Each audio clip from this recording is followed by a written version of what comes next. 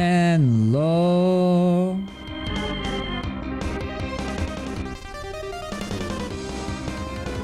I hope everybody been having a good weekend so far. This is such a bot. I love this. Such a good theme. And it just happened to appear on my recommended. Final confrontation from Romancing Saga 3. Really good. Oh my god, all the peeps. I'm still prepping up. Give me a second. But Nervous, Ellie, Caleb, Mao, Mimiko, and Hana. Welcome on in. How you guys doing? Hope you guys been having a good weekend so far.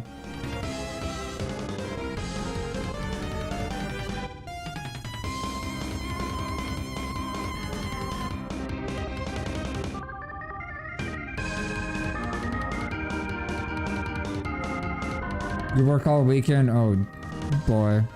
I hope work treats you well though.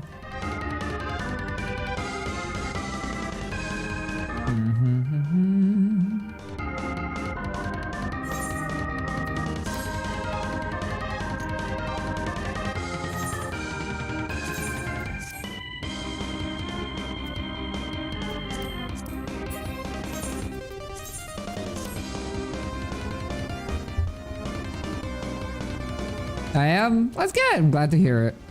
I'm getting hammered and playing DCEO. Can't complain. That's good. That sounds like a good time to me. Just got out of a trial. Nice, nice. You know what this is probably gonna end up being like? That's probably gonna be a Sonic Rumble stream. I do not know what job I'm gonna play, by the way. I kind of want to play DPS. Every time I do these extremes, I always end up playing either tank or healer. Oh yeah, I did go yesterday to the house, yes. It's really cool. I think I know the route from the new house to Villa, so I think I can like come visit and shit. I'm pretty sure at the very least. But I'll need to like actually attempt to walk from like my new place to you know, Villa. But yeah, it's good. It's really good. Like it's fantastic. It's such a good looking little place. It's a lot smaller than my current house. But it's so cozy. It's so nice and cozy. And I have a fucking window in my room, believe it or not. It's insane. So, you know, that's good. I also find myself playing FF14 but wanting to go back to DCEO. That sounds about right. That's how I feel whenever I'm in a mood for... What?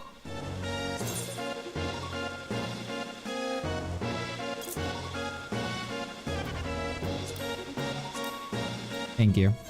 I'm sure that is worth at least $1 million. What is this? Limber up.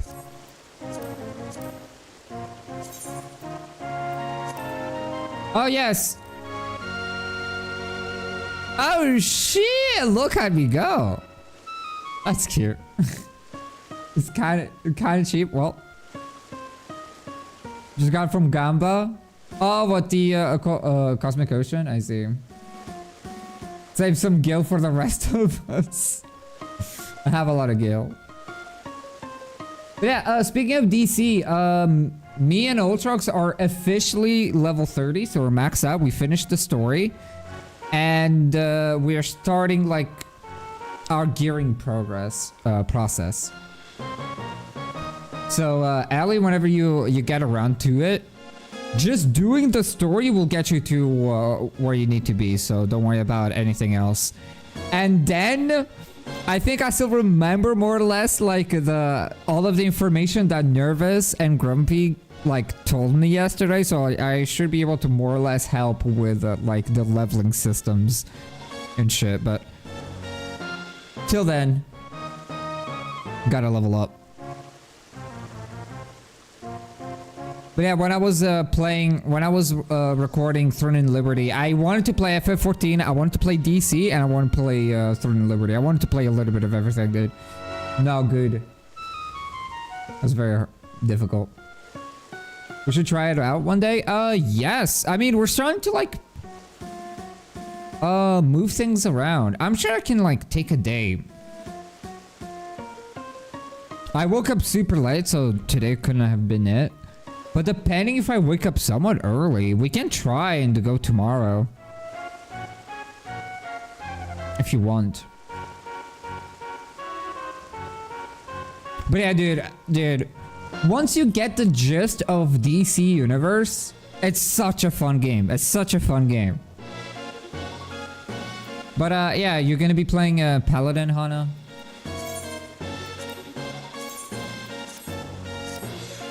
We're gonna have a little watch part inside of my FC.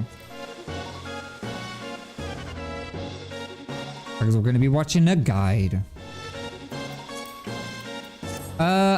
I'm Black Mage, but I don't think I'll be playing Black Mage. I think I might go Summoner.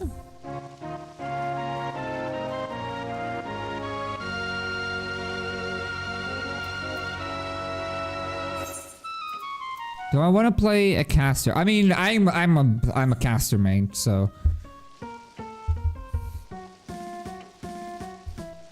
I think I'll only play Red Mage at 70 plus just because of the Varese and Vercure. I don't think you have Vercure at level 60. Isn't Vercure like 62 or something? I kind of feel like it. Okay, cool. I mean, Paladin, again, for rating is one of the better ones. Just for like the amount of mitigation that Paladin can do is crazy. Oh, it's 54. Oh. Women class in this game? Yes! So, for context, I am someone that maxed out every job. All of this that you see at 100 is all of the jobs in the game completely maxed out. And you just need one character to switch between, like, whatever you feel like playing. Wanna play a healer? There you go. Wanna play a DPS? There you go. Wanna play a tank? There you go. Kind of just that easy. And this system is as old as like Final Fantasy 11. Final Fantasy 11 has a lot earlier iteration of this. Because in FF11, if you want to switch jobs, you need to go to a house to change. You can't like just willingly change. But in FF14, yes, you don't need alts.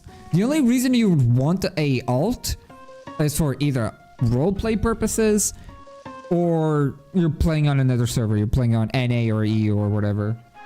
My dog is crouching the door. Give me a second.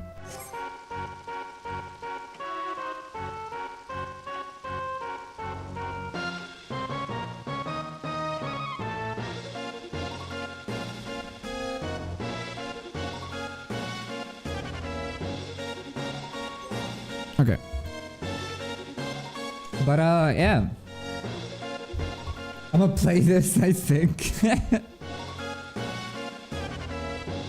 But they're all different races. Yeah, that's also something that you can like just have an alt for, like, to have different races. But I usually like, if you want to have multiple alts for like having multiple characters maxed out, get ready for like one insane grind, because in comparison to most games, you are forced to do the main story. There's no ifs or buts about it. You have to do the main story, and the base game of FF14, aka A Realm Reborn, is insanely long. So if you're not ready for that, I recommend you just sticking to one character, and then if you feel pretty confident, start an alt.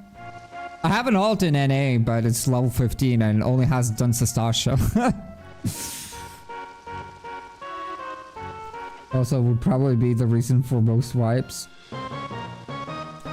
But you'd need to have a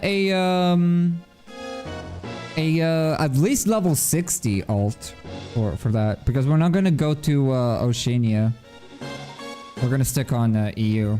Oh yeah, anyway. I should actually just get the parties finder going, or we're gonna have a not good time waiting.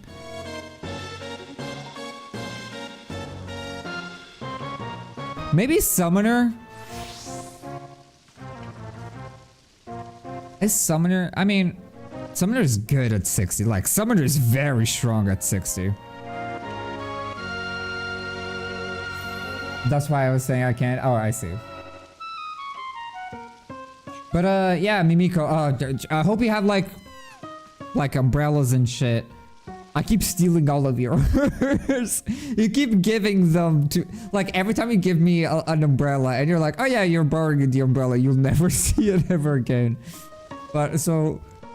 When we go out, be sure to bring an umbrella and be sure to keep it.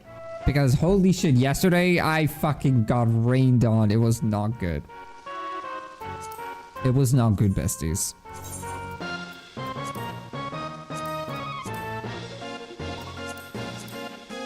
Oh my god.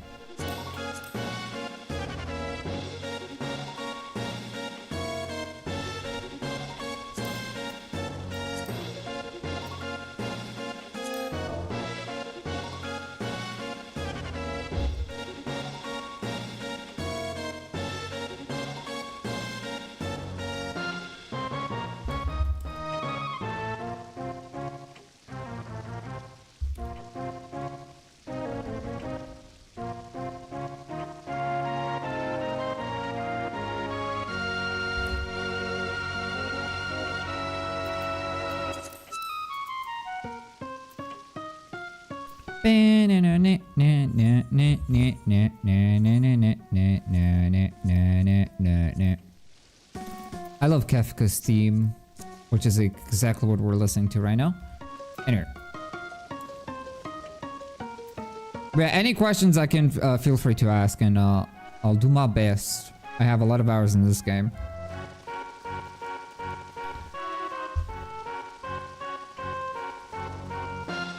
The Sacrifice Extreme unlocked? We got the normal one in trial runs earlier. Oh, I see. Look at that. I think that'll be a very fun extreme, I think. I'm very excited for all of Shadowbringers extremes. Especially the weapons. I want to do the weapons extreme so bad. So bad. So that's why we gotta clear this. Gotta start progressing.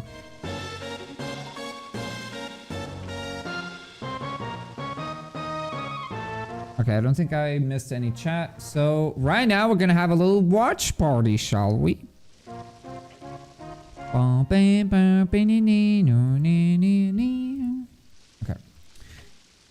Ravana EX guide.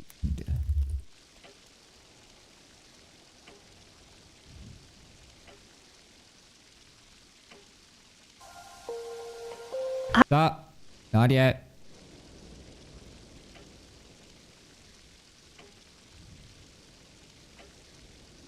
All right, let's watch this.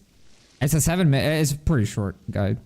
Hi everyone, welcome to the visual guide for Thok as Thok Extreme. My name is Miztech and I'll be your primal guide. The beauty of Ravana X is that most of the fight is a set pattern of mechanics that are easily countered. However, a single slip up to any mechanic will cause you to be debuffed with a 3-minute vulnerability, which is a huge chunk of the fight and will probably snowball into something worse. All players need to know how to move appropriately at all times and ideally never get hit with anything throughout the entire encounter. An important aspect of the fight lies in Ravana's Bloodlust bar. Each time Ravana reaches 100 Bloodlust, he will gain a stacking damage buff and transition into a new stance: Dragonfly or neutral, Scorpion or damage, and Beetle or defensive stance. His outgoing damage to the raid will increase over time, and Ravana will enrage once he hits 8 stacks. Depending on what stance he's in, Ravana will cast certain abilities. The first phase begins in Dragonfly or neutral stance with Blinding Blade. This is a frontal cleave that can be mitigated by the number of players sharing it. The 2 tanks can circuit in front, or the boss can be turned to share the damage with the entire group. Up next, Ravana will cast one of 3 possible Seeing Sides. This creates a shield around 3 of Ravana's 4 sides. Any physical damage done to a shielded side will do damage, knock back, and slow the player. These barriers last for 6 seconds. The cast before each barrier lets you quickly know what side to attack from without having to wait to actually see the barriers themselves. If you see the Seeing left or right, attack from the opposite side. If you see the Seeing wings, attack from the front. Healers will need to look for Atmalinga, a raid-wide stomp that needs to be healed through. Up next, the main tank will deal with Tapasya, a 3-strike frontal cone that also knocks back.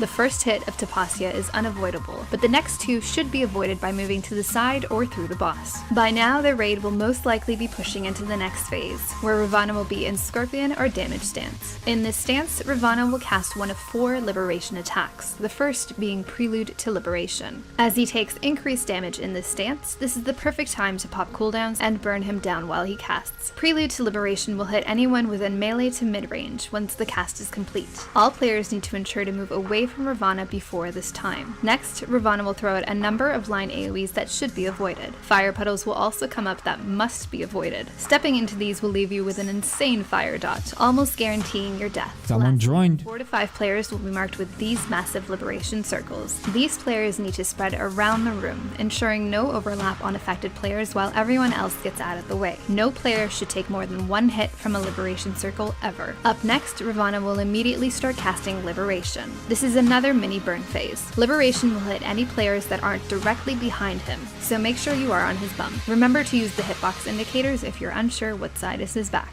Once the cast is complete, Ravana will disappear and 4 clones will reappear somewhere around the edge of the arena. This is identical to Ifrit's rush mechanic. Find where the first clone appears, watch for what side the next one drops down, and move to the opposite end of the room. Wait for the first clone to rush, and start running around the edge of the room to avoid the rest. Next up, Ravana will fall back into Dragonfly or neutral stance. Ravana will first cast Warlord Shell, creating a stone skin that must be destroyed. If not destroyed in time, Ravana will wipe the raid with a massive blast and knockback. A Seeing Side will also be cast during this time, so players need to move appropriately in order to destroy his stone skin in time. When Ravana summons his winged friends, all players need to switch and destroy the spirit and moonganas immediately. Any sword that is allowed to drop will make the end of the fight substantially harder, and you should have no stacks going into the last phase. Tanks and healers are still dealing with cleaves and AoE healing at this time, so be careful not to stand in front when destroying the adds. Ravana will then cast his ultimate Bloody Fuller, heal through the damage, and get ready for the next phase. The first thing to do here is to quickly discern which area of the fence is still a safe zone. In this phase, Ravana will begin by casting Pillars of Heaven, and all players need to ensure they are lined up with a fence to avoid getting punted off. Remember that this does damage based on proximity. Immediately after the knockback, Ravana will mark up a player and cast Laughing Rose. This is a huge hit whose damage will be shared between the entire raid by Party stack. Up next, a random player will be targeted with Prey. Prey needs to be immediately passed to the main tank, who will soak the Sapernica hits it attracts. As soon as the first wave of Sapernicas go off, the remainder of the raid will move to the edge of the arena behind Ravana and wait for the tethered orbs to spawn. Wait for the orbs to start moving towards you before running along the edge and kiting the orbs away. The main tank here will have to dodge Rows of Hate, a long column AoE, and the orbs before turning with the raid and keeping Ravana facing away while still soaking the Sapernica hits. There's a bit of fancy footwork involved here, but as long as everyone is positioned appropriately on the edge, the orbs will spawn in an easy to avoid pattern. Up next, back to damage or Scorpion stance. Ravana will begin by casting Swift Liberation. Again, a mini burn phase. About 3/4 of the way through the cast, 4 players will be marked up, indicating in which order they will be hit by the number of swords on their marks. We have the first player go to waymark A, the second to B, and so on while the rest of the raid hangs out away from the center. When Ravana dives towards A, unaffected players can collapse back into the center. From then on, after each marked player is hit once, they need to loop back into the center to avoid double hits. Oh, interesting. Will debuff the player, and more than one hit is a guaranteed death. Swift Liberation can be pretty tricky to dodge as a marked player, so here are a few tips. If you are marked player number 1, I would recommend standing in line with waymark A, but closer to the center for his first hit. Then, move towards D before looping back into the center. Ravana is deceivingly fat, and the width of his charge attack is far greater than it appears. From A, he will charge in the direction of the second marked player at B. That player should be moving towards the previous marker as they're getting charged, before moving to the center. This should You might do some rescues, The floor Caleb. pattern is a set line AoE from each cardinal point, and I would recommend assigning quadrants to every player so as not to overlap the liberation circles too much. Each player runs to their assigned sections, spreading out liberation circles as necessary. Next up, Ravana will begin to cast final liberation. During this cast, 2 players will be inflicted with prey. There are a few ways to handle this double prey mechanic, so choose what your group is most comfortable with. For our group, we prefer to have the 2 prey targets move to waymarks A and C, while the rest of the group is at waymark B. The 2 tanks will be waiting between B and the respective players to grab prey as soon as Ravana dives to them. As soon as the first dive goes off, each tank will run by their players, picking up prey and continuing on to the other side of the platform. At the same time, the liberation circles will spread out. Anyone unaffected by all of these things can move to the center safely. Immediately after the liberation circle AoEs go off, all players must stack into the center to avoid the fiery dynamo. As soon as that's cast, players must then immediately run to the outer edge. If you get hit by the second AoE, you will be knocked off the platform. Both are very fast casts, so everyone needs to be ready to move in and out as quickly as possible. Once all of that is done, Ravana will go back into Dragonfly stance, and the first phase will repeat with a new Warlord's Shell. Destroy the stone skin, dodge around the seeing whatevers, watch for the AoE stomp, and tanks do your thing. Remember that the damage in this phase is a bit more substantial due to Ravana's stacking buff. Next, he'll go into Beetle stance, and another Pillars of Heaven will be cast. Position appropriately to avoid death, share Laughing Rose, pass the prey, dodge some orbs, and push him into the last Scorpion stance. Here, Ravana will randomly cast one of his liberation attacks, so deal with whatever comes as necessary. Again, as long as people aren't dying to mechanics, DPS should be no problem. If you have any questions or comments, please let me know. Good luck with your weapon drops. Okay, so. Oh.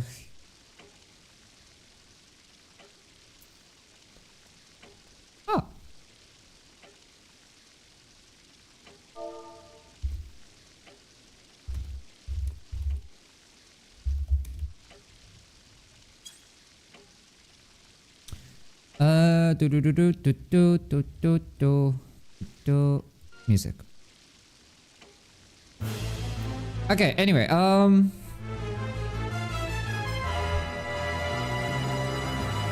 so, in comparison, it looks like a pretty easy extreme. Like, all of the mechanics are pretty obvious. They're not very different from normal mode, so they should be fine. Remember that the white marker is a party stack, and that, what did they say? The blinding blade goes for only the tank, so it's a party stack there. I'll go off basic MMO stuff, don't stand in the shit. Yes, exactly. That should keep you alive. I'm half listening so nothing makes sense. Guys, I do not want to discourage you, but the guides just keep getting longer. The more, the further in we go. Endwalker and Dawn Trail guides are 20 minutes long. That was 7 minutes.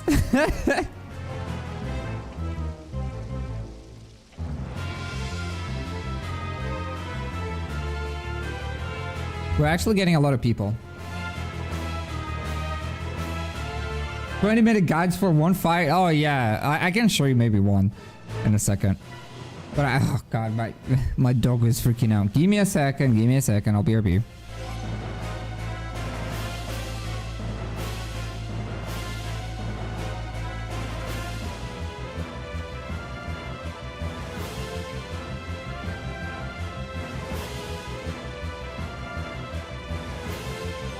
My parents must be arriving.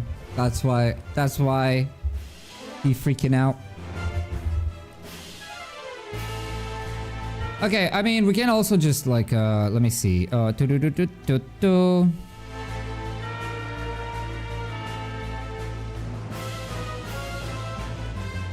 like most of the mechanics are pretty chill. Like genuinely, like the parry is just like normal mode, but it has one extra parry. It doesn't have 2 safe spots, it only has 1. Bloodlust is a party, it's a buff. This doesn't matter because you can see by his physical stance. If he has 4 swords, dragonfly, 2 swords, scorpion, and if he has fists, it's beetle. So it doesn't really matter.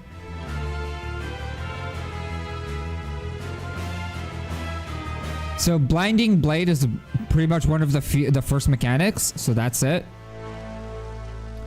So for that one, we want the tanks to stack there. And then we have a parry.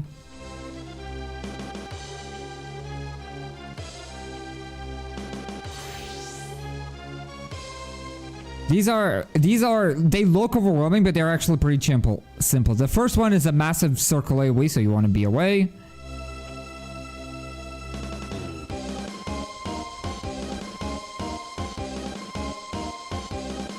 I can almost tell you that if you overlap 2 of these, I don't think you'll die. I honestly do not think you'll die if you do overlap a prelude.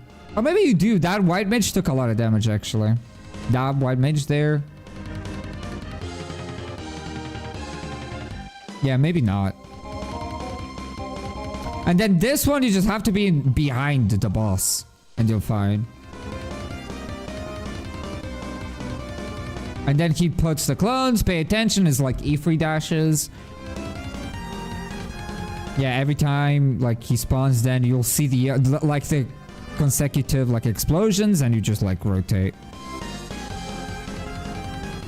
Then he applies a shield, but it works exactly the same, so it doesn't really matter. Kill the ads. Phase 2 transition. Pillars of Heaven is a knockback, just like normal mode.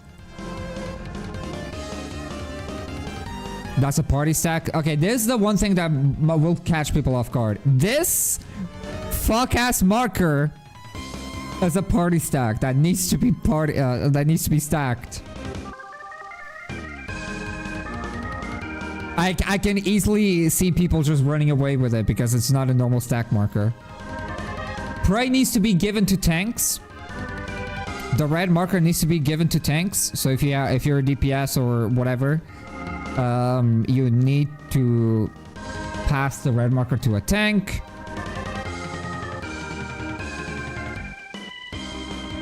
I was just standing there kind of awkwardly for a moment, or am I doing something? No, you should. You just stay there, not attacking, so you don't get reflected. With Rules of Conviction, you just like take the little orbs for a little walk. And then the tank just needs to aim away like a beam.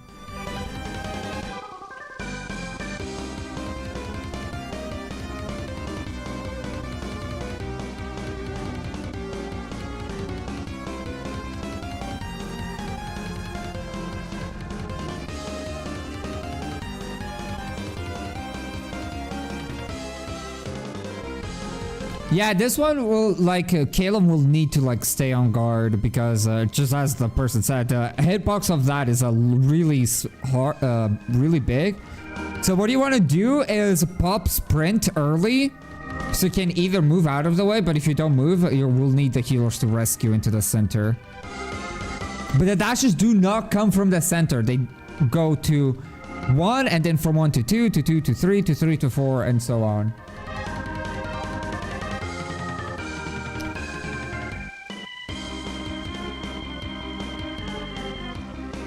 Explaining the hitbox. And then Final Liberation is gonna be, like pretty much the final mechanic. Final Liberation has 2 praise that need to be, the tanks need to take. The tanks need to take the 2 praise.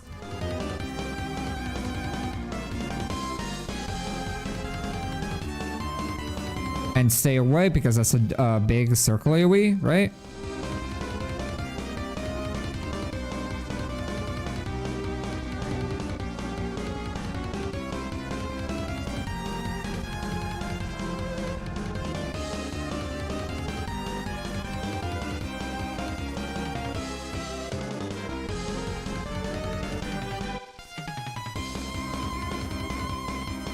Interesting that it looks like the people with the prey actually are stunned and cannot move.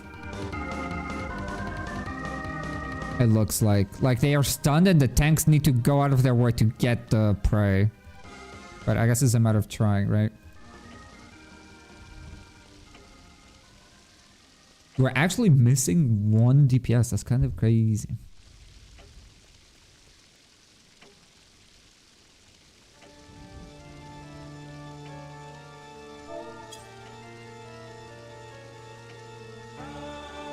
Do I have to PvE to PvP in this game? What do you mean? Do you have to PvE to PvP? You start PvEing and then you unlock PvP, if that's what you're asking, yeah. You need to get your character to level 30 to then be able to do any PvP. But for context, if you want to see what I used to watch when it comes to the guides,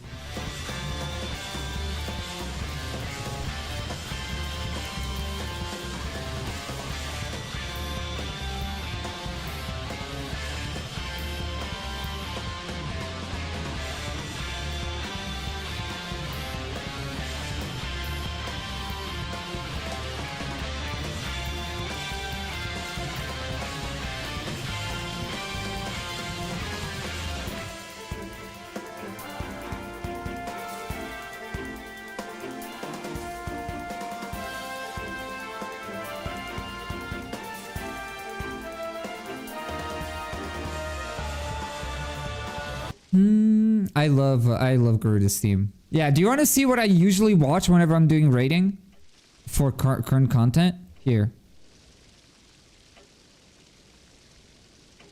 Guide features week 1 strats for P10S, while the P10S. Oh, this is gonna be a trip of a fight. Kill. More optimized strats are almost certain to be discovered in the following weeks if they haven't already. Make sure to check the description below for links to any newer, better strats.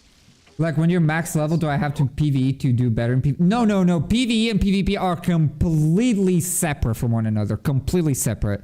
Maybe I can do some PvP later on to show you what I'm doing. What I mean. To a Hector lecture guide to the fight P10S. This guide for one boss is 21 minutes. Is Pandemonium. Pretty sure I pronounced that one correct this time. For this fight, you need spread positions. Tanks and melee should be on the outside platforms, and healer and range spread on the inside. These spreads need to be far enough apart that you don't overlap with these pretty large web AoEs, nor the right spot. The cleaves go off, they're very wide. The players that are cleaved by the tethers are going to have a bleed, while the players that were in the stack are going to be webbed together. This is why we had to be at the edge of the AoEs, because if you were too close together, the webs that you have between you would turn west line then to the north-south line. If you position correct spots. The ones that have the spikes instead shoot chains into the ground, and tank closest on the 4th. This unfortunately leads to a lot of extra movement, so I don't recommend this version. Instead, the version I'll show... This mechanic right here is painful as a black mage, and Walker black mage. The tank. So the first one is just the melee and the tank. The melee... You should hopefully have already taken... Yeah, you guys get the picture. These fights later on are insane, so, you know... Gotta be mentally prepared for when the guides start taking 20 minutes to watch.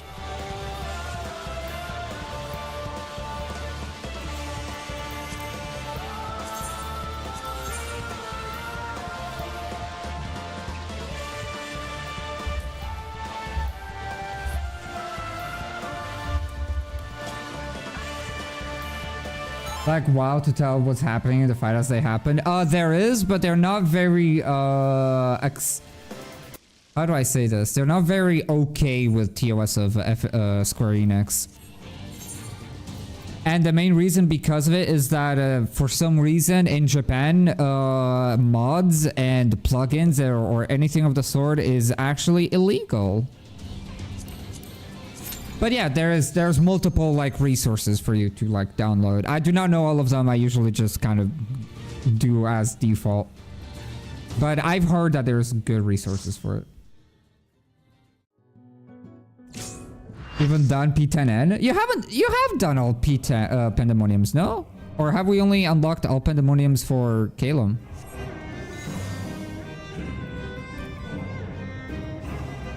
Okay, here we go.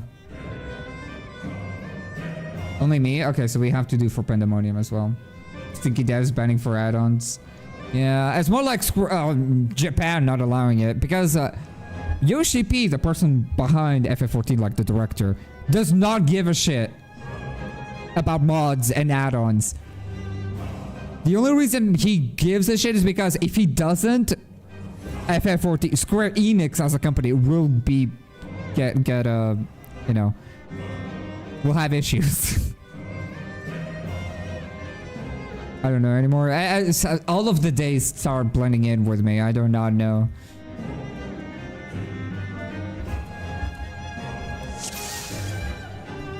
Ba ba ba ba na na na na.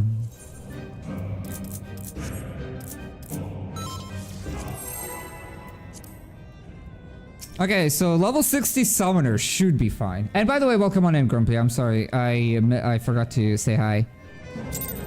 Welcome on in. Hope you've been having a good weekend so far. I actually don't have a buff skill. I don't have a Searing Light, actually. Oh, wow. Hana can literally just tank that. That's more of a...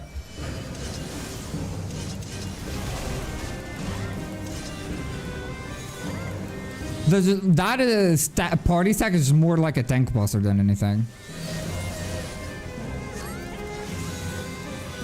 Furious as a blaze.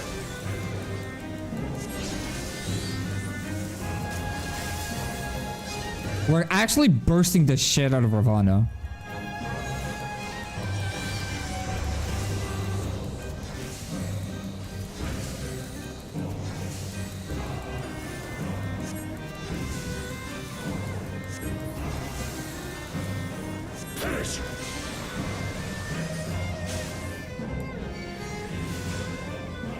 If I get the marker. Oh, I do get the marker. Awesome. Perfect.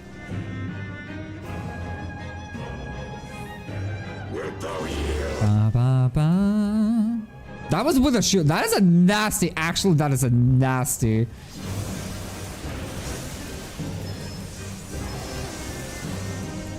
Just be behind him. Be behind.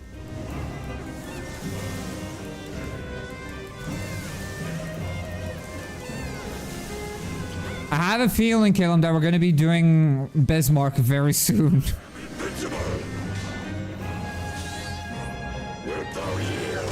Ow. Ow. Well, that was everybody dead.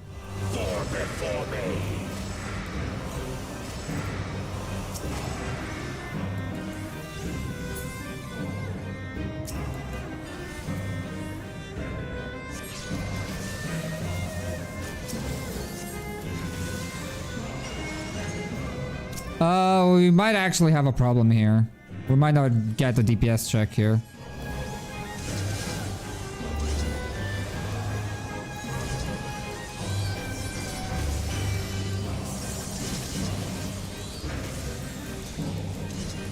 Oh, I think that's it. I don't know. Yeah. The tanks can survive that? Oh.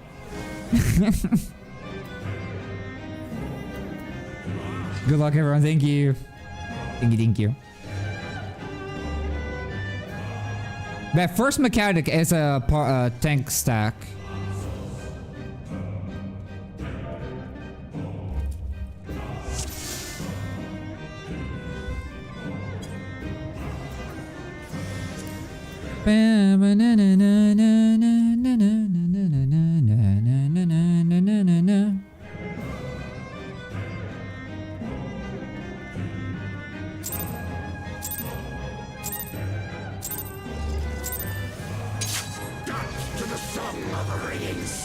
Oh, I don't have...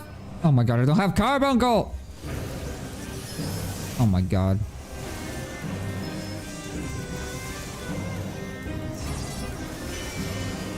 Oh, actually?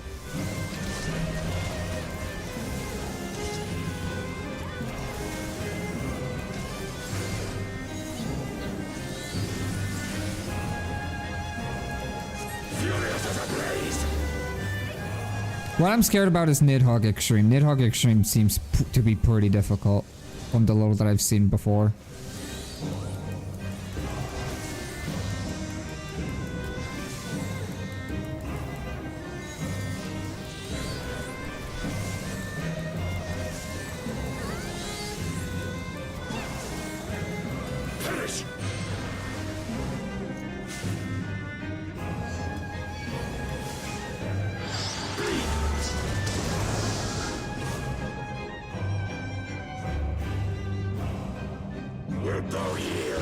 Caleb might be dead.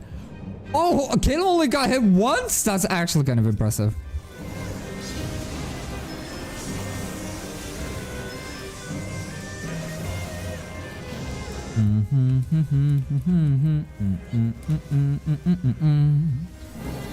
Oh yeah, for context, Nervous. Actually, now that I need to tell you this before you do anything, actually. Sadly, the PvP of FF14 is locked behind a subscription.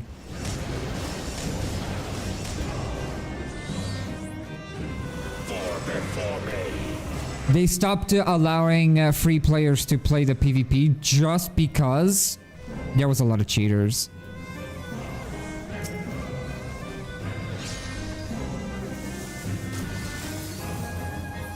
I keep forgetting how massive those AoEs are. And if you want to join us as well, Nervous, we're also in the EU servers. This time we are in EU. AKA Light, no, AKA Chaos. I love how Hana just like, every time there's like a parry mechanic, Hana just doesn't do anything. Oh shit.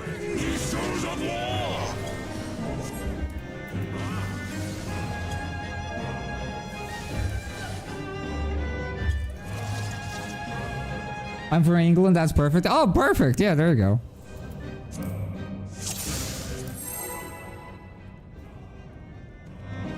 I need to remember to go in the center of the arena. I need to go into the deep center of the arena. Dance to the song of ringing steel.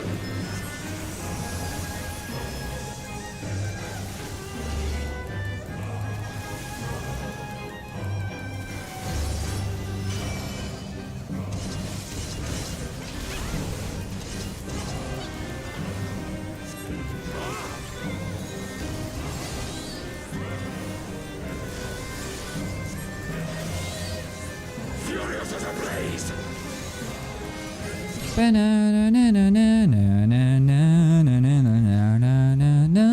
God, I love waltz music. I love waltz music so much.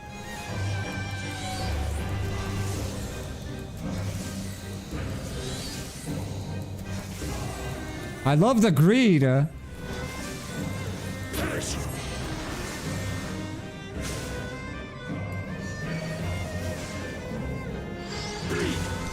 Is it all DPS? Oh, all DPS always get the markers and one tank. From the looks of it.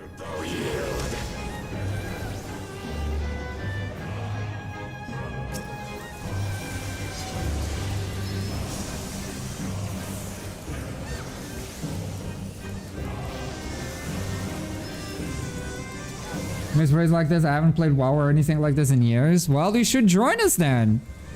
And you should absolutely join my journey of playing every MMO to see the raid scene of that MMO. Will thou yield?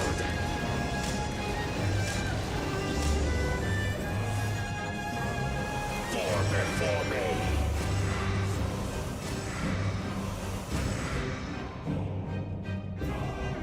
MMO raiding can be so fun if you have the right people to raid with, honestly. If you like a good fun challenge, dude, there's nothing like it. Okay. All seeing right.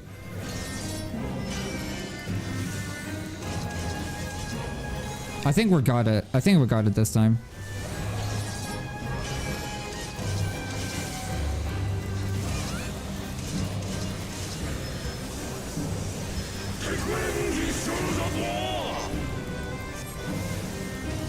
And for context, I also have like, I do raids.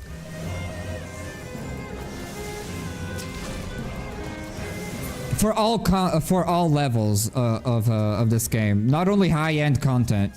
By the way, this raid is super early in the game, all things considered.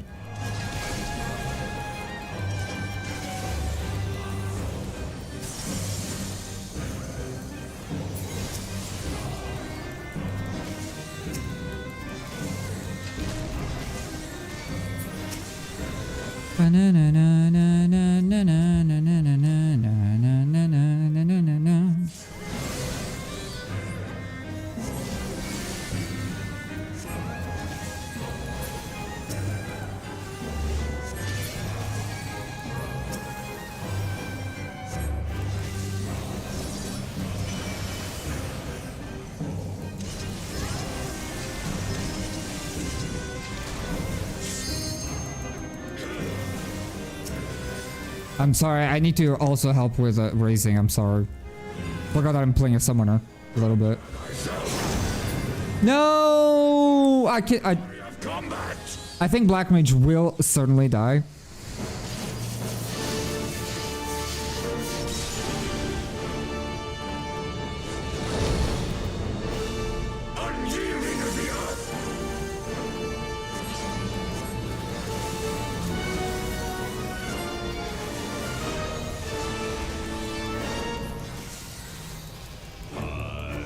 Party sack! Oh, we survived! Now we have the prey mechanics going in. Oh dear. Everybody's like chasing around. Oh dear.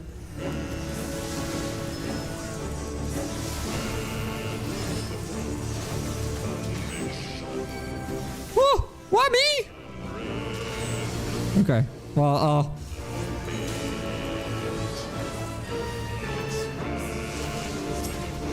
oh shit. I did have a swift, guys. I should have used that to res.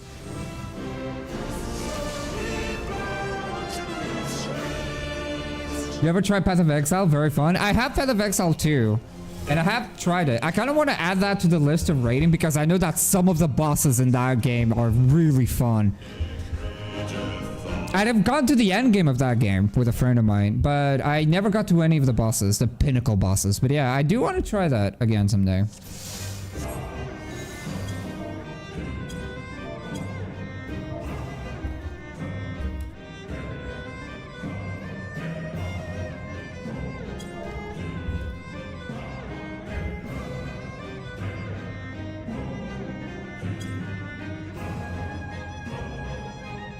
DCU rating's gonna be a cakewalk for you for sure. But that's the thing.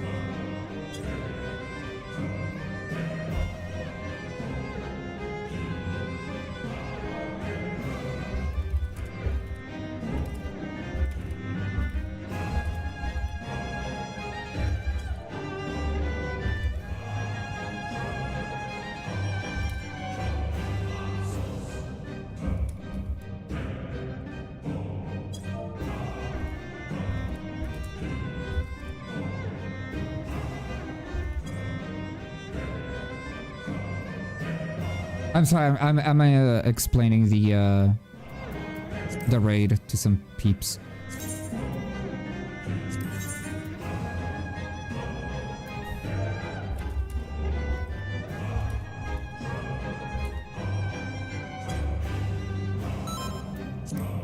By the way, the first cleave, like the multi-hitting cleave, Hana, you cannot dodge the first, but you can dodge the other ones.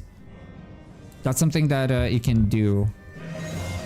I'm sure that like it's very easy to forget that those like multi-hitting cleaves is actually the blade cleaves. I do not know how they're called.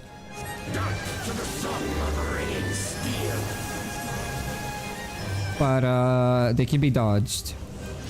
Yeah, there you go. But yeah, the thing about oh shit. The thing about DC and Final Fantasy XIV, for example, and WoW, is that they're complete. Oh shit! That is evil. That is actually evil. The front parry to then do that cleave is brutal. But yeah, that was the cleave that I was talking about. But yeah, the difference is that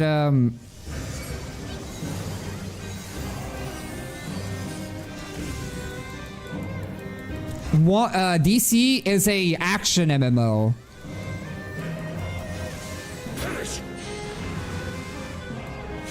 While Final Fantasy XIV is a tab targeting MMO.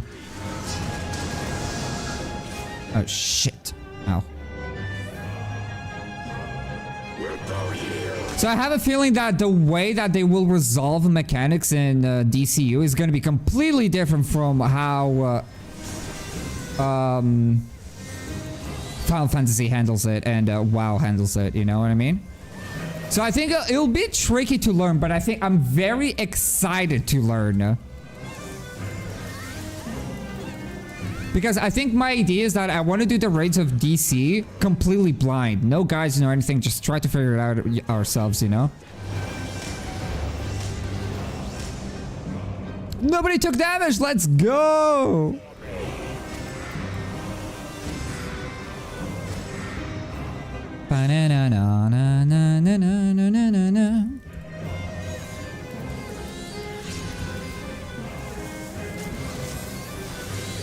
By the way, the only reason I didn't go blind in this fight is because I don't have a pre-made. And it's a lot harder to coordinate with random people instead of a group of like friends or viewers, you know what I mean? That is why I'm watching a guy, because otherwise I would have actually just like tried to figure it out.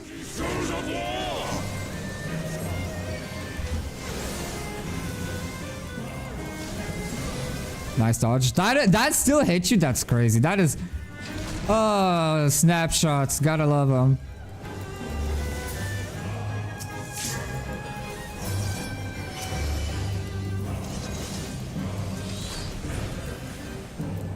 Oh yeah, the parry doesn't work for casters. I just realized.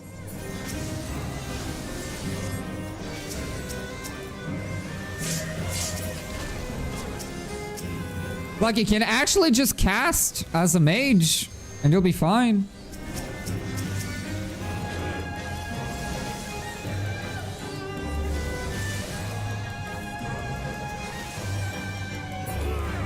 Whew, that was close.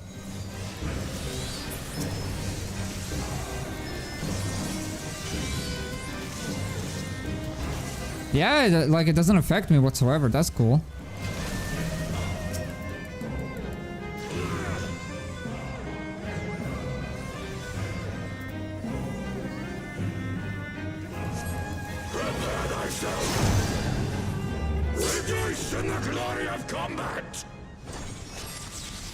PC is kind of hybrid, but his raids are so easy.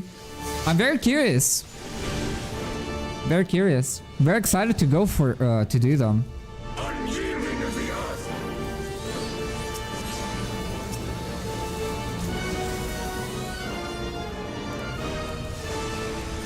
I think playing as a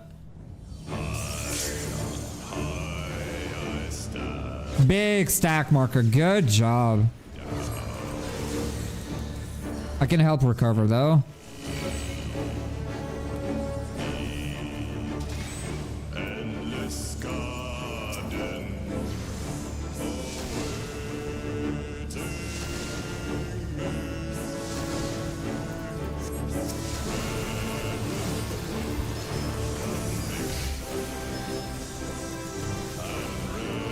Okay, just run.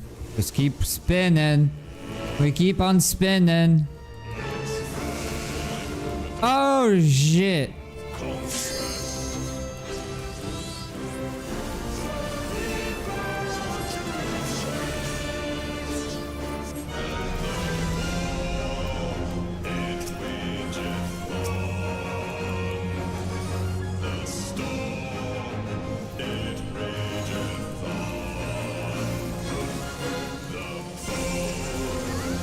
An LB3 might be needed here soon. Okay, that's one hit.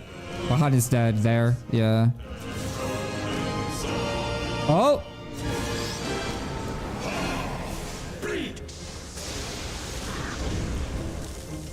Wilt thou yield? Damn. Go, LB3!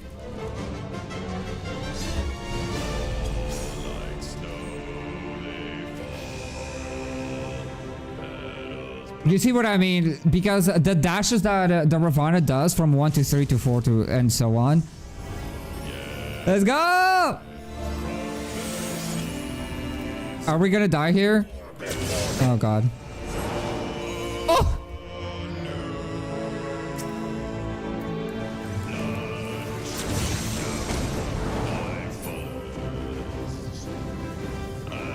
Feel my blades.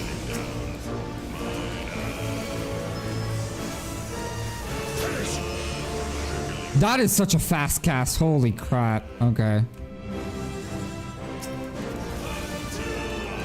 Okay, time to spend all my mana raising. Wait. Black Mage first. Oh, that's GG's, I think. He does a parry again. He does a parry with a shield that needs to be broken or we wipe.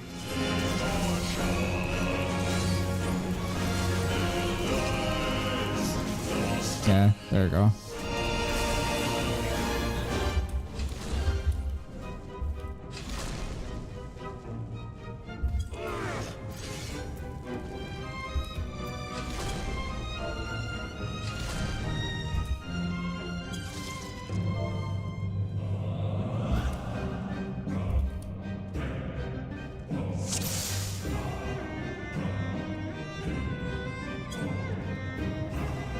I'm just letting them know that I think healers and me and the Black Mage can just keep up time whenever the shield is up.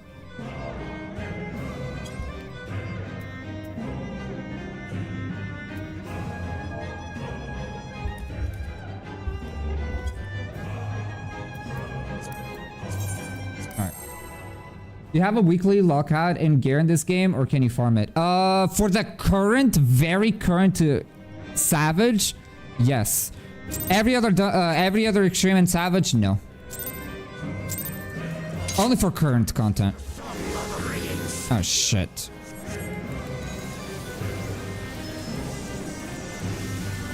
People have been asking for that to be not a feature.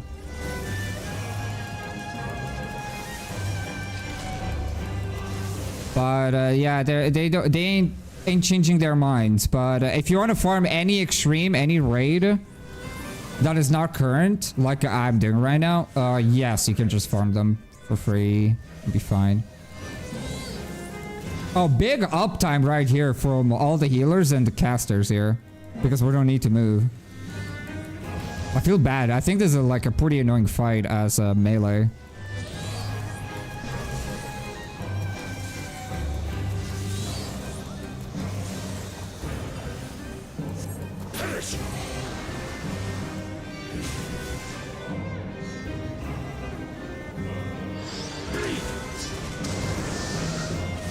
It feels like I consistently get this marker.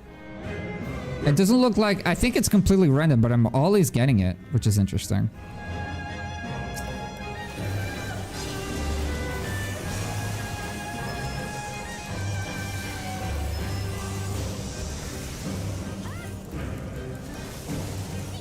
That is very greedy. I think the black mage will get hit by that. I think. I am invincible. Wilt thou yield?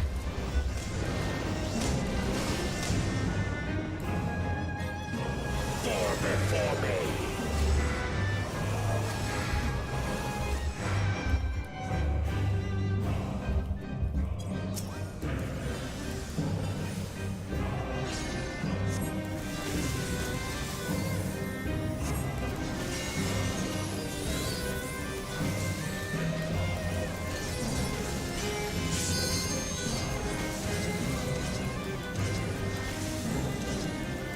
I cannot believe that Spicy actually got away with that. That's really funny.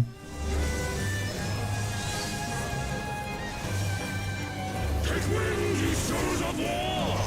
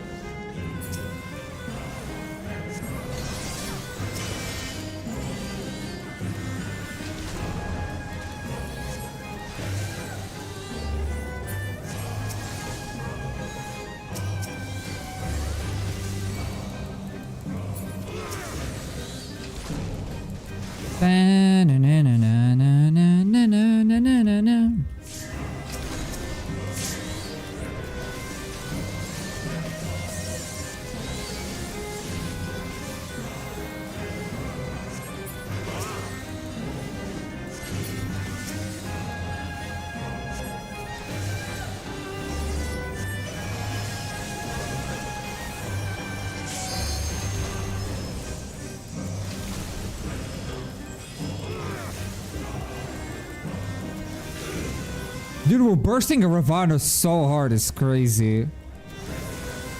Prepare thyself Oh, I just wasted an Ifrit attack. in the glory of combat! That'd be so funny if that Ifrit attack would deal damage there.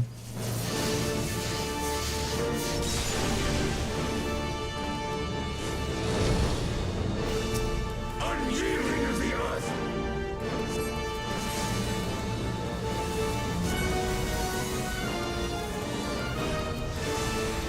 Woo, spicy. Oh, there go. The person with the stack marker was actually the person that just fell off the cliff.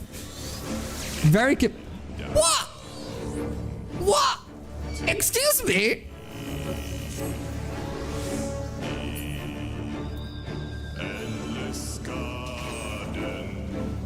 How the hell was I the one now with a stack marker all of a sudden?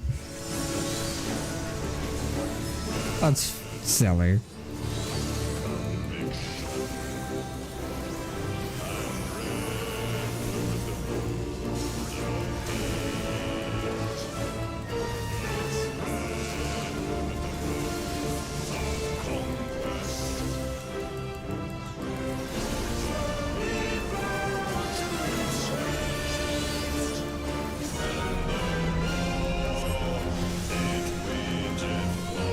So liberation is gonna be the markers one.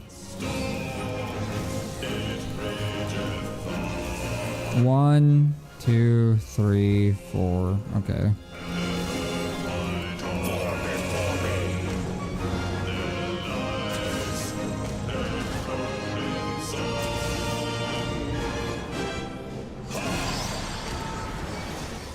Bleed!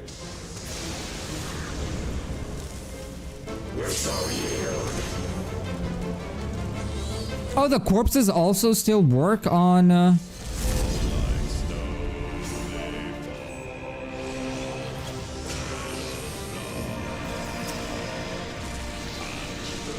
That'll be very, dude. It would be actually insane if they could do it.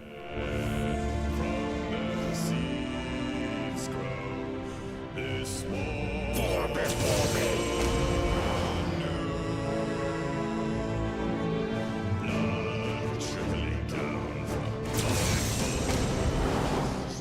Unfortunate.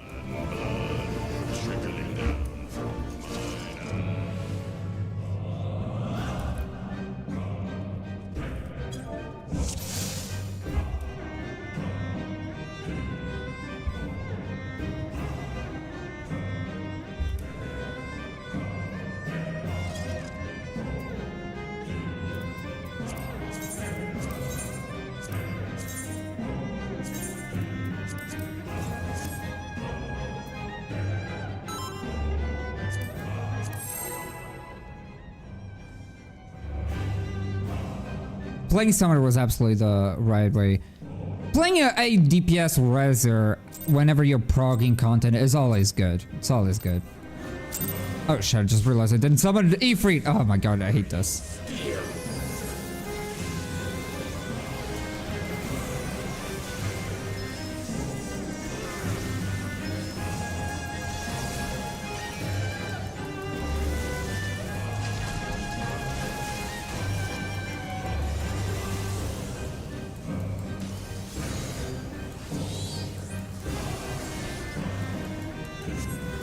Furious as a blaze.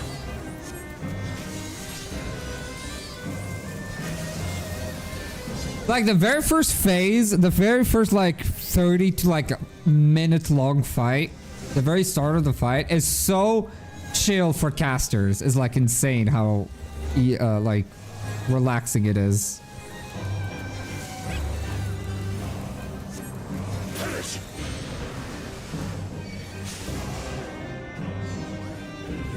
Oh my god.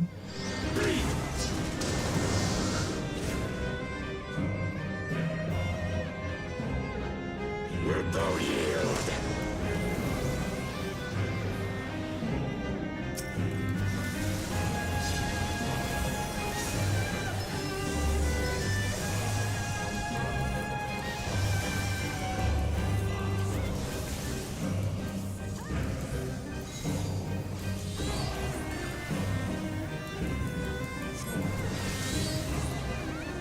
I am invincible.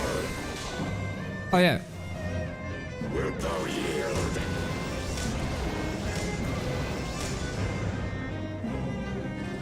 For before me.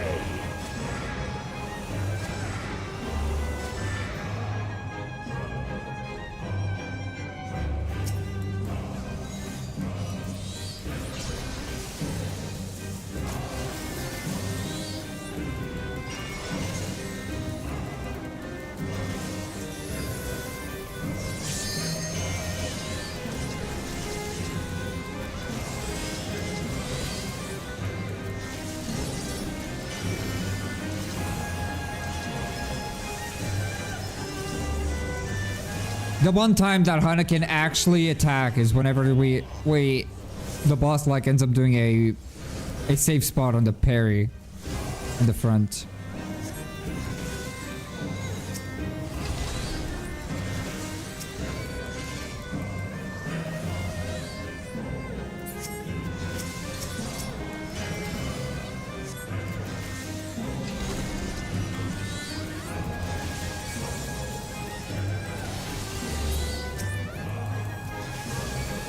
This sword, like the amount of time that you actually have to kill these butterflies is actually super long. It is very relaxed.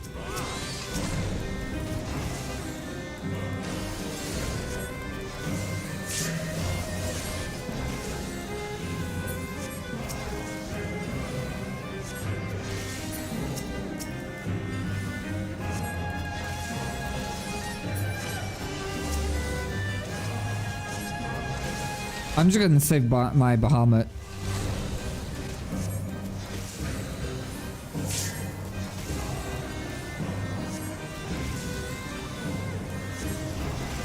Prepare thyself.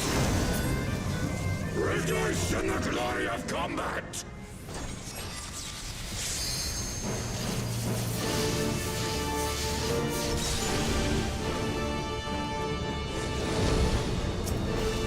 Unyielding as the earth.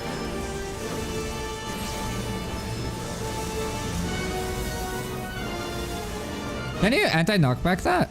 You can! Oh.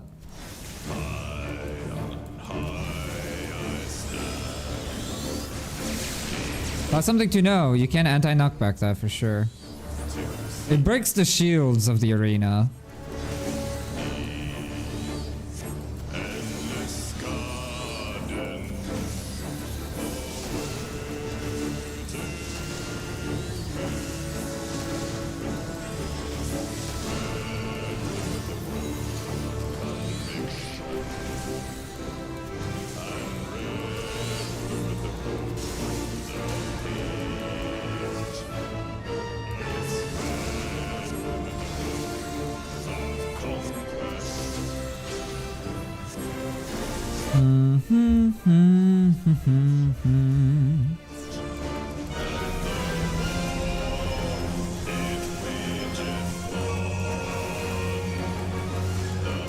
I put a shield on me far too early, actually.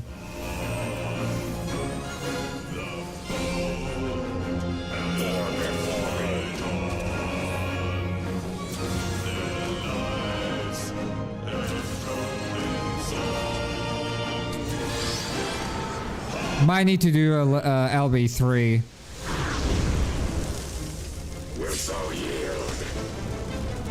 Kill him survived with 1 HP. Holy crap. Okay, kill him. Nice. And I spun with a fucking... Oh, shit.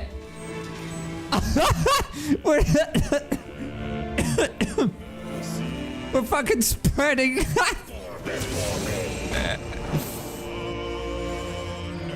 We're spreading that prey marker like a virus. Just fucking contaging everybody.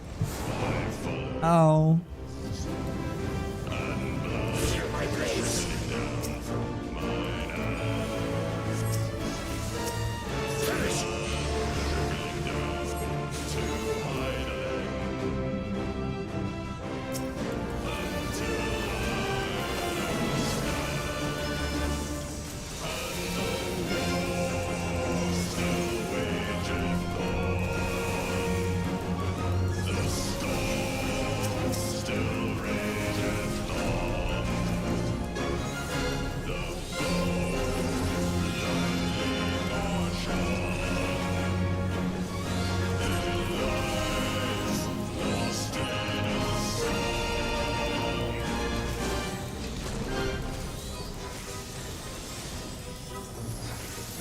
I love how the black mage was like, there you go. GG's.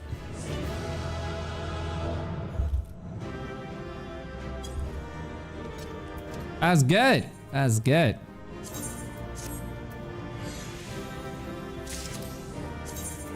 That wasn't too bad. Again, this fight is fun. It is very normally though. It is like the same as... A lot of it is pretty much the same as normal mode. What's up, Mikey? Welcome on in. How's the bonking going? It's going well. We just killed Ravana Extreme. That was good. Again, we beaten Sophia, Sephiroth, and Zervan Extreme.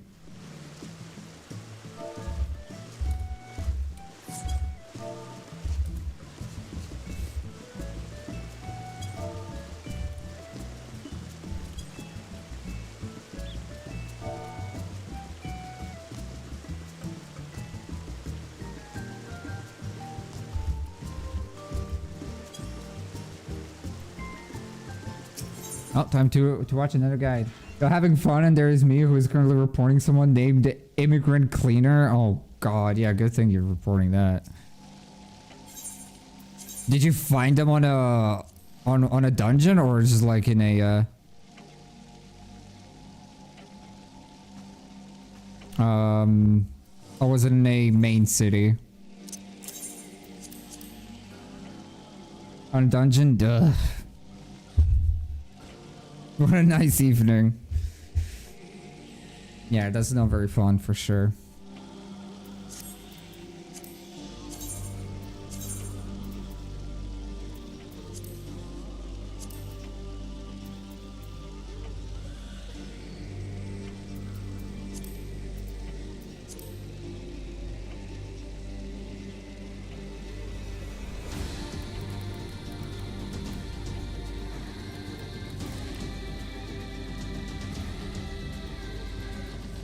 The guy from Bismarck is even shorter. Welcome to the... Hi, everyone. Yes, yes, yes.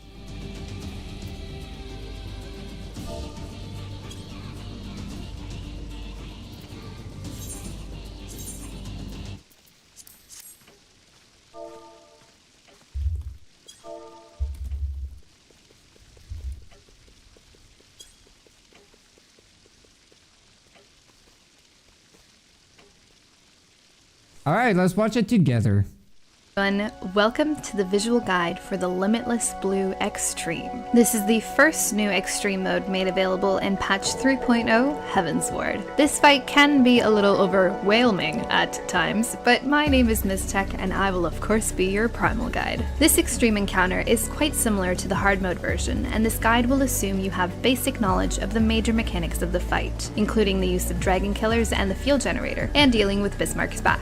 As soon as we begin, Bismarck will slam into the platform, staggering everyone and dealing 11 damage to the island. Assign one person to handle the Magitech field generator shielding from now on. 2 sets of adds will spawn in set locations. Avoid their AoE attacks and burn them down. Tanks can drag the melee adds to each solo caster add to maximize damage. Ideally, these adds should die before or as soon as you get your first set of dragon killers charged. Assign 2 players to click on these cannons and get ready to board Bismarck's back. In Extreme, standing on Bismarck's back puts up a stacking damage debuff on the player called Turbulence. If the stack gets higher than 3, players will begin to take unbearable damage and die. To maximize time and island health for the last phase, players should burn and destroy the carapace in 1 round before they reach these stack levels. As soon as the carapace is destroyed, all players will be punted back onto the island and the next phase will begin. The 2 massive Senua adds will spawn on either end of the platform. Each tank will grab one of these and keep it facing away from the center of the island. These adds must be kept away from each other as well, as they'll both gain a buff within proximity to one another.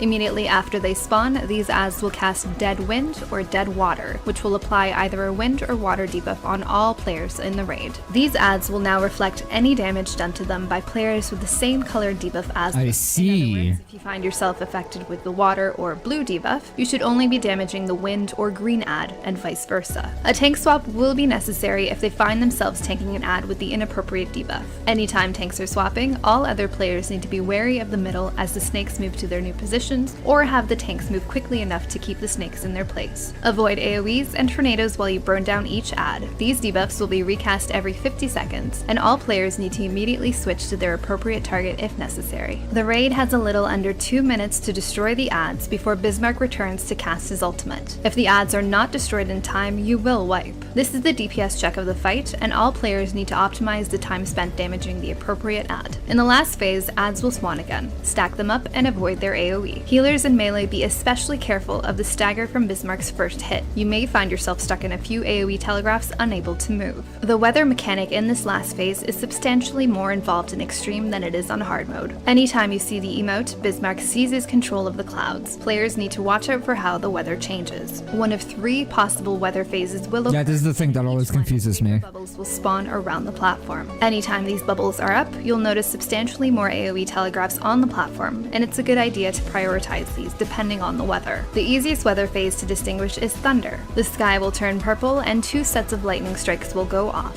All players must spread here to avoid sharing damage if they are targeted. The first strike will hit 3 random players, and the second will target and destroy any existing water vapors. If there are no water vapors up, the second lightning strike will target players again. To avoid excess damage, be sure not to destroy any vapor adds in this phase. Wind phase has the sky turning a greenish yellowy color. In this weather phase, Bismarck will knock back players from the center before casting a dynamo-like ability. As such, players need to stack in the center to avoid being knocked off the platform, before quickly stacking back in after the knockback to avoid the dynamo. In this phase, the vapor bottles should be killed immediately to avoid having to move out of the AoEs in the middle of the room when it's time to stack. Lastly, water phase is distinguished by fairer, bluer skies and can be essentially handled the opposite of wind phase. In water, the center of the platform becomes the danger zone. Bismarck will drop a massive amount of water in the center, damaging and debuffing anyone caught in it. Destroy the water vapors here as soon as possible before focusing down the other adds. After the weather mechanics finish, the dragon killer will be charged and ideally all adds should be killed. Have your assigned players slap those cannons and get ready to jump on his back.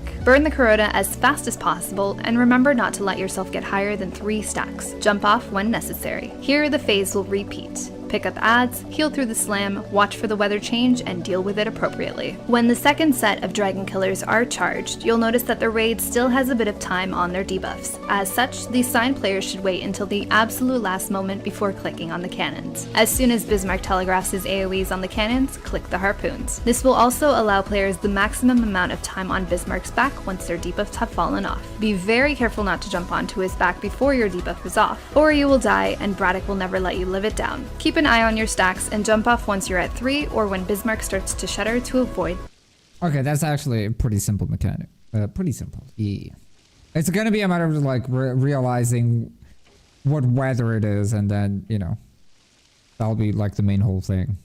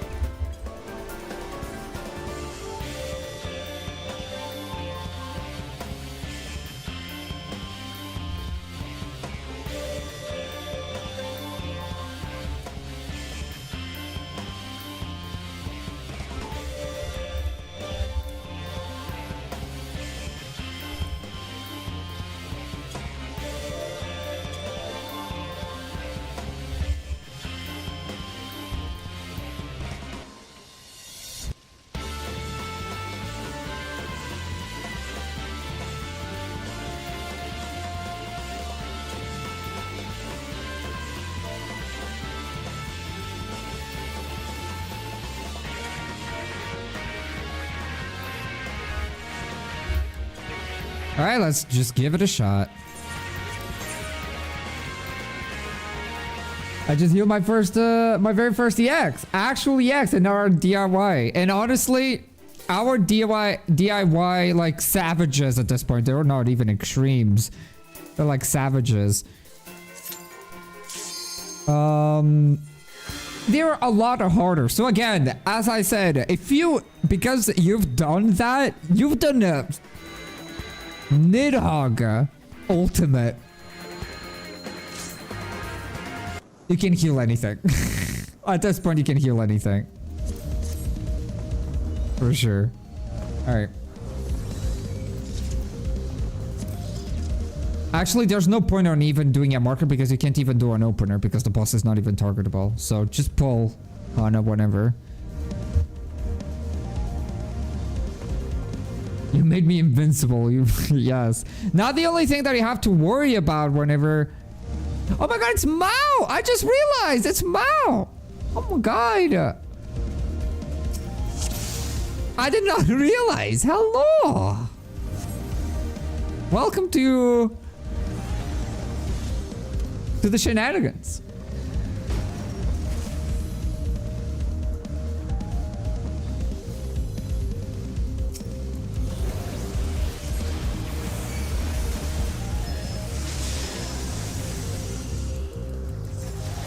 Level 60, Summoner has so much burst with Bahamut or Dreadworm Trance. It's so good.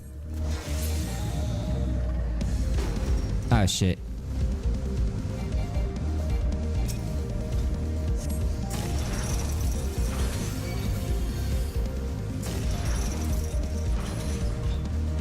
Prepare a Swift Cast into Ifrit.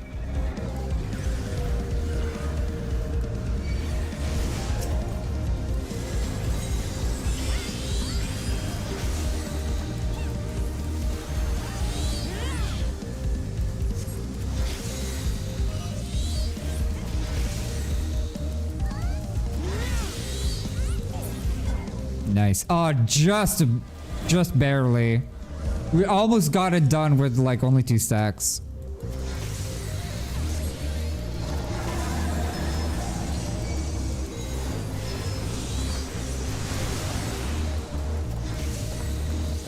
Convenient.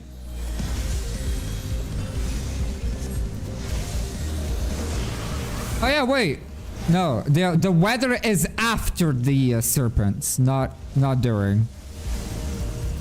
Keep forgetting.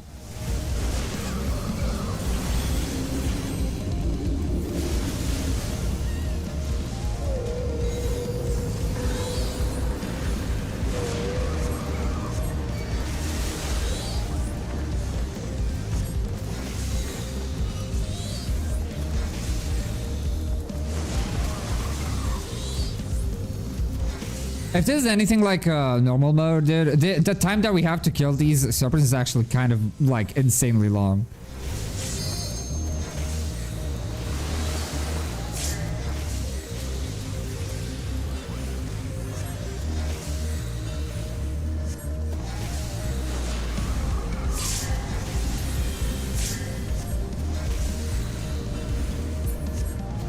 Oh, never mind. We actually don't have that long. It's actually a lot shorter.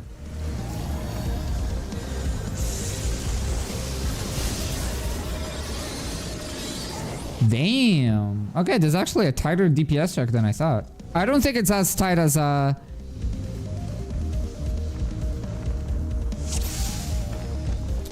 thought we had oh my god.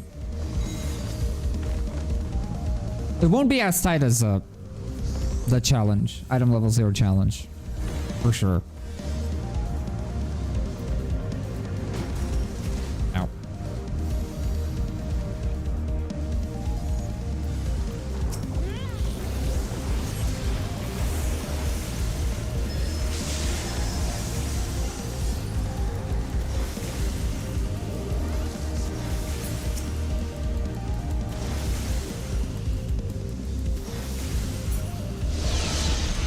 Nice.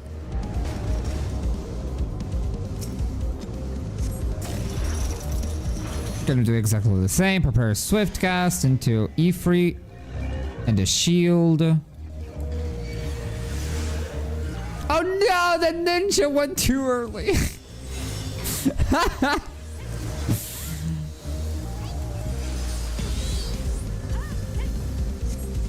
Oh no.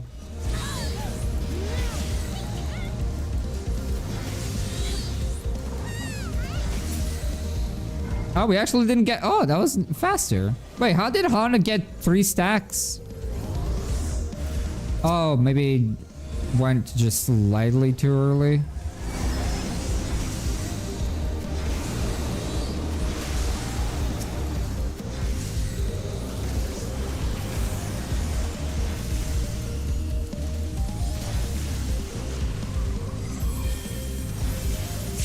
That is such a rough, like, tank swap. That is such a scary tank swap, honestly.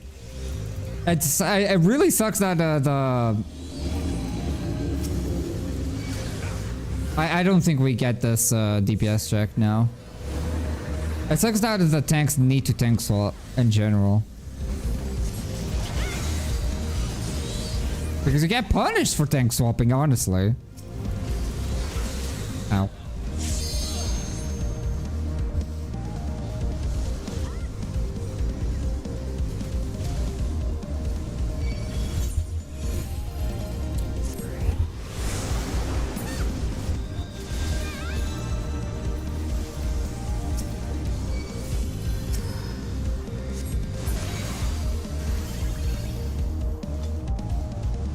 This is gonna be tight.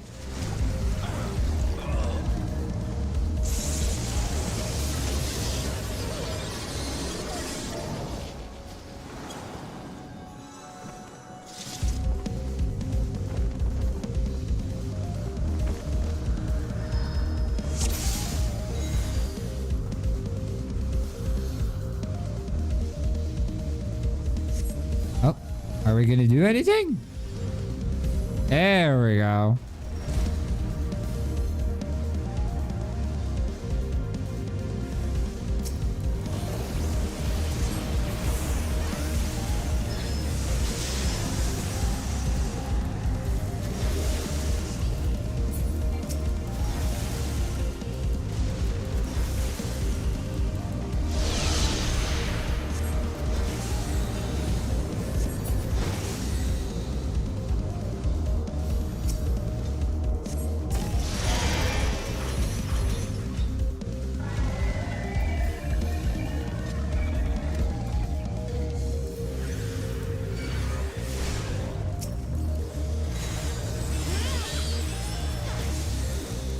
Big burst. I wish I had Dreadworm's stance here. If I had that, I'm sure we could have could do this with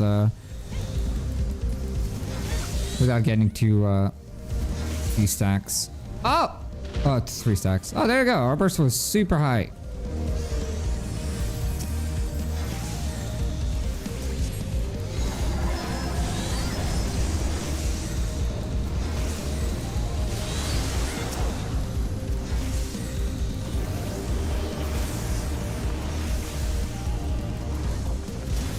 Smooth swap. That was... Oh, shit. That was actually a very smooth swap.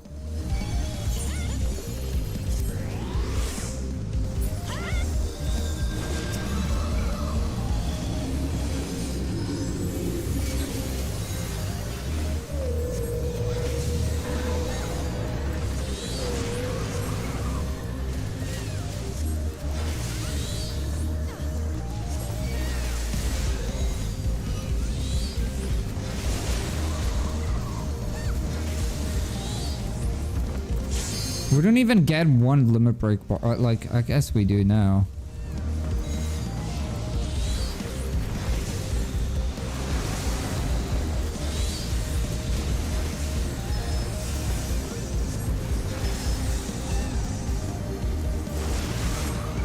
God damn it, I died again to the tank buster cleaves. I should not be on that side of the arena, I guess.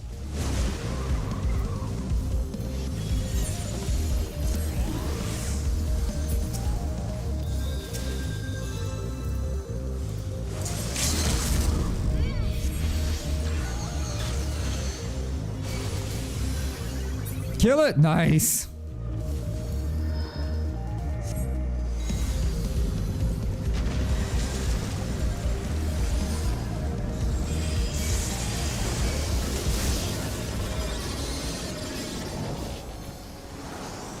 I keep looking at OBS thinking that I'm recording, but I'm not recording. It's actually one of the few streams that I'm not gathering footage for something. We're actually playing for the sake of playing.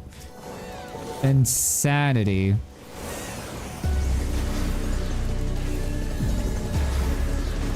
Ow.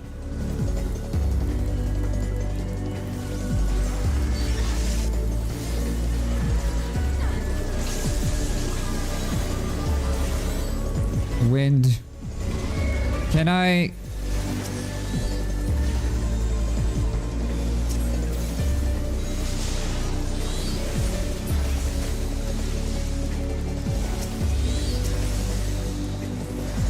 I wonder if you can anti-knockback that. You can probably do it, honestly.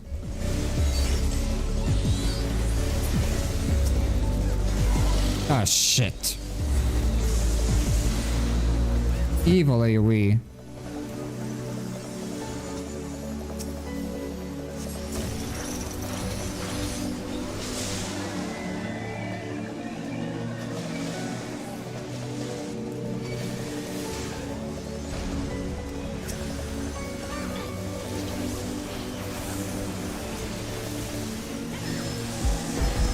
That was actually a wasted,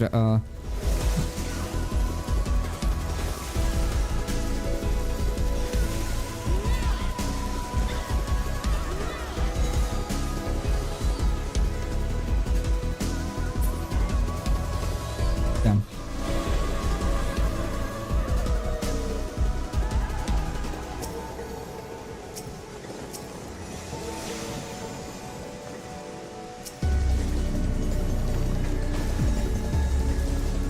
That's a really annoying stagger, actually.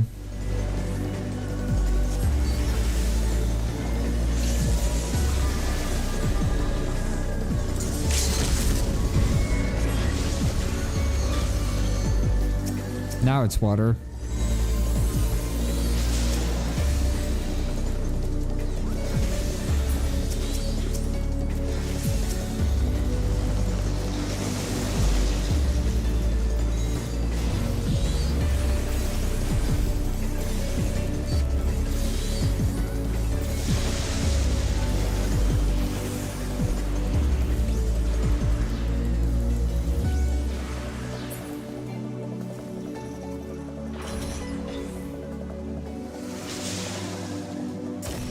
I was trying to delay it because we still have a bunch of debuffs. I think you gotta be careful here.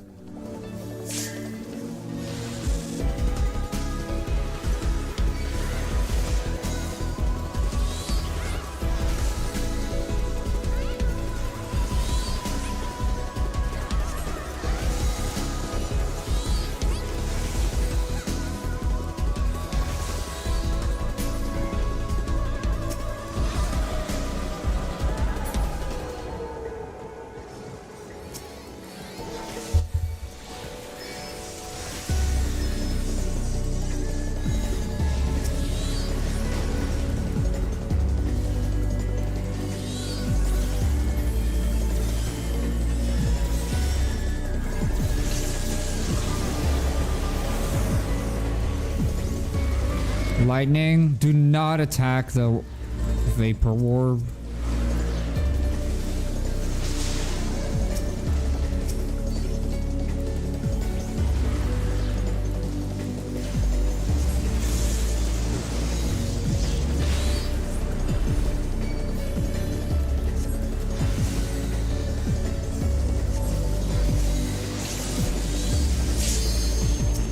Nice.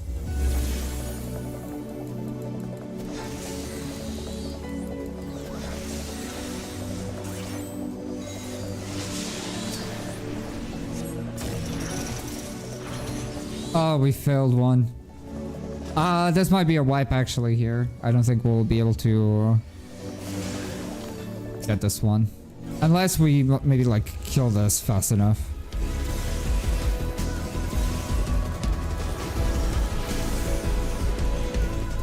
I'm dead here, I think, maybe. Oh no, I do have a shield. Oh, big shield, big shield.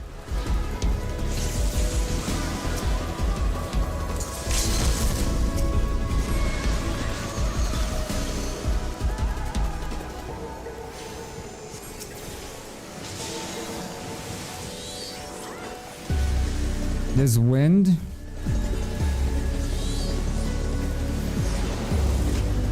You can't shortcast to that, by the way. Oh, that's too many people dead.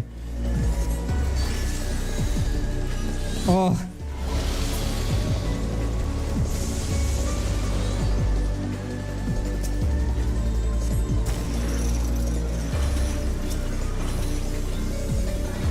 Oh, this is gonna be very clutch if we get this, actually.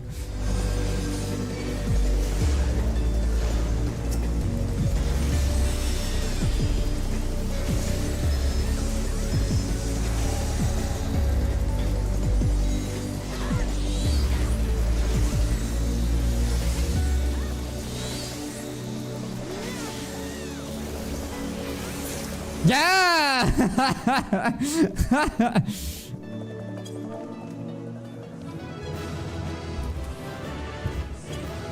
Oh, that was good. Oh, that was spicy. With only 7 HP on the island, we actually did that. That was great.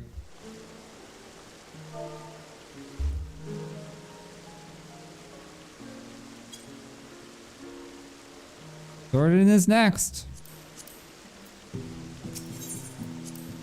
I'm very scared of Nidhogg. I'm actually genuinely scared of Nidhogg.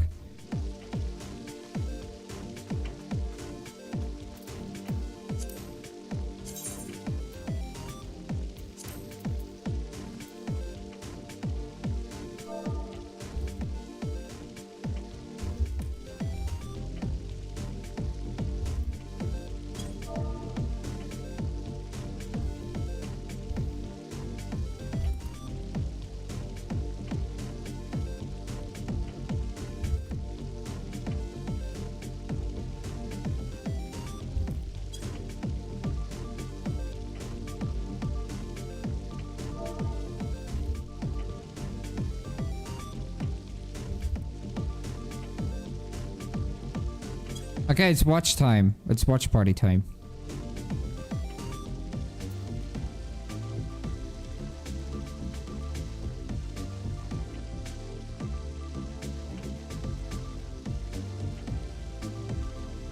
Thordan time. Thordan EX. Right.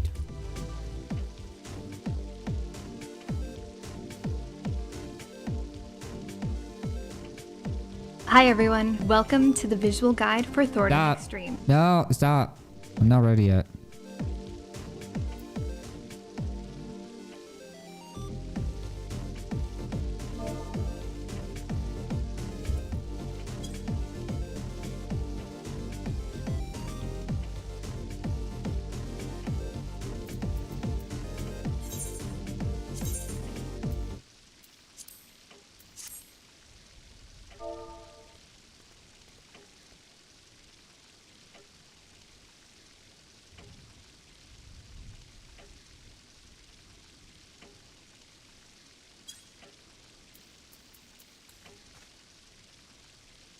All right. Oh, it's actually 10 minutes long. Hi everyone, welcome to the visual guide for Thornton Extreme. This is the new Extreme Primal encounter made available by patch 3.1. As goes light, so goes darkness. Luckily for us, you don't need night vision to defeat this encounter.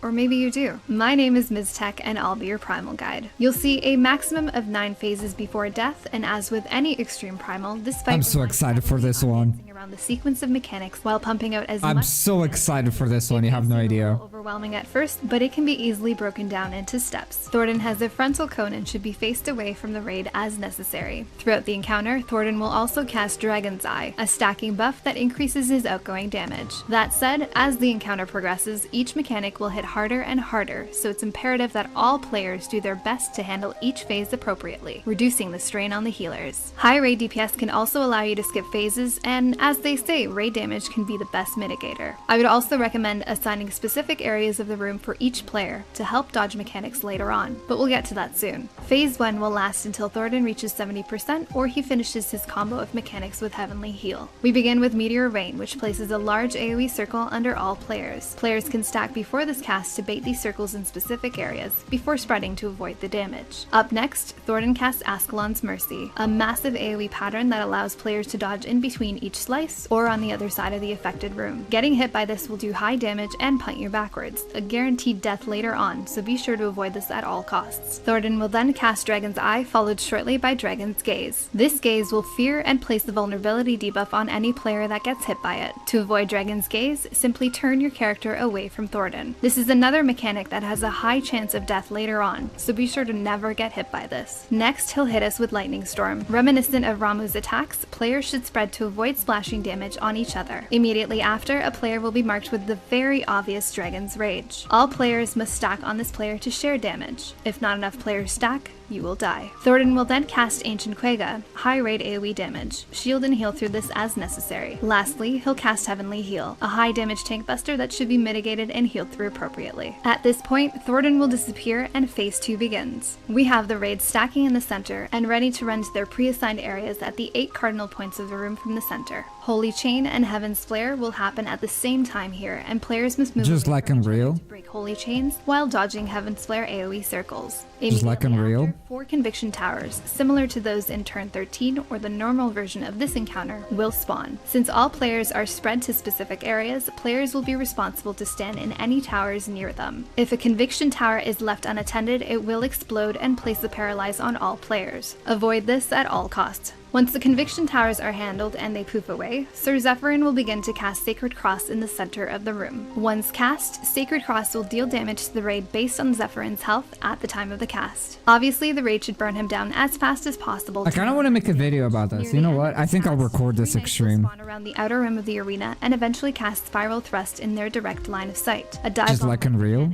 The pattern created by these knights is similar to a peace sign and offers a few safe zones. Each of these safe zones coincide with these patterns on the ground, so find your spots quickly to avoid death. After Spinal Thrust, we enter Phase 3, where we deal with Sir Adelfel and Sir Jean Lanu. Both of these knights must be picked up by the tanks and moved away from each other. Tanking them too close together will allow them to share their stances, which isn't a good idea. Each knight will begin by casting Divine Right, which will cause them to enter either Sword or Shield stance. Sword stance will make the knight deal and take more damage, while Shield stance does the opposite. Divine Right will be cast a few times in this phase, and at any point in time, all damage dealers should be attacking the knight with Sword stance. Holy Blade Dance is a tank buster that must be handled by each tank with appropriate cooldowns. Damage dealers will have to deal with 3 skyward leaps. Any player marked by this blue marker needs to move away from the rest of the raid to minimize damage. These markers will spawn in sequence, so make sure not to cleave anyone as you move in and out. Healers will have to deal with Holiest of Holy, room-wide AoE damage that must be healed through. All of these mechanics will repeat until each knight is destroyed. Next up, the raid stacks in the center again, ready to run to their same pre-assigned spots. 3 players will be tethered to knights that will eventually cast Spiral Pierce and charge in their direction. Everyone else will be affected by Heimel's Storm, which will drop down ice puddles. Before these 2 mechanics go off, all players will drop red puddles of Dimensional Collapse underneath them. These puddles will grow and eventually explode. As such, all players will wait for Dimensional Collapse to spawn beneath them before moving to their assigned spots. Since everyone has their own space and all the red puddles were dropped neatly in the center, no players should overlap ice or tether charge, and nobody will die. Immediately after the charges and ice AoEs hit, all players must move to the center before Faith Unmoving casts. This will knock back all players, and everyone should ensure that they're being knocked into a safe area of the arena. If a player is knocked into an ice puddle, healers be ready to dispel their frostbite. Next up, meteors. 8 small meteor circles will spawn around the room with one big one in the center. Each meteor explodes upon impact with the ground, and you will not be able to survive more than one impact. At average gear level, an easy way to handle this is to mark up one small meteor to ignore and focus on destroying all the rest before moving on to the big one. While the group is destroying meteors, you'll have to handle Holy Meteor, which throws down meteors at targeted players, and Heavy Impact, an AoE pattern that is fairly familiar. Multiple players with Holy Meteor should stay away from each other so as not to splash extra damage on each other. Once the small meteors are destroyed, burn down the big meteor. This must be destroyed before impact or you will die. Up next is this very gorgeous ultimate attack. Move forward with each knockback and shield and heal through the ultimate as necessary. Phase 5 begins with Dragon's Eye cast that will also spawn a massive eyeball outside the arena. From this point on, all players will have to avoid Thornton and the eyeball during Dragon's Gaze cast. An easy way to handle this is to tank or face Thornton towards the outer edge where the eyeball is spawned, allowing players to only have to worry about gaze coming from one direction. If you're the main tank, you'll have to dodge both by standing sideways. Next up, we have an Echo of turn 10 Wild Charge. A healer will be targeted by this green marker Choo-choo and mechanic. eventually stunned by Holy Shield Bash. The knight in the center will also target them with Spear of Fury, and the rest of the group will have to soak this damage, with the off tank in the front to take the brunt of it. If any player dies to Spear of Fury, you will wipe, and the encounter will reset. As such, the off tank must cool down as necessary, and all players must be positioned appropriately in line between the off tank and the stunned healer. Spear will also place an infirmary debuff on all players hit that reduces their healing taken. As such, healers should instead focus on healing the main tank, who will immediately be hit with Heavenly Heal. Dragon's Gaze will be cast after this combo of mechanics, so all players must ensure to turn away from Thornton and the eyeball. After the infirmary debuff falls, heal up quickly in preparation for the next Ancient Quagga. Phase 6 will begin with another Dragon's Eye cast, and the tank should reposition Thornton on the edge of the room facing the new eyeball, with the rest of the raid spread behind, ready to go to pre-assigned areas for the next set of mechanics. Here is where the fight begins to get tricky. All of these mechanics Will this have towers? phases,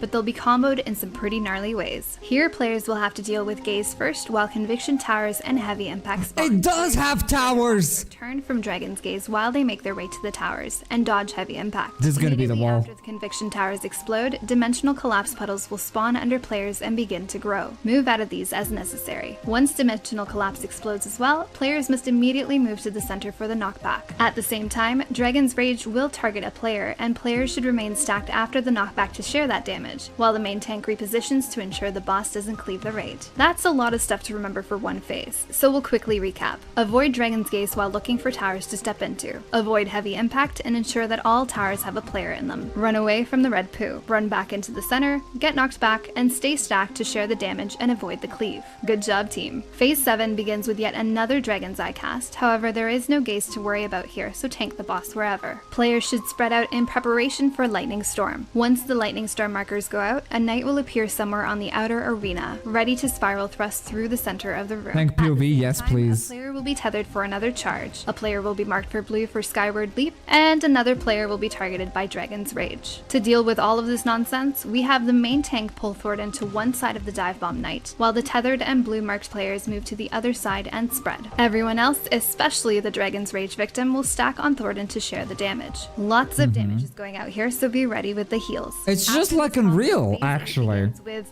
you guessed it, another Dragon's Eye. Have the tank move Thornton to the eye while the rest of the raid fans out behind the boss. Here, Holy Chains and Holy Meteor will spawn at the same time as a Dragon's Gaze cast. Heaven's Flame will also cast mere seconds later. All players will fan out from the boss to break their chains while keeping their back turned during Gaze and dodging Fireball. Immediately after, Hymal Storm and Ascalon's Mercy, that big fan AoE from the first phase, will cast. Spread and drop your ice puddles as necessary, and look for the safe spots in between each slice of death. Collapse back into the boss for heals and continue burning him. Healers, be careful with these next Quaggas, as the high stacks will make these do much more damage. Cooldown as necessary. The I last wanna play phase Black begins Mage with here. Yet another Dragon's Eye and a lot of AoE healing. This is an excellent time to burn the boss, as the only mechanics going out now are Holiest of Holy and 3 Heaven's Word Leaps, which deal massive AoE damage to everyone.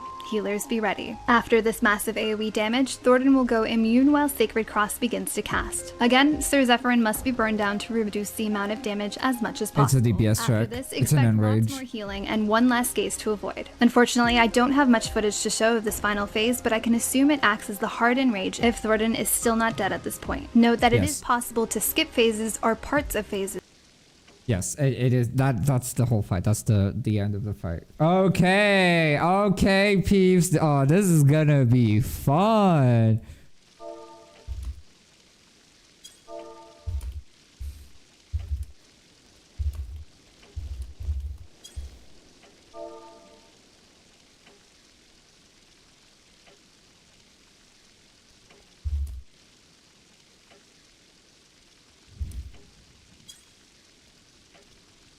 I kind of know the entire thing, pretty much. Wait.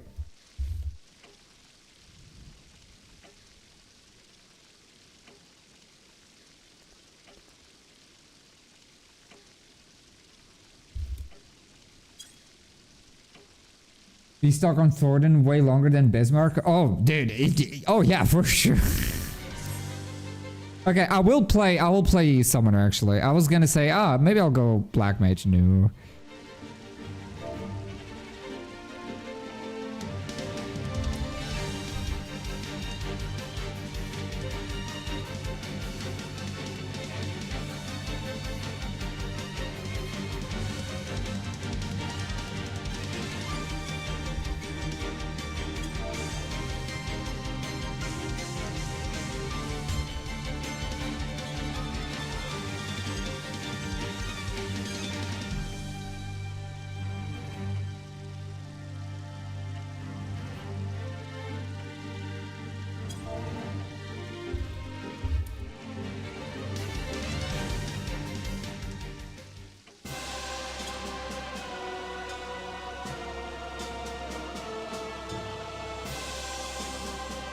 It's gonna be fun. Are you sure about that? Sorry. Yes. Yes. Yes. Oh, okay. I need to record this. This will be a great video.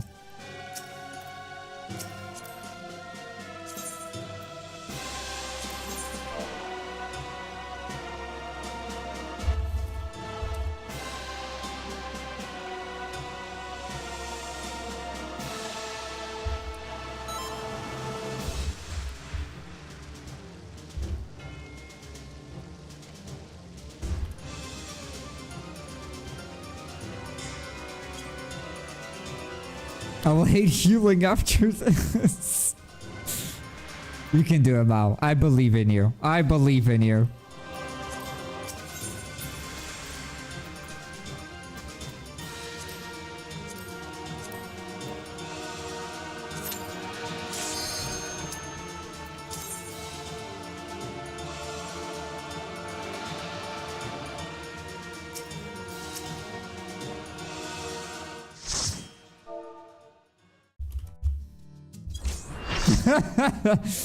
Time to have fun. Bum, bum, bum, bum.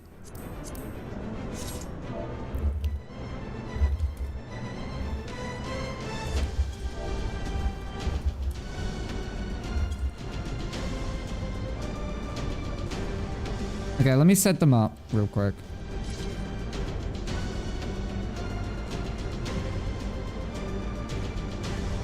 My pausing doesn't work. Oh, look. I wish I could just talk to the stream and everybody in technically would hear me, but only a portion would.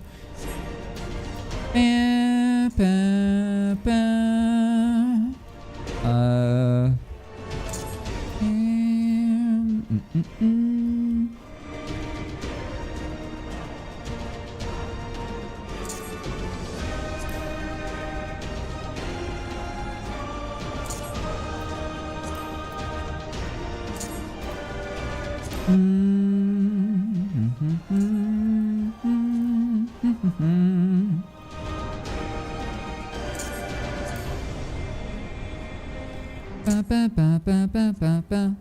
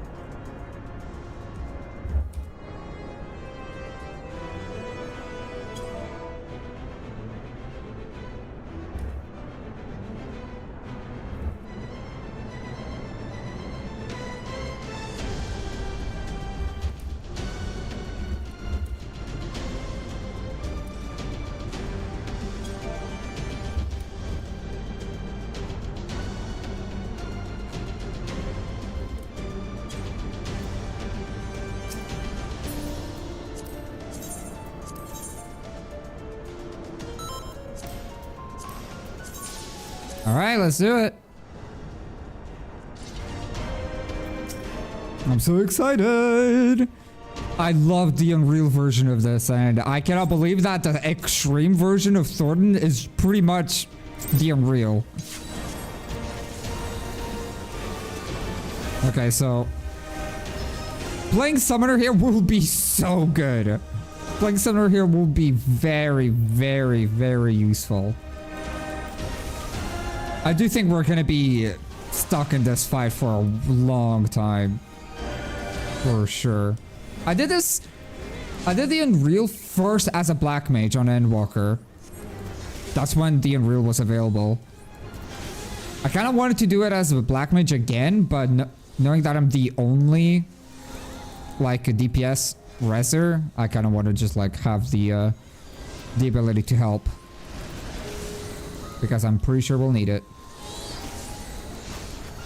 I have a feeling that we might just do enough burst damage that we will, like, that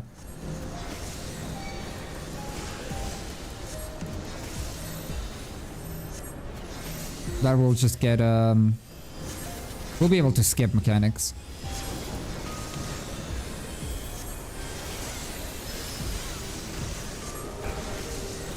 He actually hits pretty hard, huh?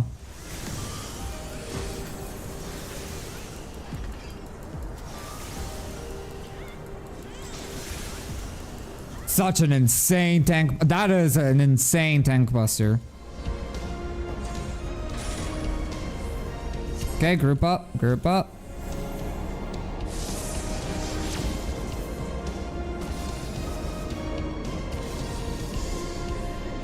Let's see how this goes.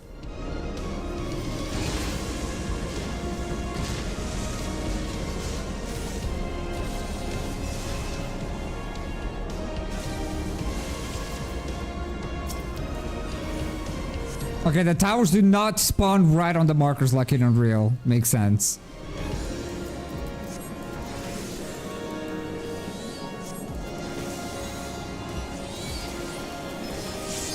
I think we're dead here. No, he's under 50%. Okay.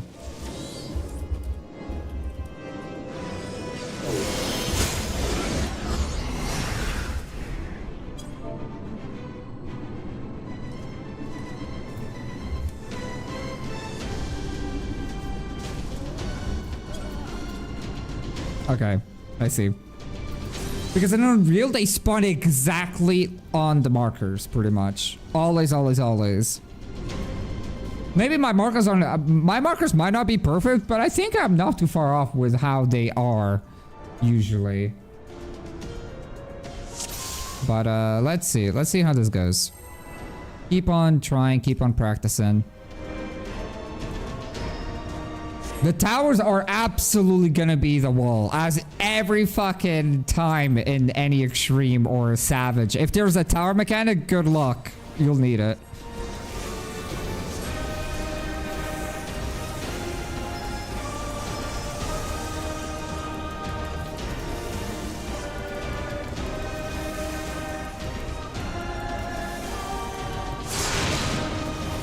Oh my god.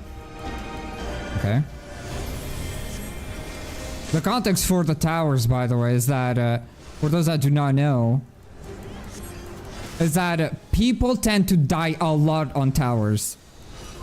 For some reason, in this game, the hardest mechanic out of every Savage, Extreme, or Ultimate is having a tower mechanic. If the fight has towers, you can bet your ass that's gonna be the wall that people are gonna be stuck on. Which is, I just find so funny how consistent it is. And the way that I know that is because I've rated so many like extremes in Endwalker and Savages that they all have towers. They all have some sort of towers, and that is always where we get stuck on. If the Savage or Extreme does not have towers, the fight is actually kind of easy.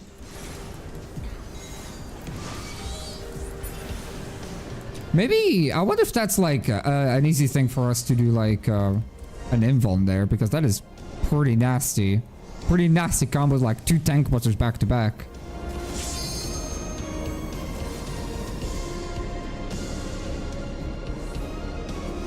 Oh, there you go.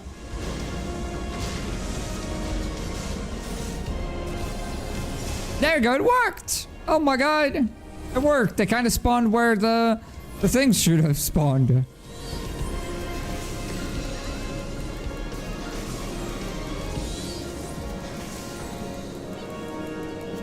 This is just like, if this guy is under 50% HP, it will not one-shot. It will deal a lot of damage, but it will not one-shot. So as long as it's under, it's fine.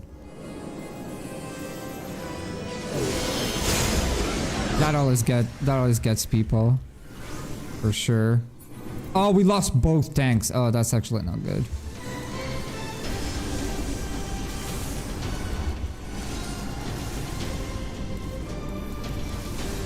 We need one of the tanks at least alive while I'm tanking.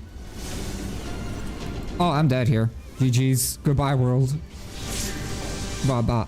Oh my god, it deals so much damage! Oh, because they were too close. I see. And then the DPS will get defamation. That's how this mechanic was called when I was progging the Unreal. It was like the defamation marker, which is a proximity AoE, by the way, that lands on a player. But if everybody's away from that player, it should be fine. This is gonna be a fun fight, I can already tell.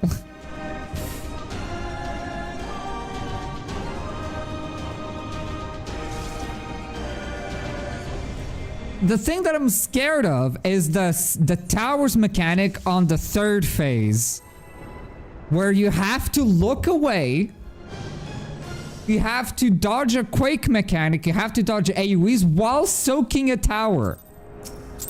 That is the definition of pain and suffering. That is like a savage mechanic, honestly. Which I find so funny that it's like on an extreme. King thought an extreme out of all of the like fights in the game. I can only imagine how difficult this fight must have been at launch.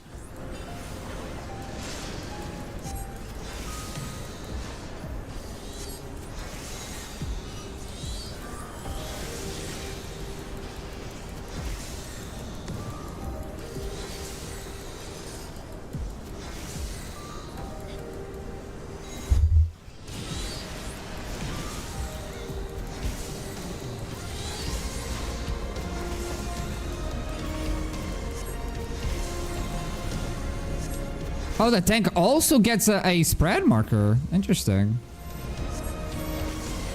For some reason, I thought that tanks would not get that.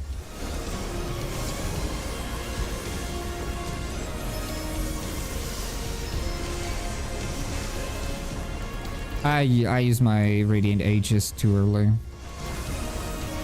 I think Hunter's gonna get a big... Yeah, after this, Hunter will... Okay, big invuln. Oh, but we managed to skip it. Well, if that was the case, if we actually managed to skip that, it was kind of a wasted invuln. But oh well.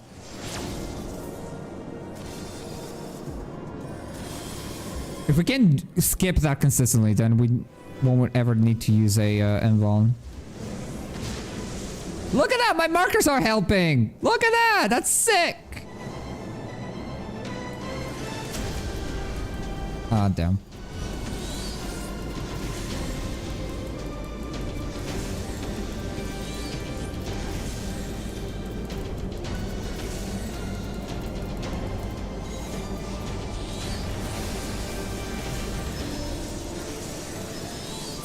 Oh, absolutely deleted. Holy... Oh my god.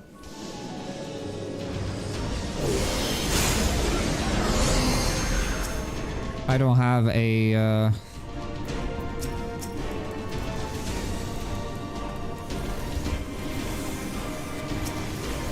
I don't have a... yeah, I don't have a Swift cast right now.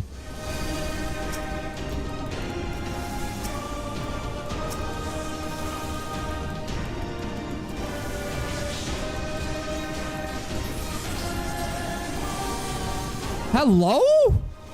Is that supposed to be invulned?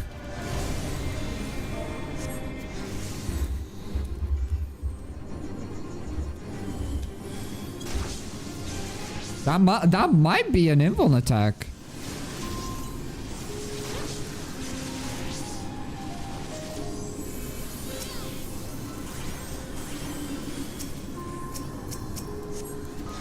We might need to invuln for that one for sure. Yeah, let's reset.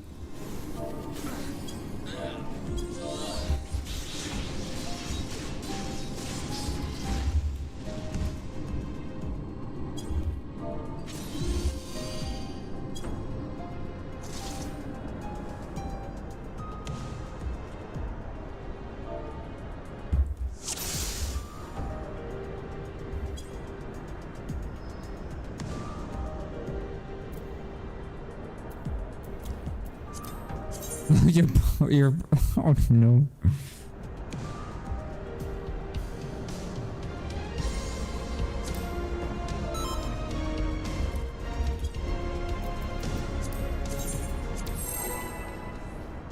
All right, let's do it. Here we go. I keep forgetting to summon Ifrit.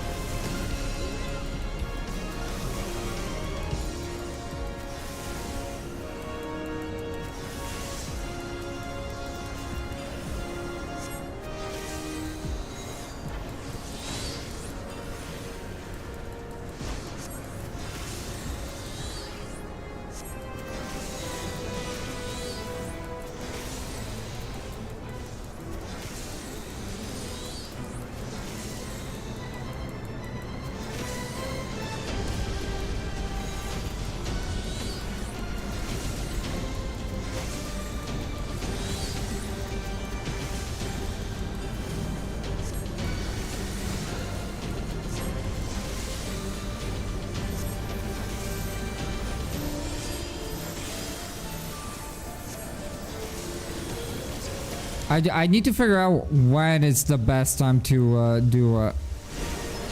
actually, probably there is a good time to use Addle. For sure. Will we skip this? Yes! Good shit, okay. That way Hana keeps... invuln.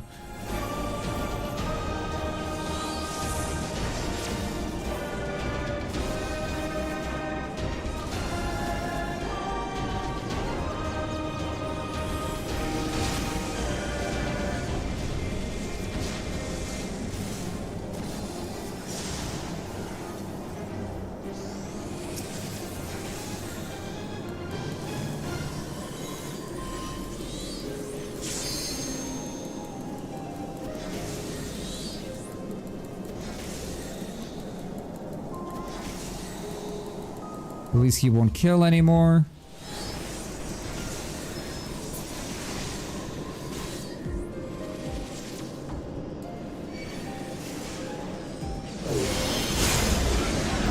Ah, just one pixel. Just one pixel is all it takes for you to die to that. Damn.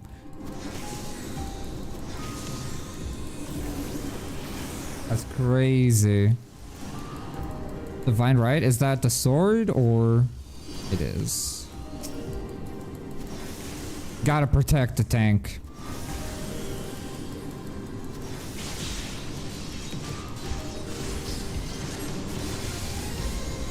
Now we need to kill the guy before it's too late. Before another blade dance happens.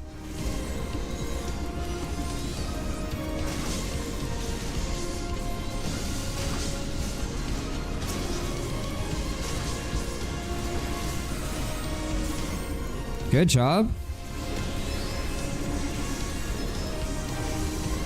Holies of Holies. Addle that shit. Don't want to deal with that. Another one. God damn, the amount of damage is crazy.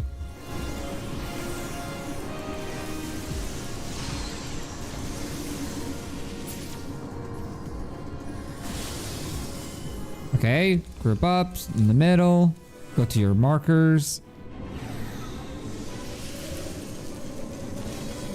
Beautiful. Such teamwork. Oh my god. And now knockback.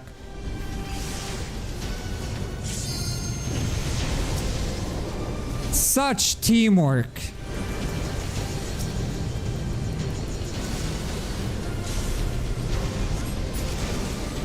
By the way, it might look like a chaser mechanic of the meteors. The meteors are not a chase mechanic. It will just keep hitting you, regardless of what you do.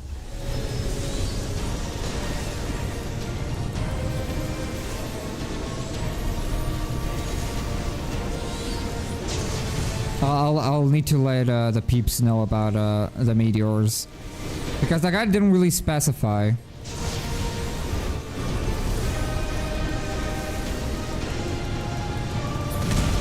Nice.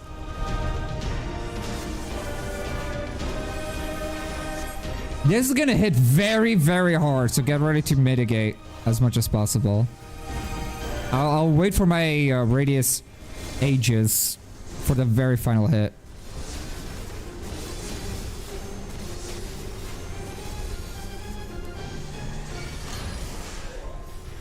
If only I could, like...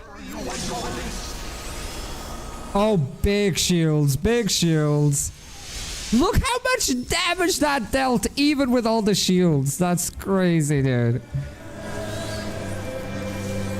Remember to stack the boss where the eye is. Where the eye is, you need to bring the boss there. Fighting in the middle should work, but we need to... Oh my god, what am I doing actually? Oh my god. Okay, yeah, I think this might be a wipe here, just because I didn't realize what was going on.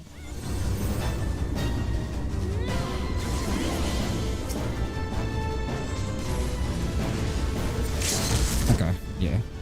Oof.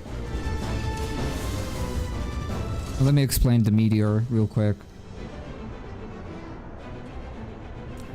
The eye spawns at the edge of the arena, like on the skybox. There'll be a massive dragon eye that you want to bring the boss there.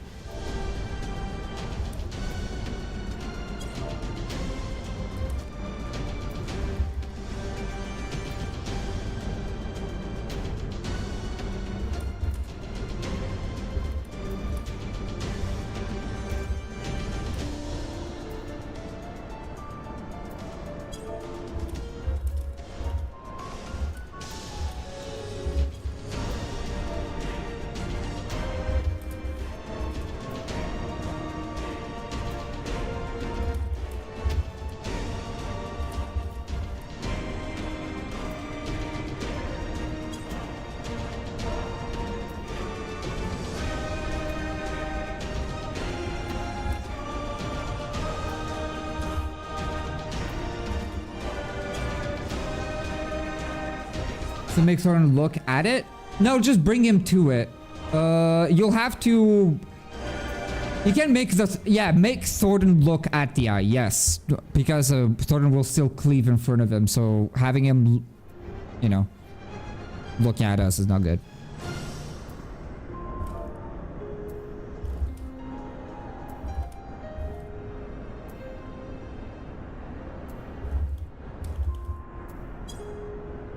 So, yeah, so to reiterate, if you have a meteor marker on the meteor phase, it's not a chaser mechanic, it cannot be dodged. So just mitigate if you're a healer, or just like, I don't know, just stay still. It doesn't deal a whole lot of damage. Just don't panic. And on the third phase, Thorin will spawn a eye in the skybox of the arena, so don't look at the arena itself, look outside of the arena. And it's gonna be a big red eyeball. And the tank needs to take Thorin into the eyeball so everybody can look away from both and not be affected by the gaze mechanic.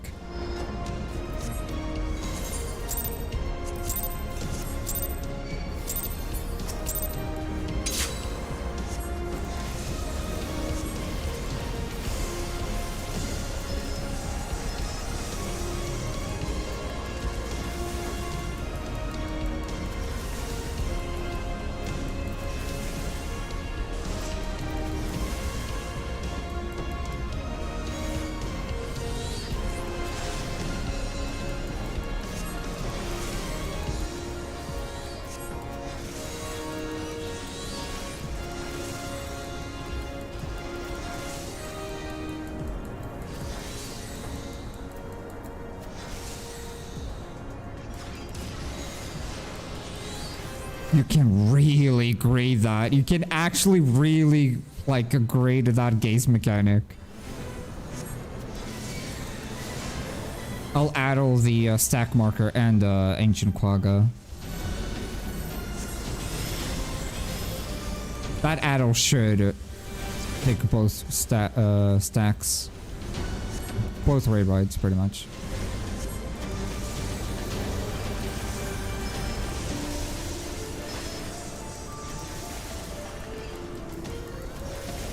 I don't think we'll be, will we be able to skip this? Yes, awesome.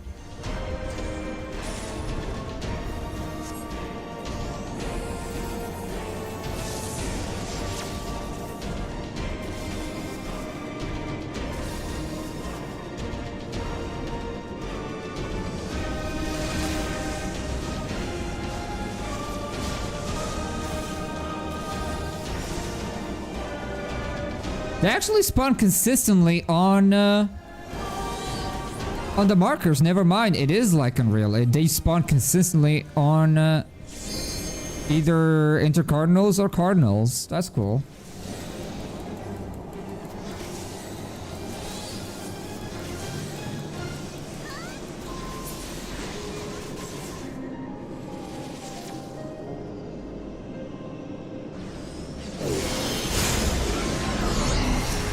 Unfortunate.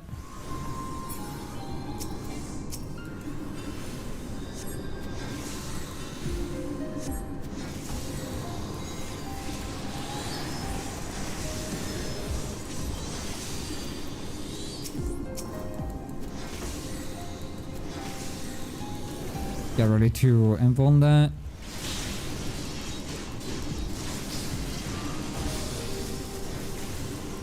Defamation markers incoming.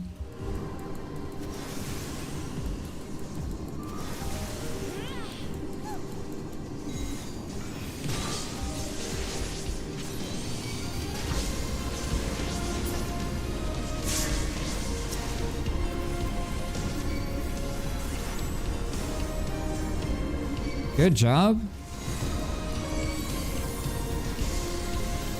I did not addle that in time, but that Holiest of Holies is actually not that dangerous of a raid ride, actually.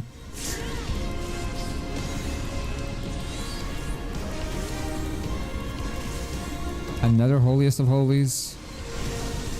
Cool.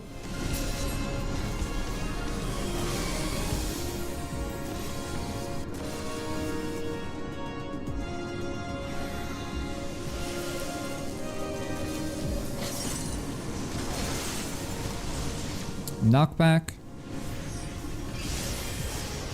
Cannot be anti-knockback. Okay.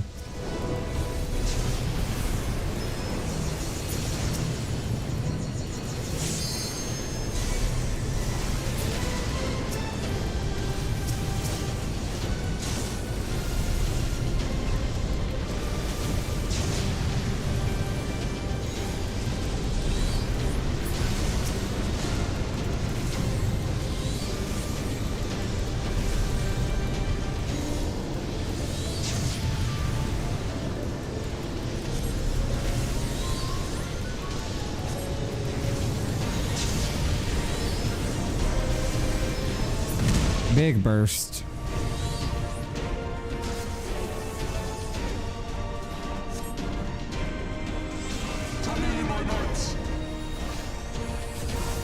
I should have my shield up.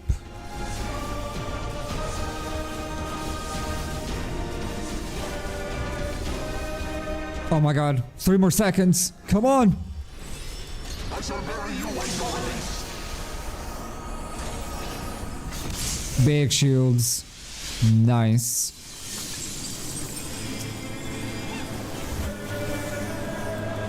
Okay, he's gonna spawn the eye in the on the map of the arena. Oh, he's right there. Awesome.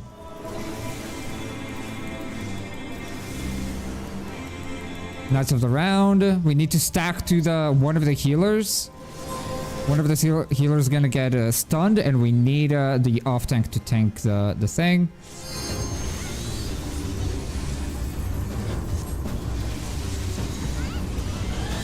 Oh shit. No, here! That guy's coming from here! Oh, but we survived, it doesn't matter. Dragon gaze, look away from both the eye and Thornton.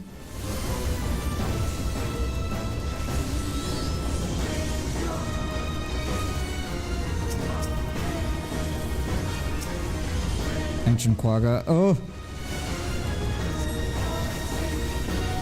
The eye is moving.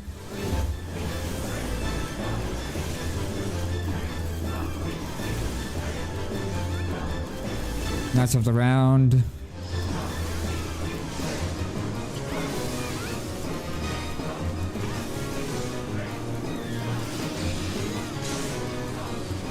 Oh yeah, look away.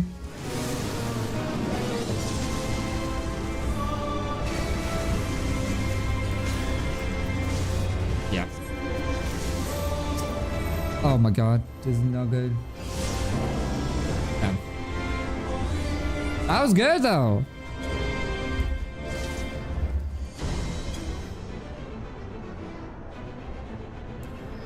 That was good. I did see the Pokeball on Caleb. We might need to wait.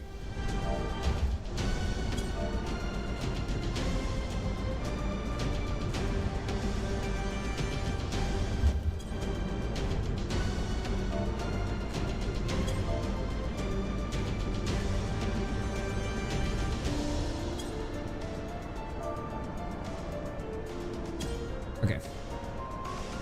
Okay, while we're waiting for Caleb to reconnect. Hello, Johnny. Welcome. How you doing?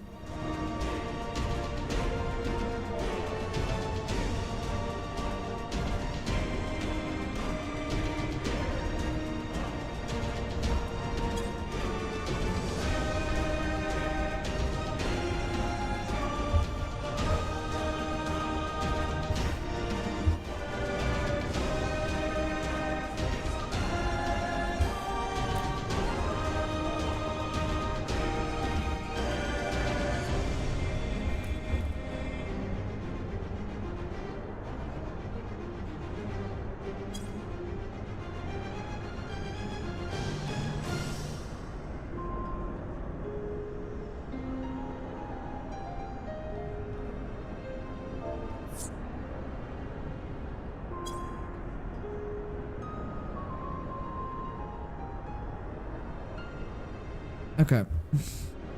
The recording is paused. Dylan, remember when I said, oh yeah, this is great. I'm not recording or anything. And then we were doing it. Now we're doing KingNeoSora. I was like, you know what? This would be a great video. So I'm going to record it.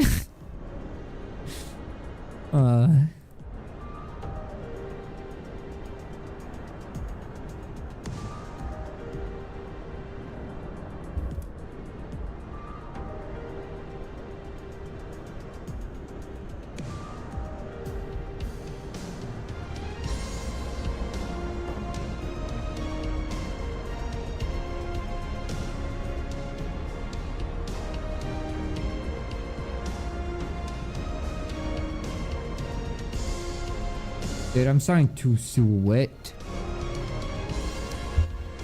But yeah, it's like the whole thing that was saying that the third phase towers mechanic is nasty. It's a Quake mechanic where you need to look away, but you also need to make sure you soak the towers because everything is kinda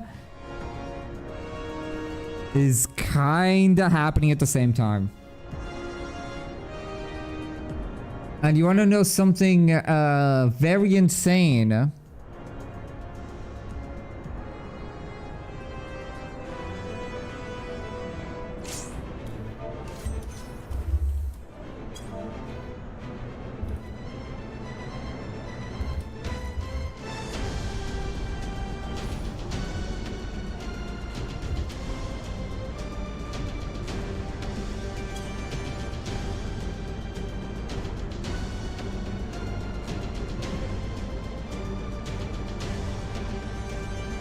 Welcome back, Caleb.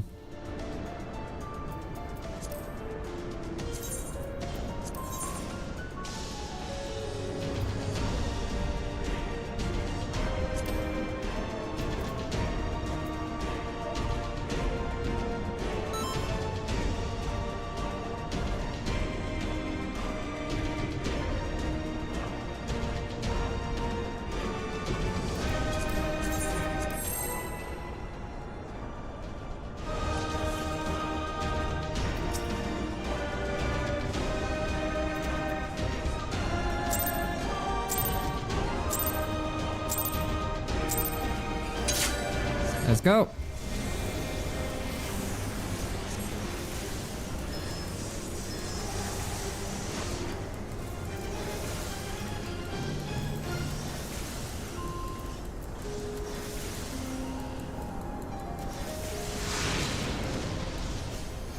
I need to not use Ifrit here, I think. I think I can use Ifrit a lot later. Or maybe actually use just Garuda here instead. Yeah. I'll be able to burn through the summons a lot more. Yeah, there you go. I think this has a little bit more burst going on. Okay, when the cast bar finishes, you can look into Jordan, it looks like.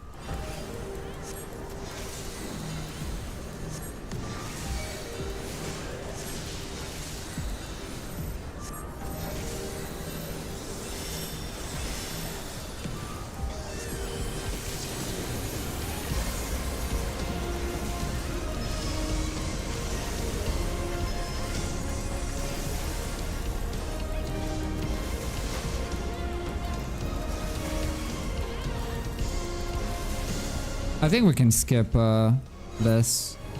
No, my Ifrit! God damn it, I should have just held that. Unfortunate.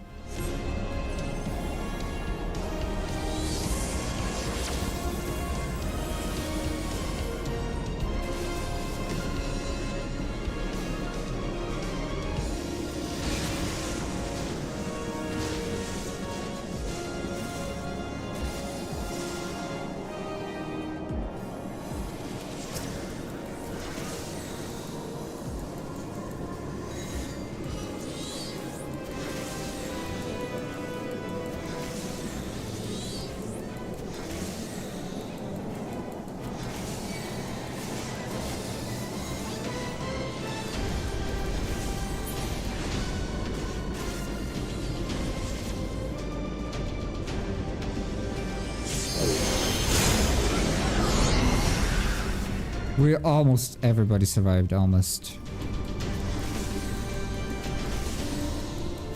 Oh, I just saw a massive lightning strike happen just outside of my small ass window.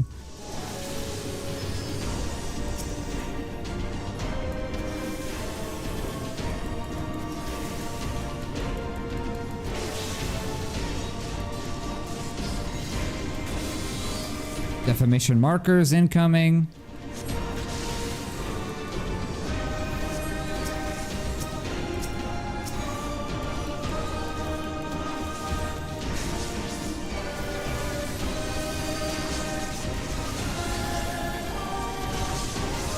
Nice.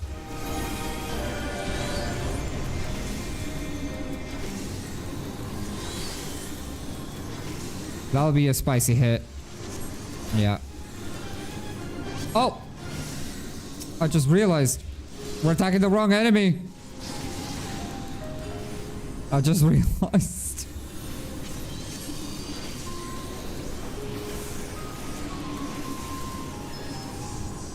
Oh my god.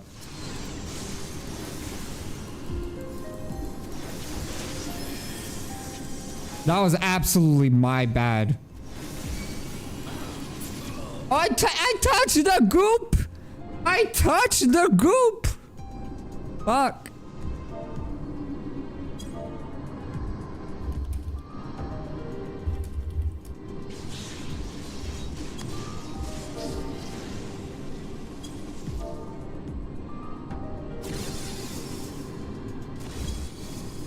God damn it. I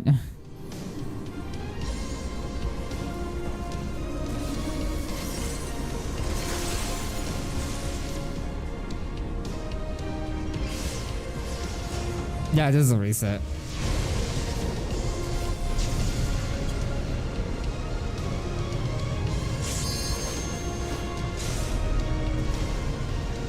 My cat just turned off the stream. I had to reopen it. How the hell did that happen?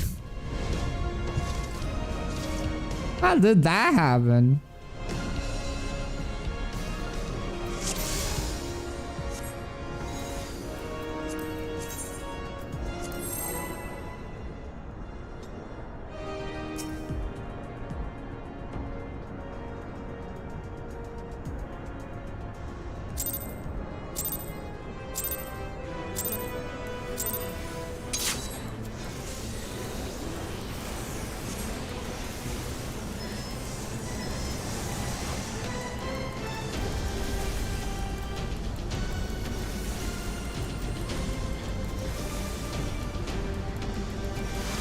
So I'll use Ifrit here. Then I'll use Garuda, and then I can use Titan, and that'll be good enough. But then I need to hold on using Ifrit before the second phase.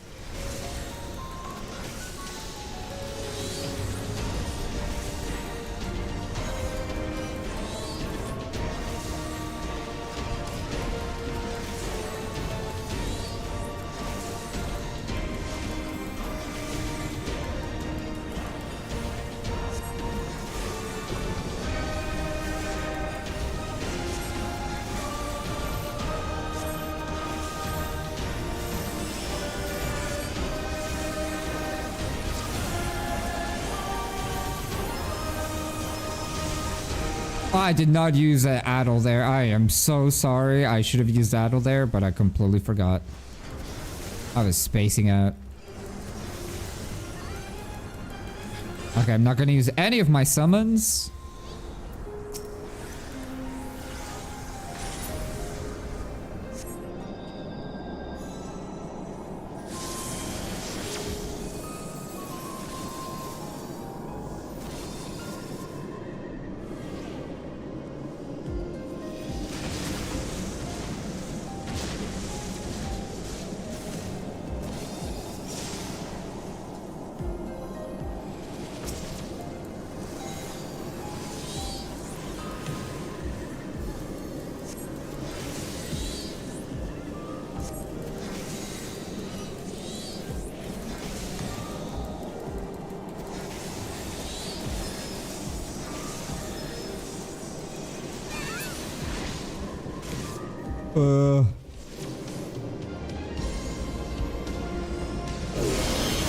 Oh no! How? How did that happen? I thought the ninja was safe there. That is so unfair. That's generally so unfair. I'll act as a little tank.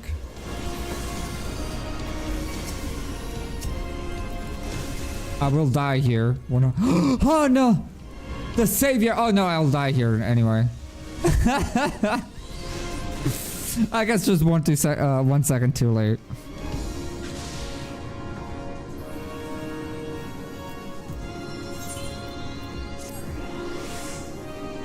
I need to realize whenever the things change.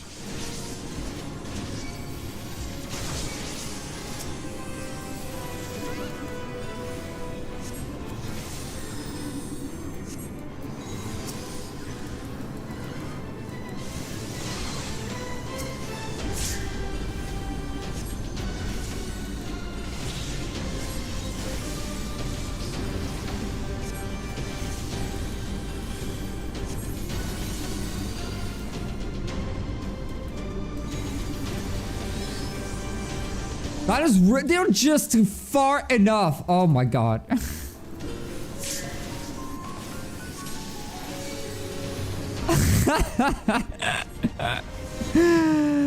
Oh, this is just silly. I think we're fighting a war of attrition right now.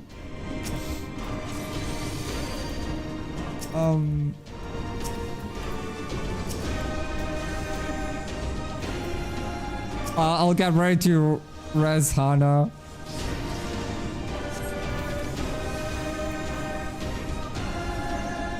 If we survive this, I'll be very shocked.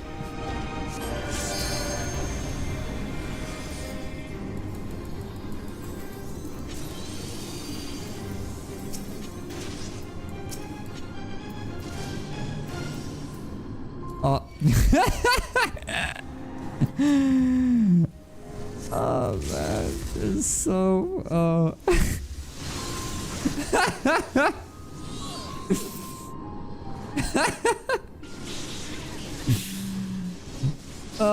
that was we tried very hard.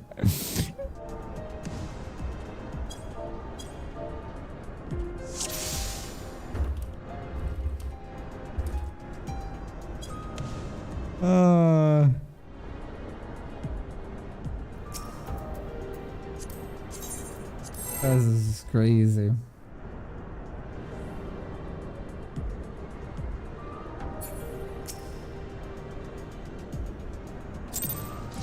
Oh, right. Summoning fruit. Summoner is like, whenever I'm playing tank, I always forget to summon Ifrit. I always forget to put my tank stance on.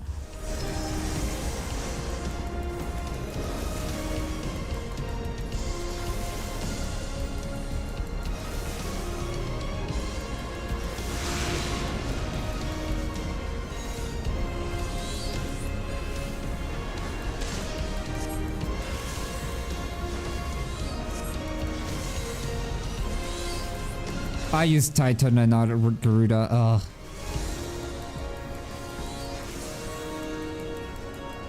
Or maybe? Oh, actually, that's actually sick. I actually managed to land a Garuda hit there.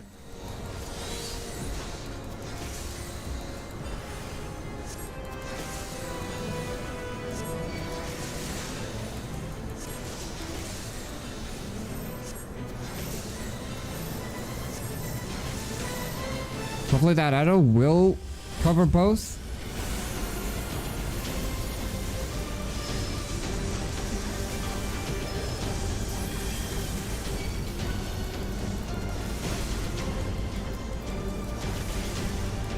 Yeah, we'll be able to skip it.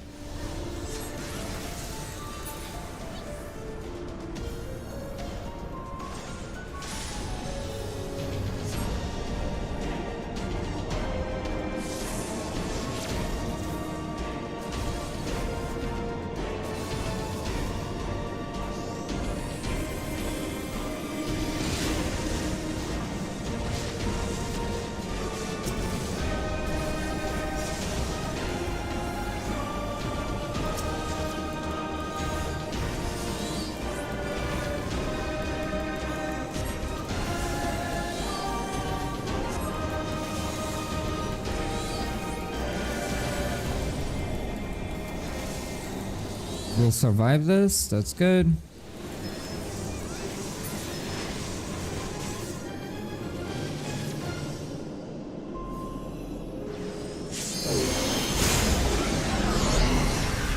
We lost the tank again. Can I get aggro real quick here? I don't think I can.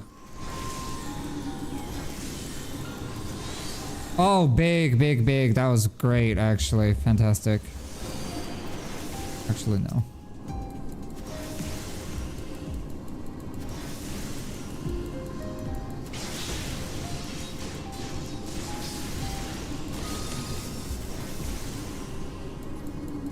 I should have used either Titan or Garuda. Ifrit here.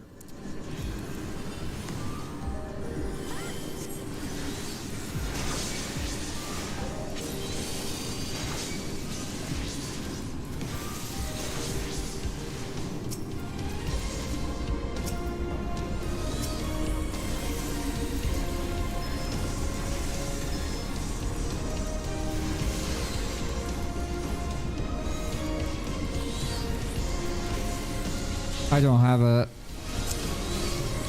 The tank survived! Oh my god, that was actually insane.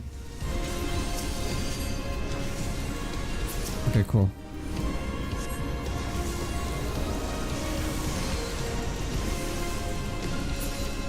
That was actually insane.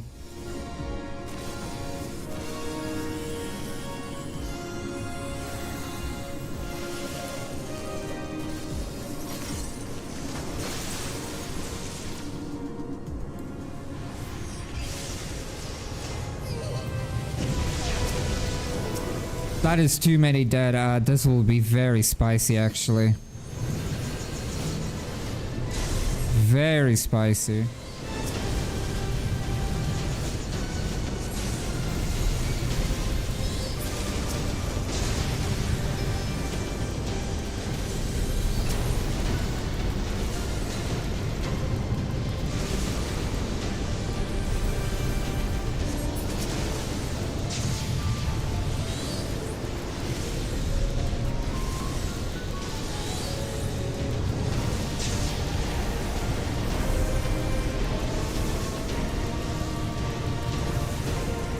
I don't have any more burst. Come on! Oh, okay. Okay, right. A little DPS.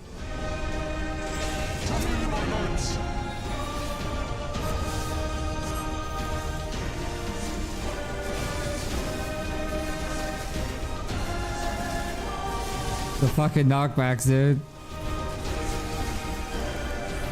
Okay. Just focus on healing up.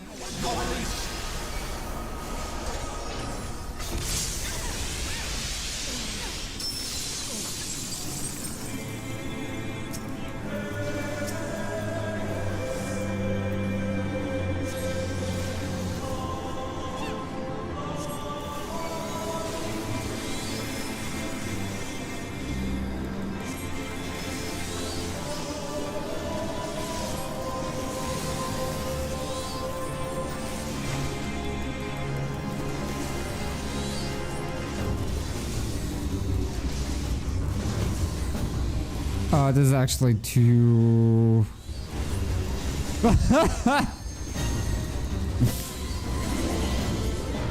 I was...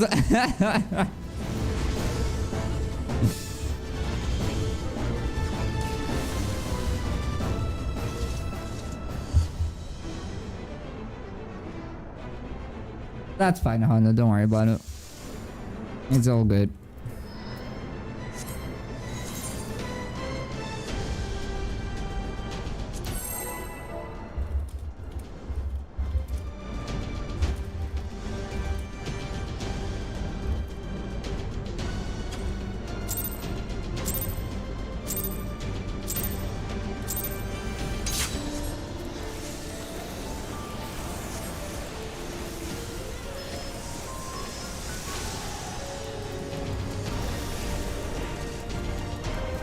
God, I'm sweating.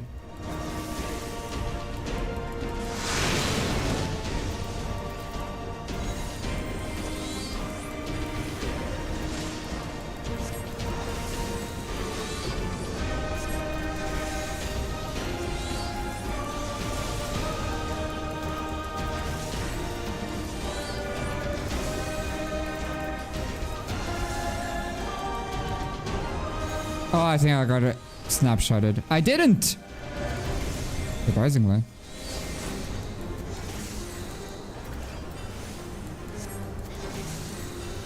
Actually surprised.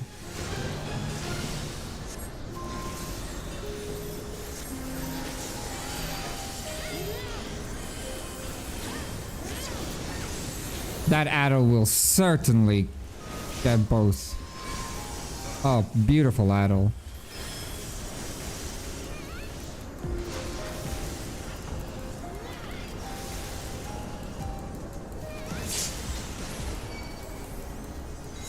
Oof, unfortunate.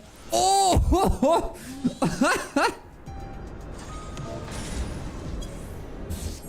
Oh my god.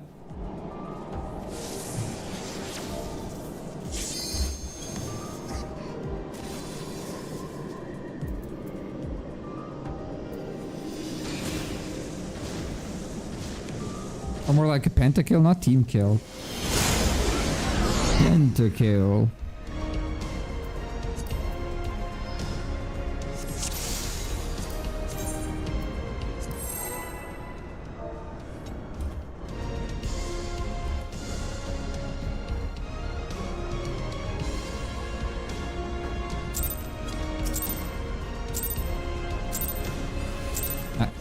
Fine. A level 60, we don't really have much of an opener. Well, most jobs don't really have much of an opener. I'm sure that Bard has something going on.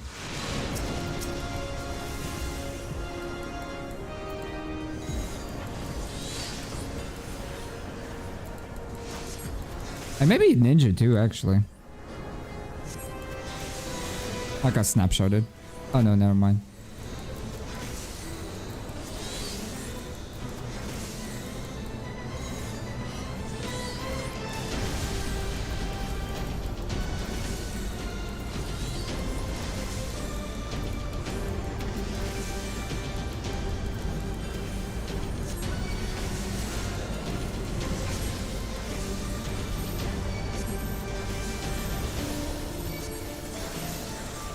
Sorry, I was slide casting my way to the boss. I didn't have any instant cast ready for that.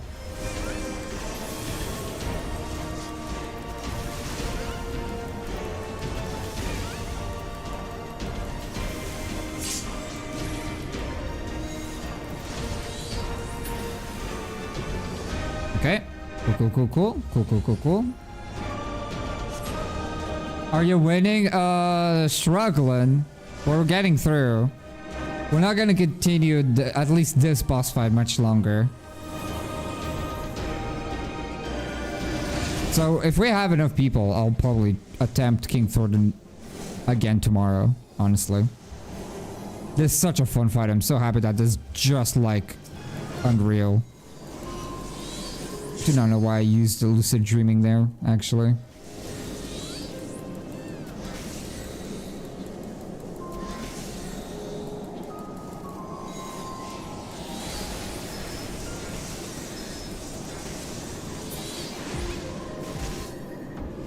Woohoo, okay. Oh! Fucking hell, dude.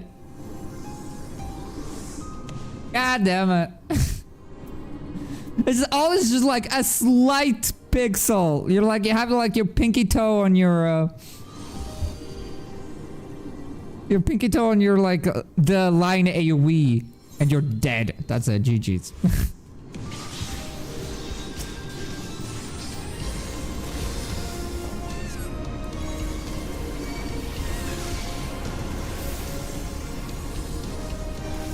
I just got revived.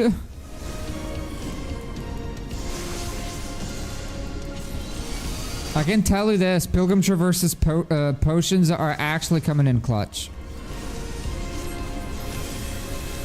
I've been using them quite often now. I have so many of them, might as well.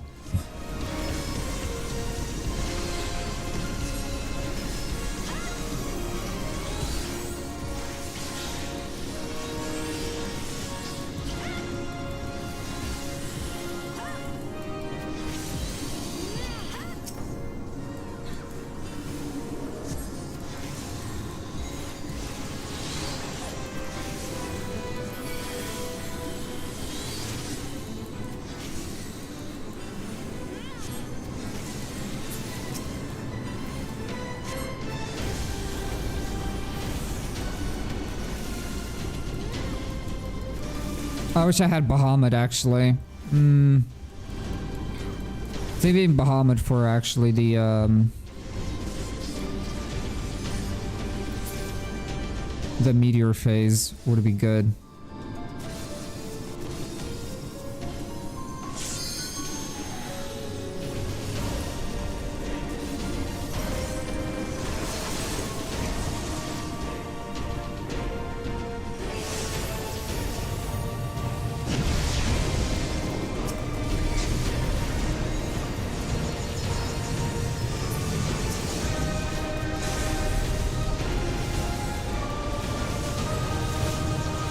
I got meteors again?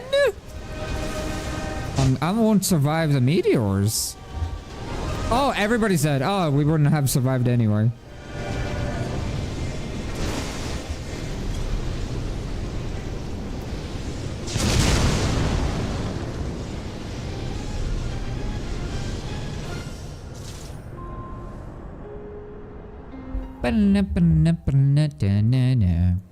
Okay, we have... Let's make these 3 minutes go.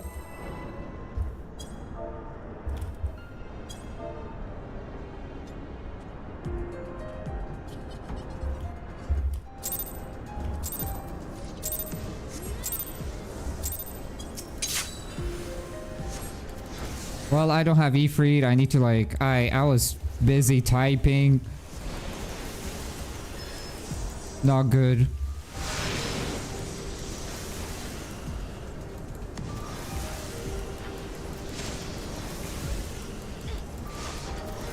I need to get a drink after this.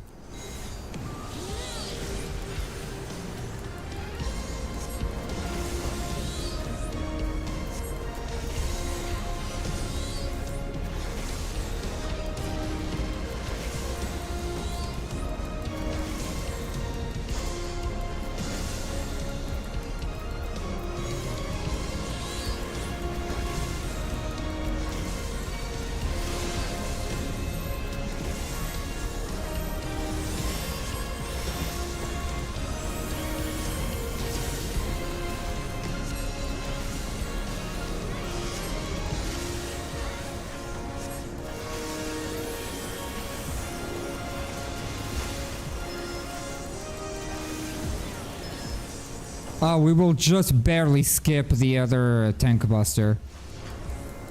No, we did not skip it, but Hana survived, so that's what matters. Oh, we actually won't even be able to get to the ad phase. Never mind. I thought we could we would have gotten here sooner.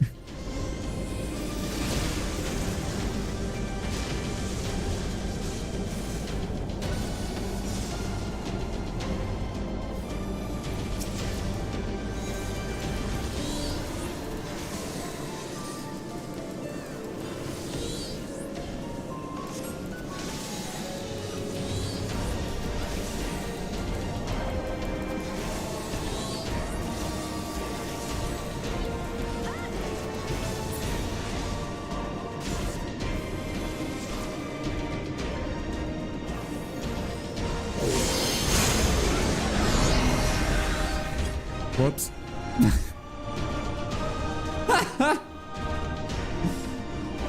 Oh man.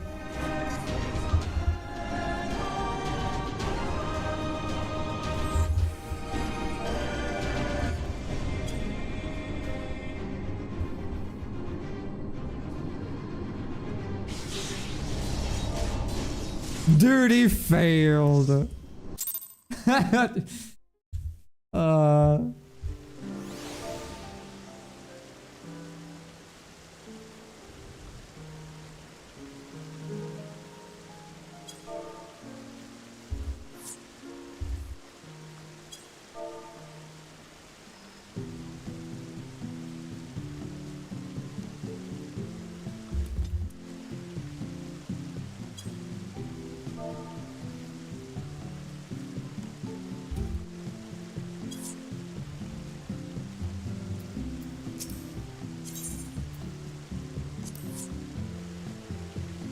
Okay, I'm gonna fix my gear. I'm gonna now that we're done with the X's, we can just relax and do some dailies. But real quick, I'm gonna take a quick break. So give me a second. Enjoy the radio in the background, and I'll BRB.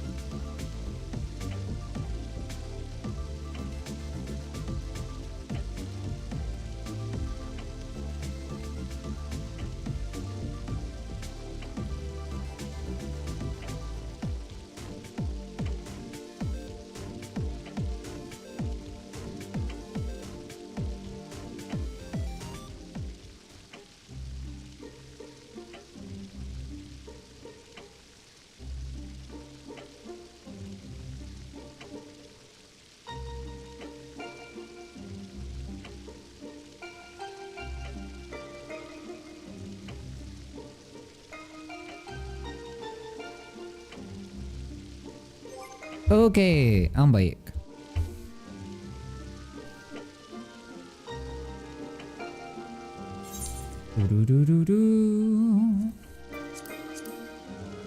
I don't want to heal in my life again. It is quite a brutal fight, huh, to heal. But just like Killam is saying, if you want to play DPS tomorrow, feel free. I can absolutely take over the healing. I'd actually not mind playing Astrologian. Actually, I do not know what Astrologian has at level 60.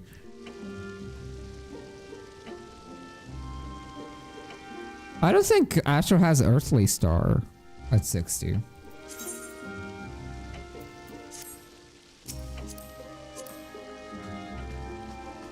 Oh, there you are. Didn't even see you. Bell's big brain. If Circle heals, I'll go back to Sage. Yeah. I can adapt on whatever. Oh my god. I didn't even notice Hana there either. Oh my god. You guys are blending in or my brain is literally fried. But yeah, that fight is generally one of my favorite fights in the game.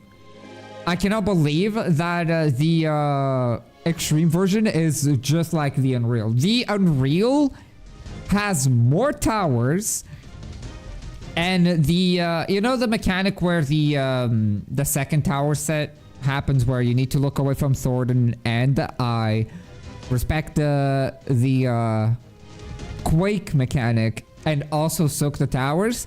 In Unreal, where the towers are positioned are randomized, and you need to adjust for like 4 or 5 different variants. It was the wall of Party Finder.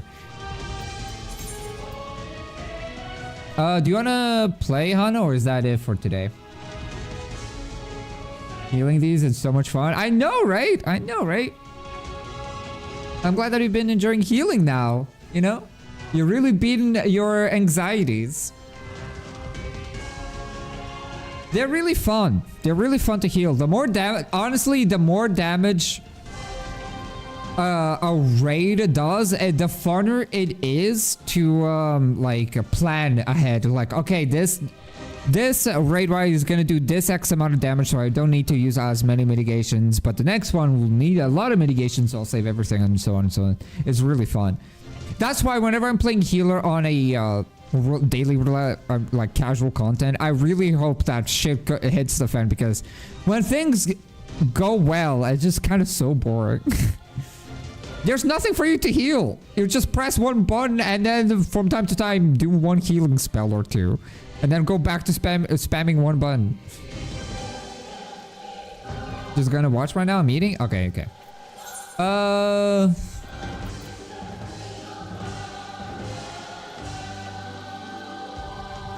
You know, speaking of Astrologian, let's do some Astrologian gaming. But yeah, sorry if I wasn't talking too much during the King Thornton fight.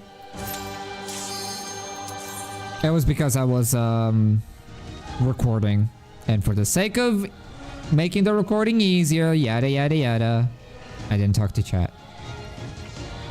Can I take my Dark Knight so I can level up a bit? Yeah, of course.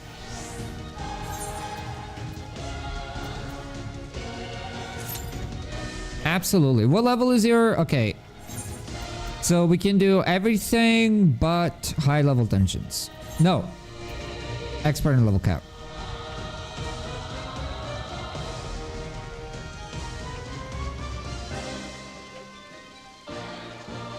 Oh my god, dude. I keep... I still need to...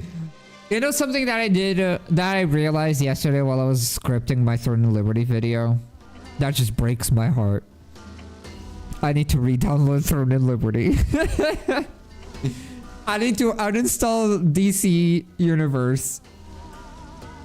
And then install Throne of Liberty. Because Throne of Liberty is 110 gigs and it's fucking massive. So I can take screenshots of what I'm talking about, because I don't have screenshots. And then after I'm done, I need to uninstall Throne of Liberty and then install DC Universe again. When I realized that all of the things that I was talking about doesn't have like any footage or anything of the sort, I'm like, oh fuck, I fucked up. So that's probably what I'm gonna be doing today. Which, by the way, I'm not gonna be streaming for too long, just because my favorite dinner is today. Bolognese spaghetti. And I do not want to miss out on that. It's still warm, so I'm probably gonna do a few dailies and then go have dinner and start working on my script.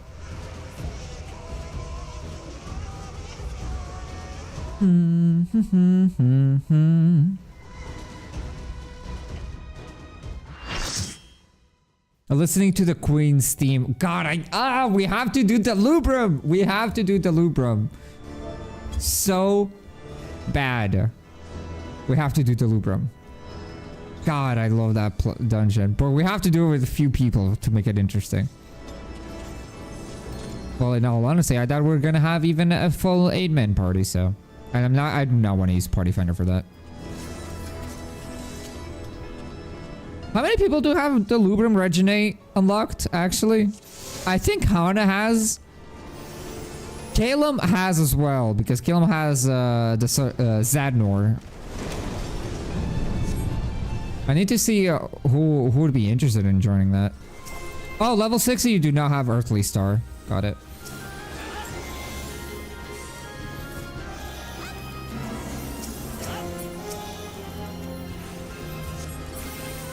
It's my current Boja quest declared, so oh, I see.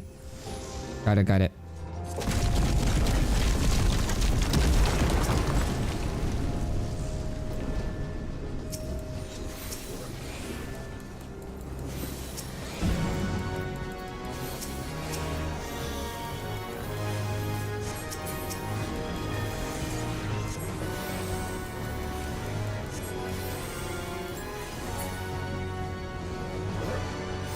I'm hoping that maybe I can also play a little bit of a... I was gonna say I can play a little bit of DC today. But I need to reinstall Sword and Liberty, so probably not. Maybe I can finish the script of Sword and Liberty and then... I don't know. Don't know. I want to progress more DC, honestly.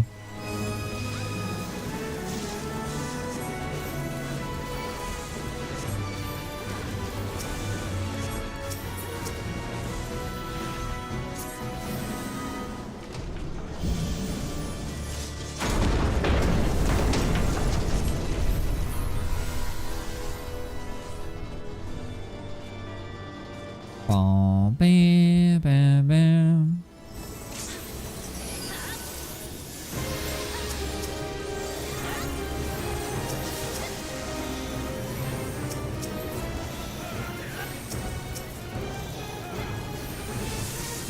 With me on the wheel, Mao, you don't have to worry about a thing. I ain't letting you dying. Not on my watch.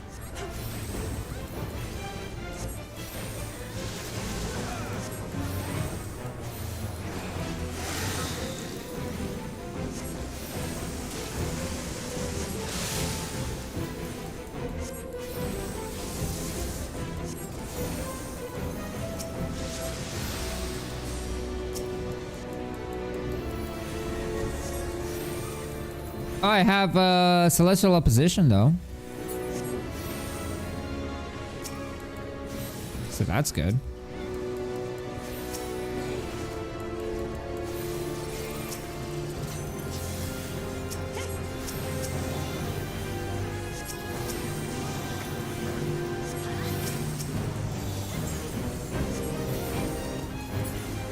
God, I love the Heavensward music. Bam, bam, bam.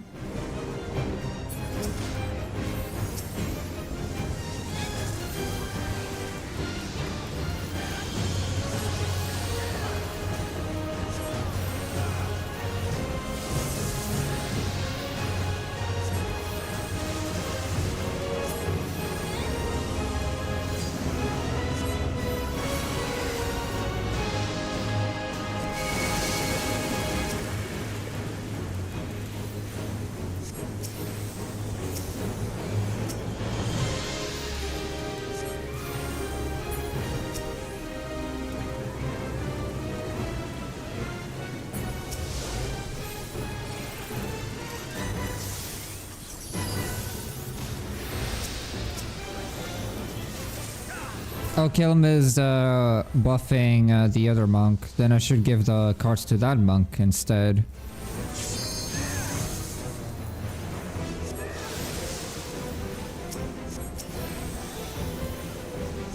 That's not the card that I wanted to give, but it's fine.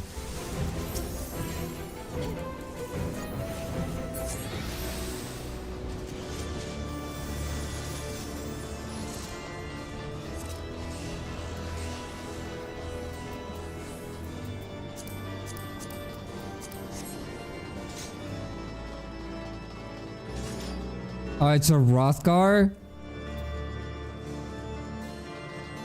Good choice.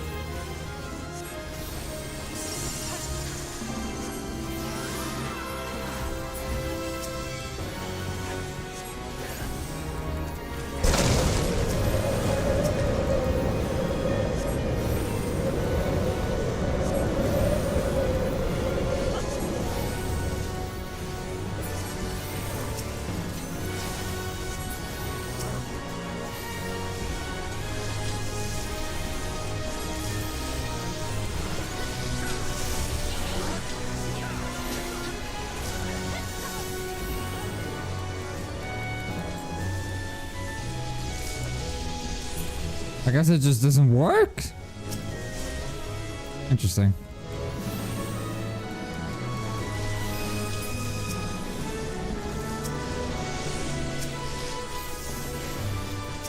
Are you disconnected? Oh boy.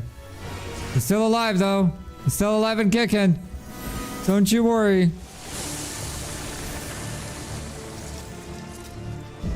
You survived.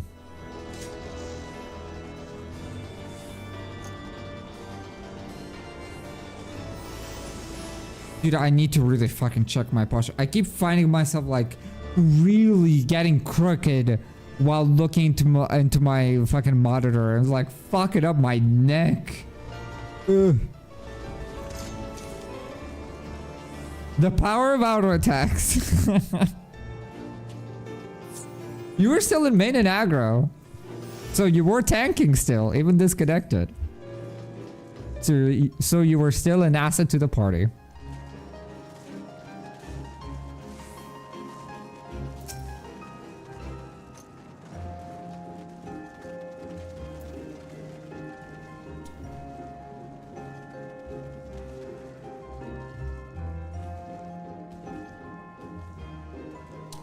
What is the other tank? Oh, there we go. Okay. We just need 2 tanks for this. So...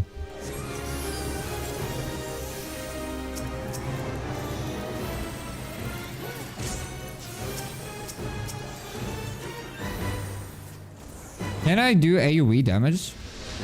Oh my god, I can. I got 2 AoE hits there. Great.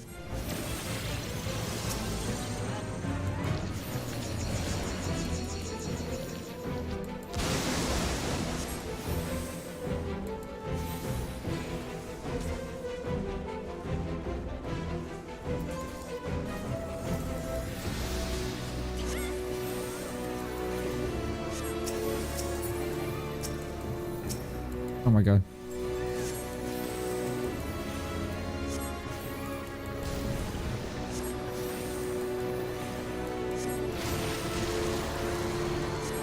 That completely blocked my entire screen. Couldn't see anything.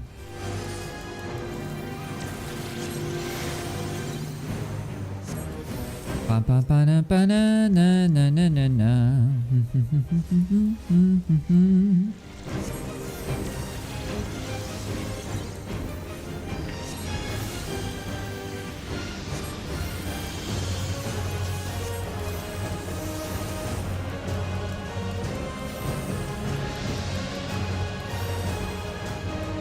I should have refreshed my dot.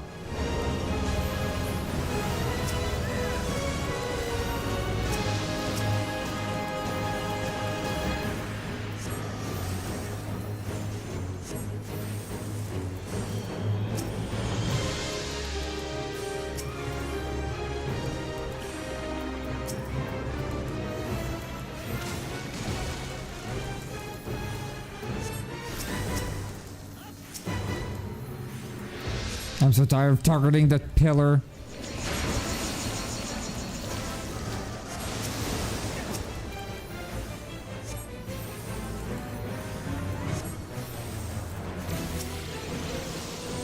Okay, gotta group up a little bit.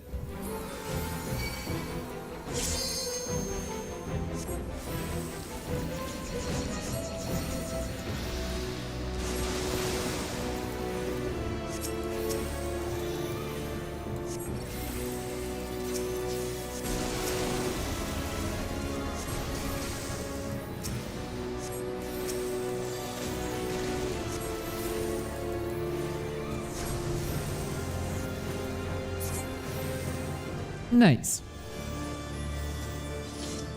I have too much power for the disconnection. The game was like, okay, we need to balance this here. Let's disconnect this Dark Knight. Too strong. Too strong. No leveling for you.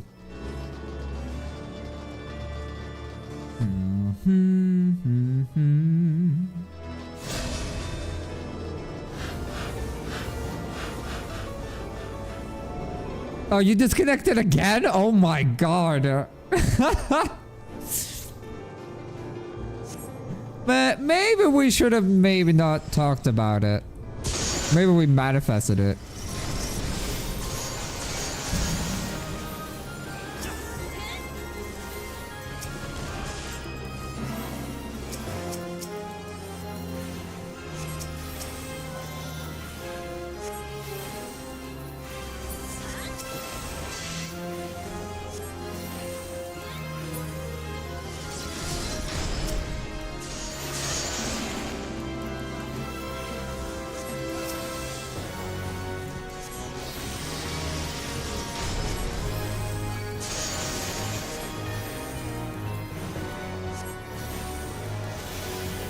I'll main tank this.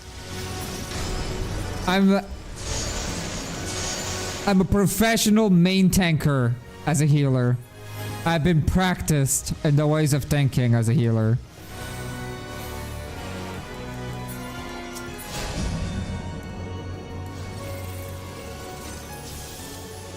Clear the path for me. We shall do. We shall do.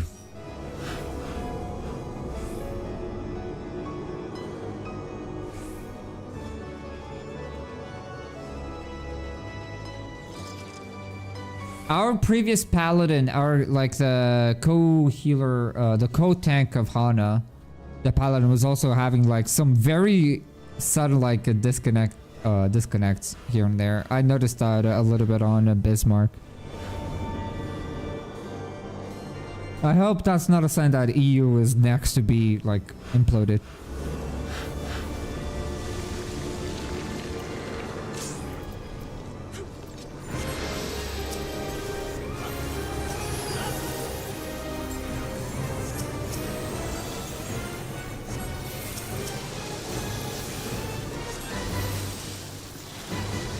I have something in my eye. Good thing that my rotation is just pressing one button.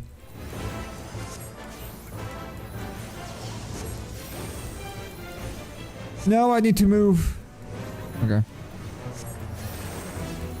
Dude, I'm trying so hard to clean my eye, but... Okay. I think I'm fine. I think I'm fine.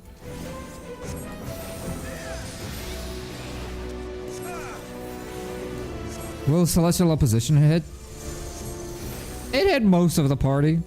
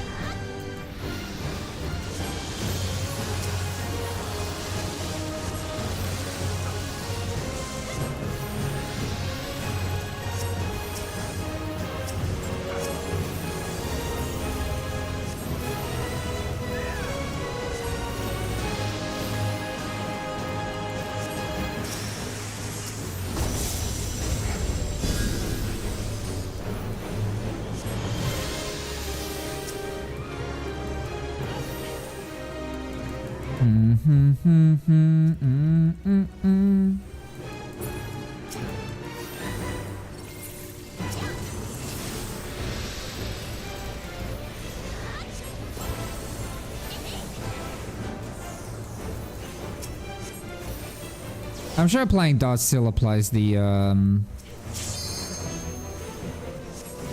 still breaks away the shield.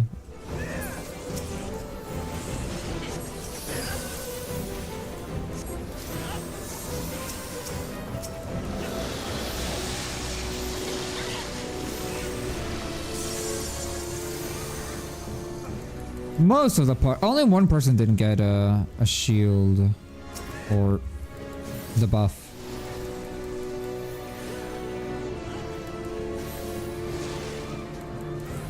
I did not know what that does, but I cleared it for the sake of, you know, maybe being something important.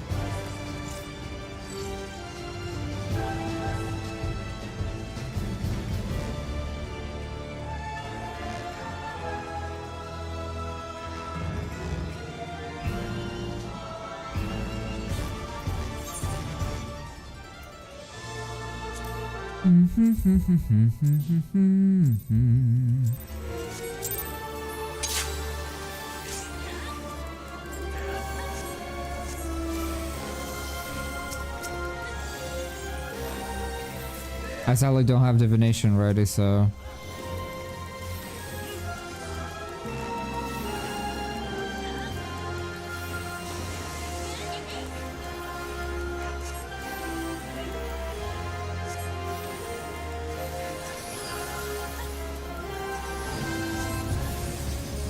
no, oh no.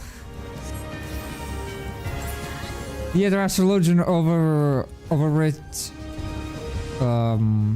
overrode my divination. Sadness.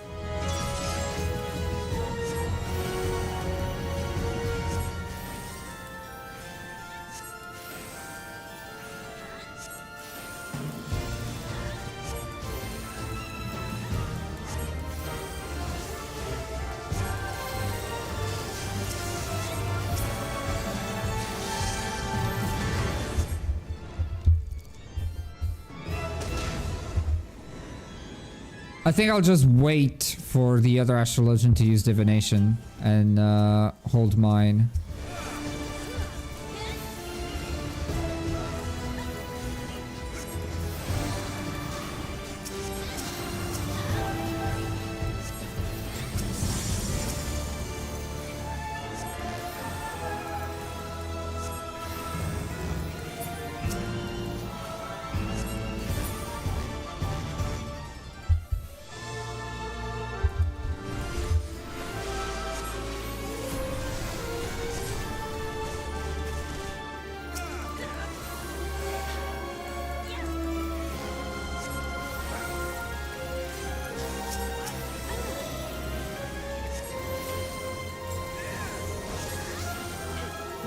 I wish I could put cards on other alliance members, but that's not a thing. I mean, it would probably be very busted if that were to be the case, but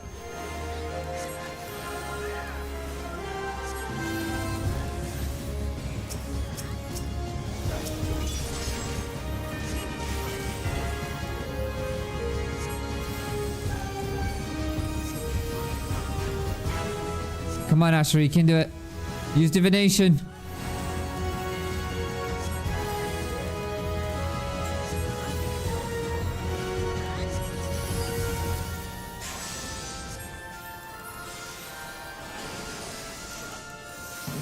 Okay, well, I used mine.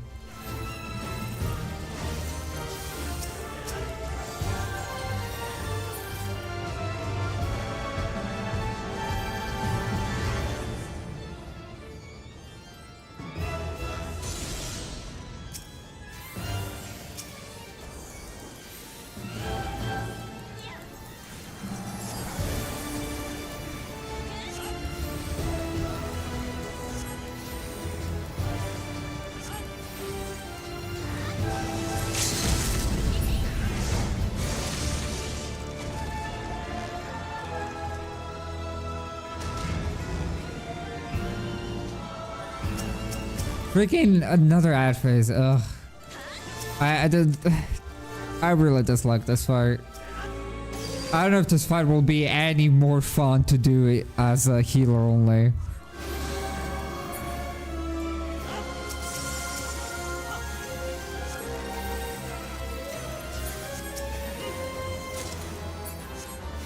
Oh shit, I got a robe.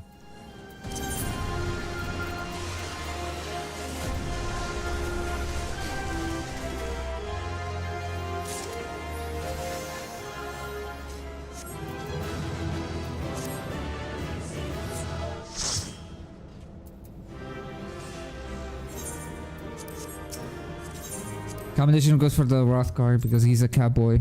I mean a catman.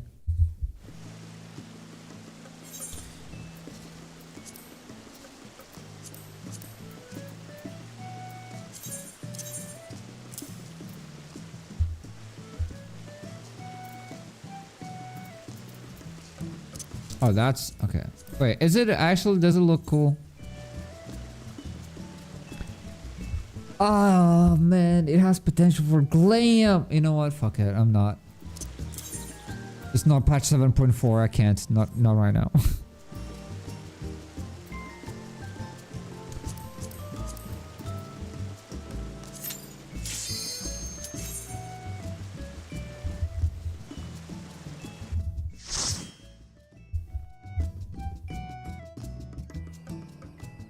Ooh, okay. Go crazy, go stupid, I got your back.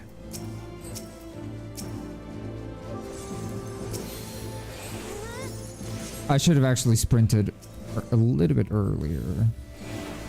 I don't have shields.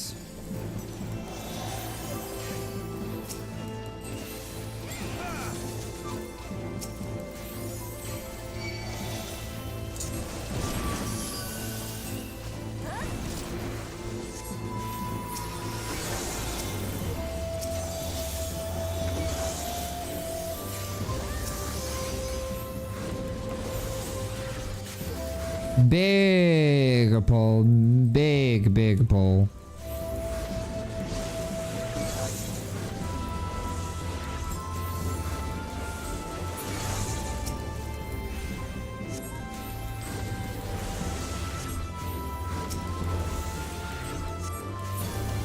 I love doing this dungeon as a healer.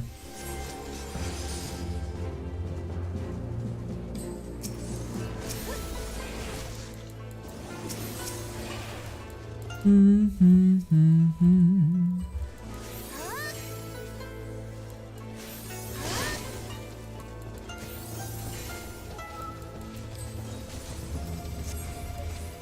have another bomb ready.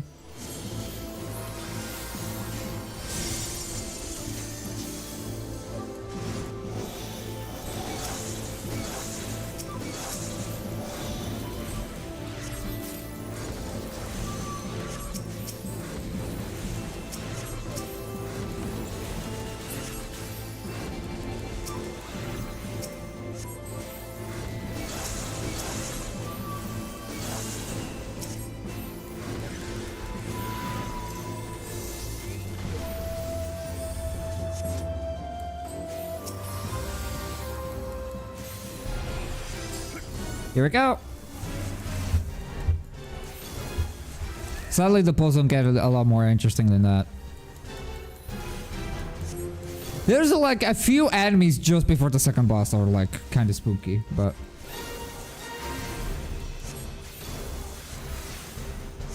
other than that,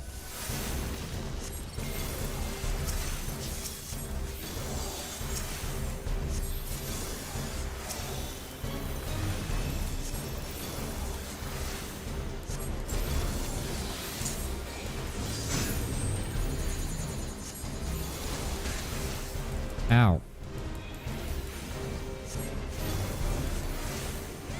I shouldn't need to do any more healing until the bomb detonates. I honestly, I would like I would like that raid ride to happen. Oh, it's not a raid ride. Never mind.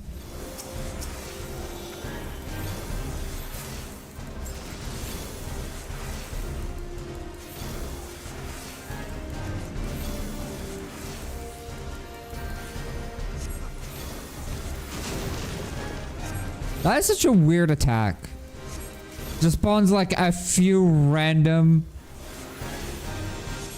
Oh dear.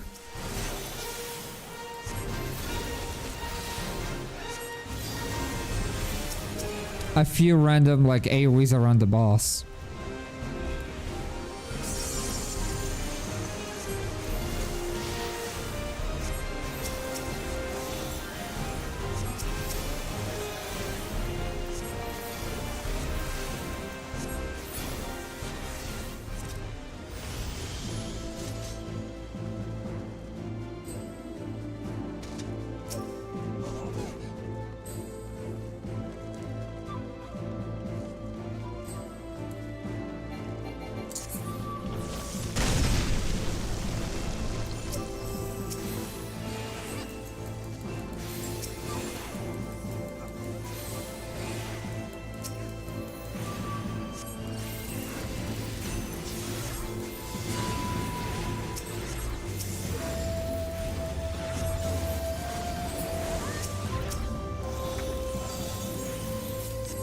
I just gave myself a buffing ranged guard. Whoops.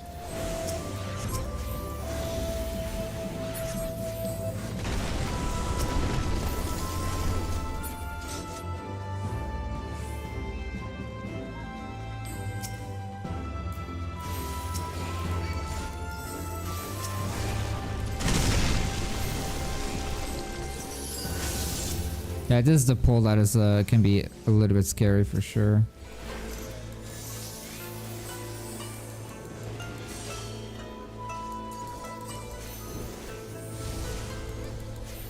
Hello Rizu, welcome on in. How you doing? Have we been having a good weekend so far? How's when's ever meet? When's ever meet? Everyone's meet or whatever it's called. Aside that one of your stories, you're like the game is kind of a buggy mess.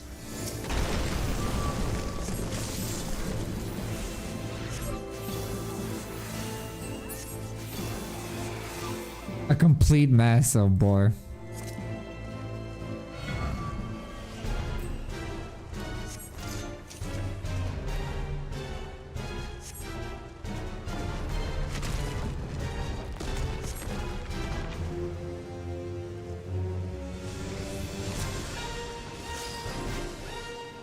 On console, so essentially unplayable for me right now. Wait, really?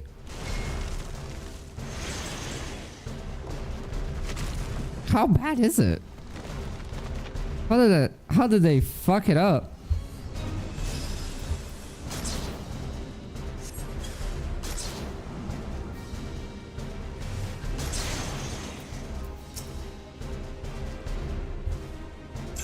Can I auto attack? Smack his rock hard crotch. I can't even reach it.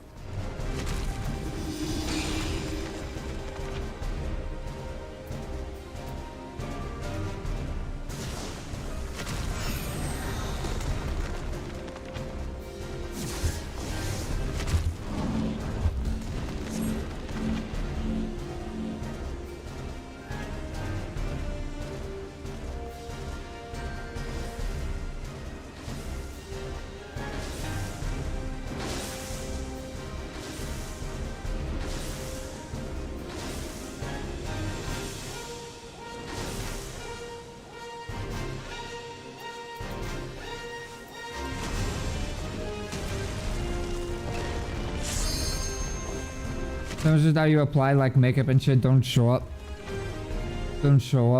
in the game. Skin tone reverse back to default. Eyebrows and lashes are messed up. Oh god, that's crazy. That's actually kind of insane. I'm sure they'll fix it eventually, but yeah.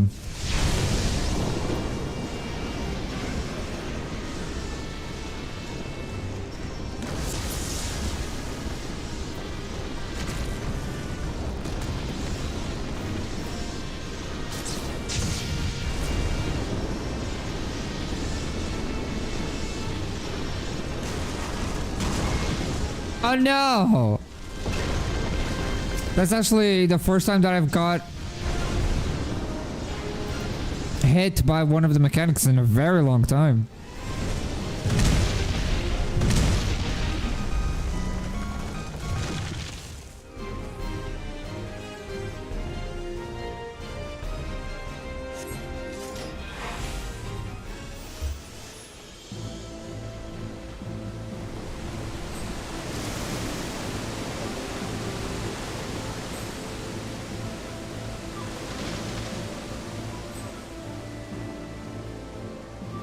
Oh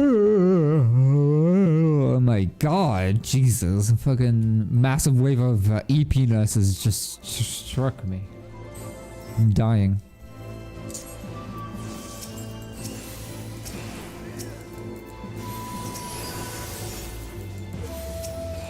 I can use it here, why not?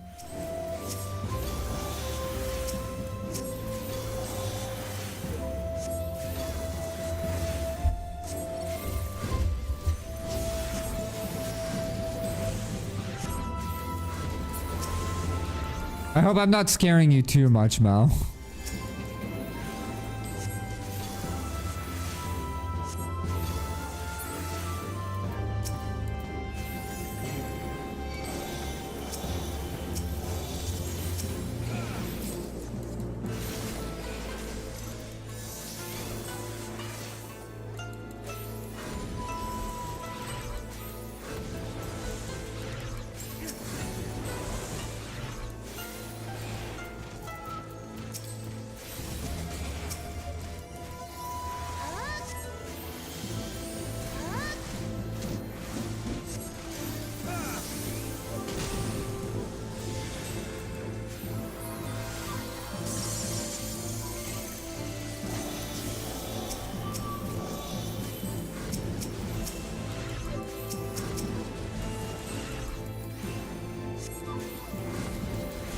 Your boots are quivering.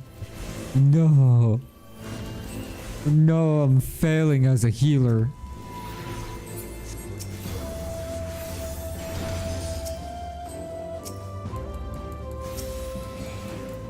Man, Astral Legend still has one of the best regions, single target regions out of all of the healers in the game. The ability to do a flat heal. I didn't mean to use the swift cast. The ability to use a flat heal and apply a regen is so good. Not only while gathering mobs. That was a waste, I'm sorry. That was actually just a waste. Not only good for gathering mobs, but just straight up as a soft heal if needed. Like if you just want to keep the player above 50% HP, you just want to use a weak heal, but you do not want to top them off.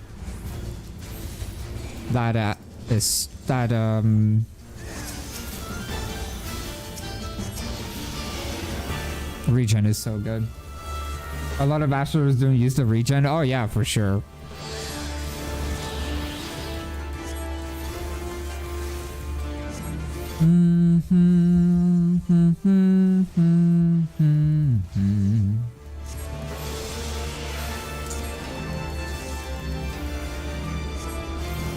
That bomb alone should be enough to heal everybody. I don't need to really do any healing.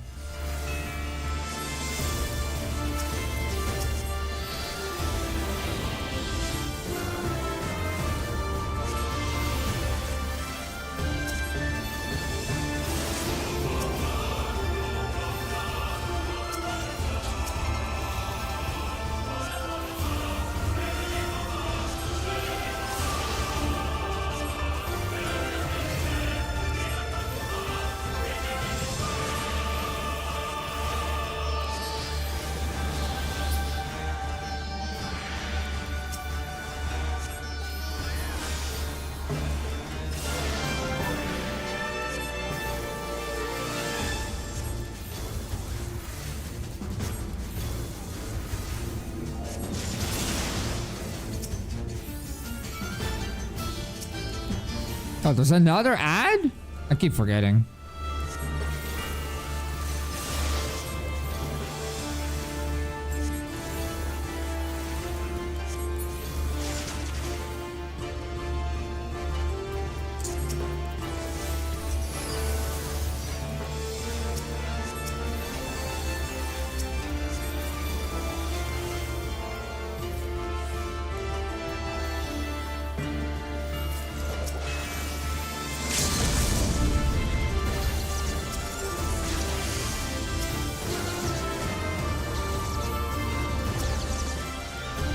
Really good use of the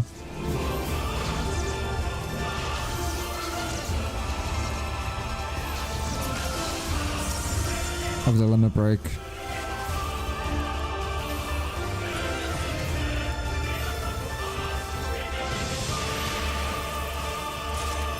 There we go.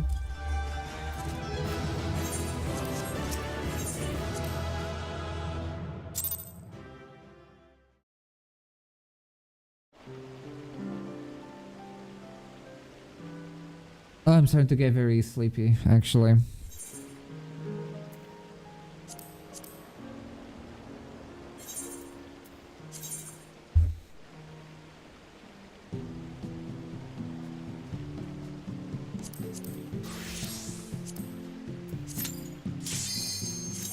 I'm gonna play a DPS on trials and normal raids.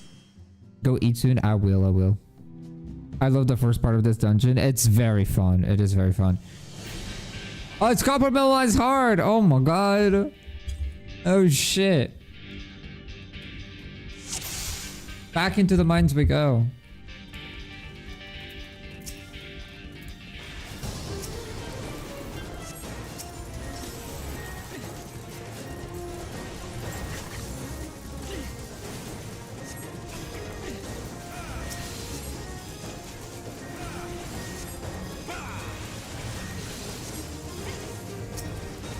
I could have used presence of mind there, but I didn't.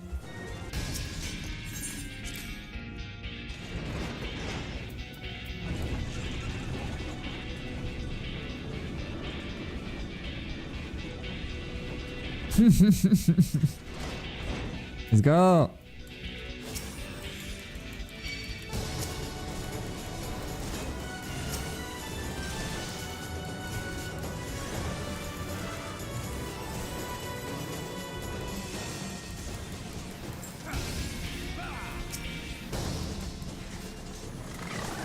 Oh, they leashed.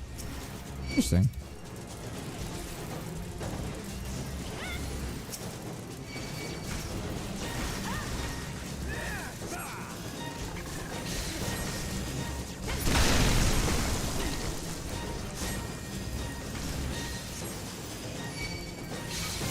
I really should not be just stunning them like that.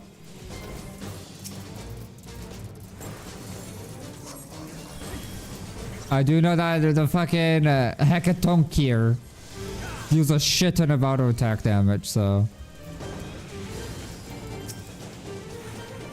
you gotta be careful with them. Oh, so many Spriggans.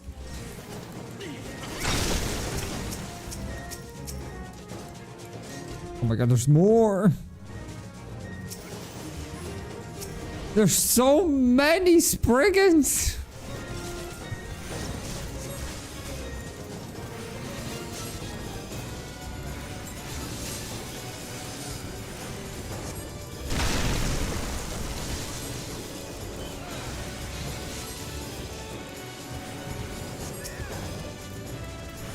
What White Mage Staff is that? That's the crafted weapon of the King Thornton extreme weapon.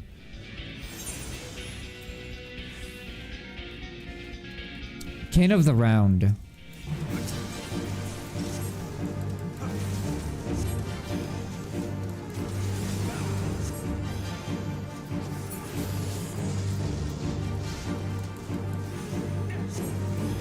It's really good. Most of King Thornton weapons are really good in general. Oh my god, it's so weird to do this dungeon normally and have that like every enemy just like die so fast. You know? It's so crazy.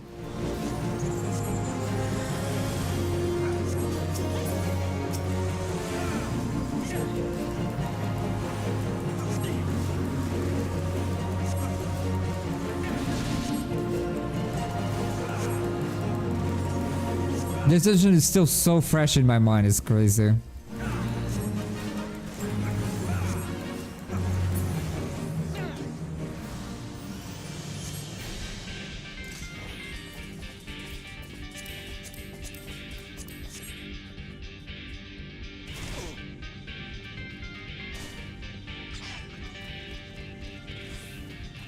I got this a little while ago. I don't get this dungeon too much on my leveling roulettes.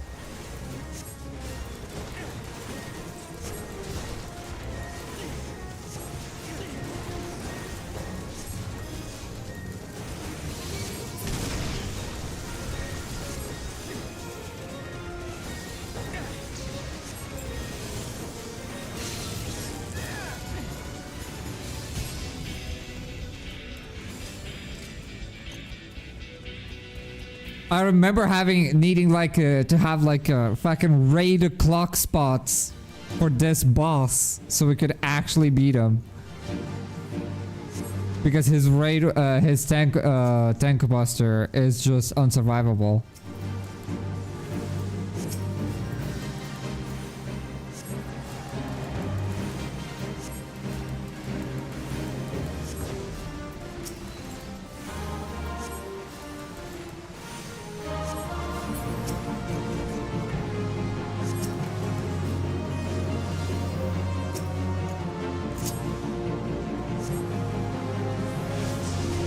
Ow.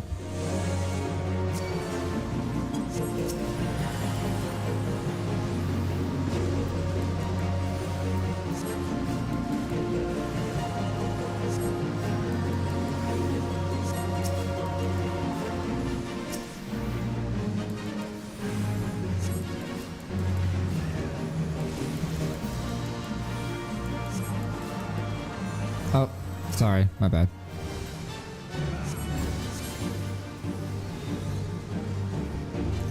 Whoop. I'm spacing out more and more.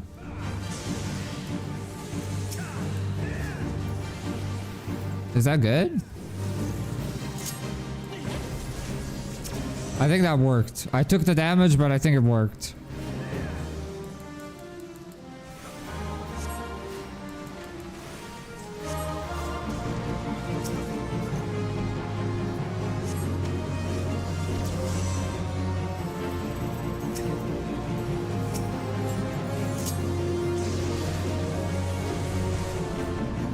Oh, the bomb explodes on the blue fire? I never knew that.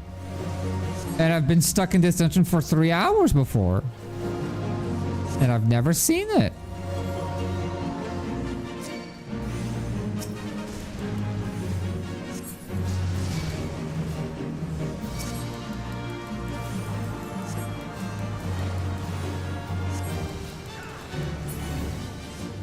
Nice.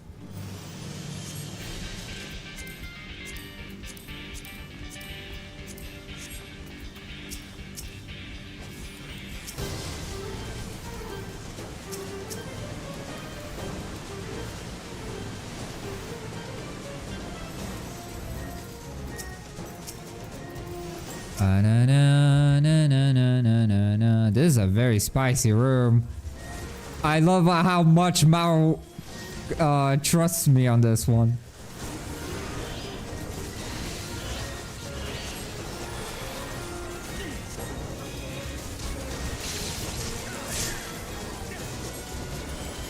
Oh no, you have... I'm so sorry. I actually ruined your invuln. I didn't hear. That was the perfect time to use an invuln, and for some reason I didn't clock that. Did not clock that. I should have let you die. Everyone explode when you put fire in it. That is very true. That is very true. I should have thought about that.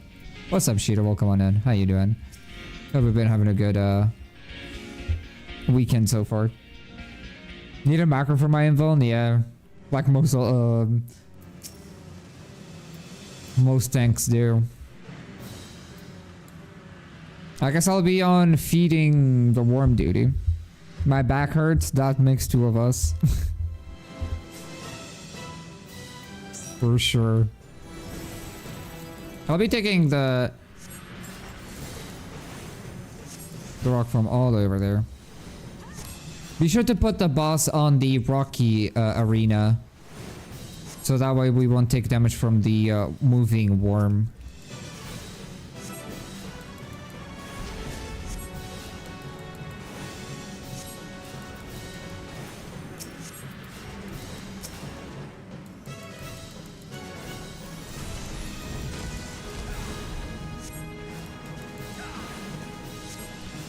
Ba, ba, ba, ba, na, na, na, na, na, na, na, na, na, na. I'm pretty sure the boss can get stunned.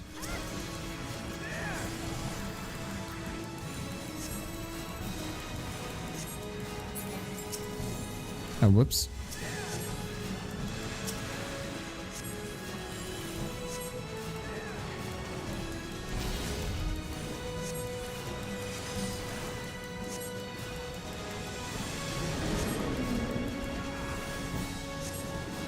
You're gonna make a terrible choice for tonight? What is it, Mikey?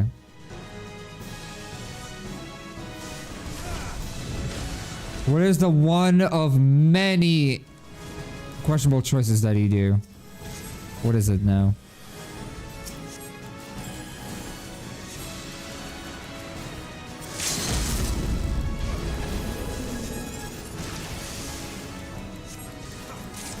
There you go, GG's.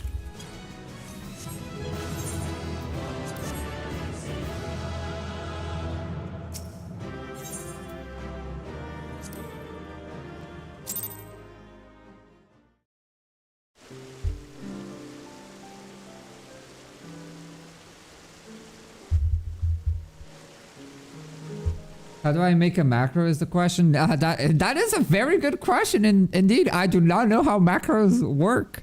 I only have one, and it's because I looked it up. Tequila plus Elden Ring stream? Oh, God. Like, you're not gonna even beat one boss at that rate.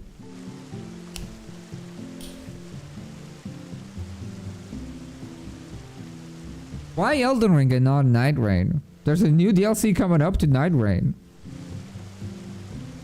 Don't you want to play that? I think your brain under tequila will probably not handle the speed of Night Rain, actually.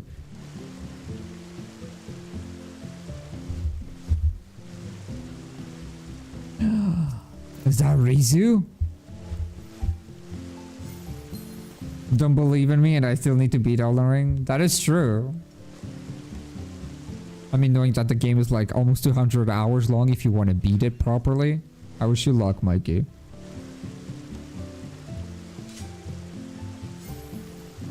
Do you want to join in for the last few dailies that we have, Rizu?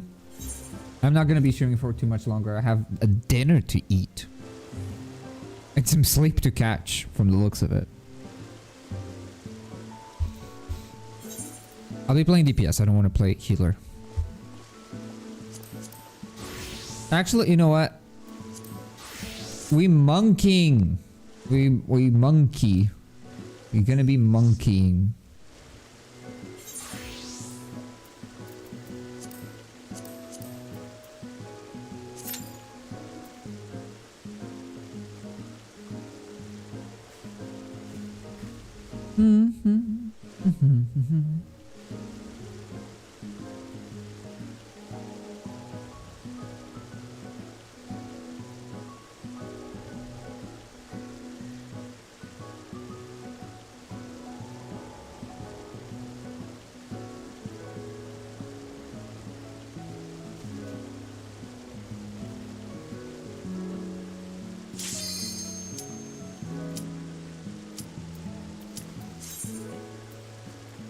Oh my god.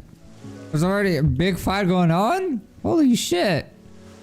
Mao is kind of winning. He's like beating the shit out of your dick. That doesn't sound very good. Oh, it's not Realis.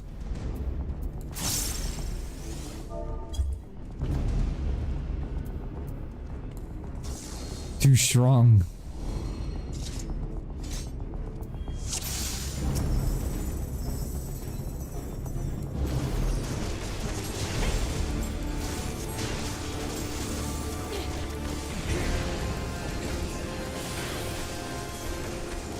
Ivan don't got one. He's a candle. I see, I see.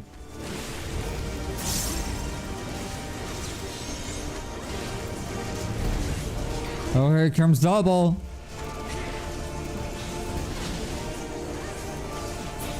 It's crazy that to this day, that tank buster hits as hard as it does.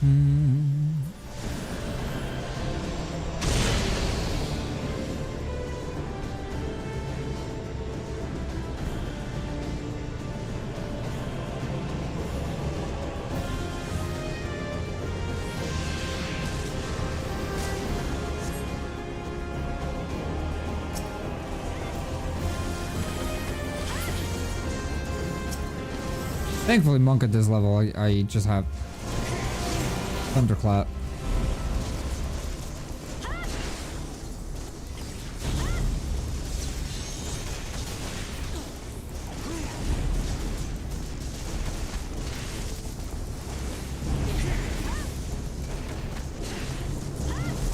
One more crit.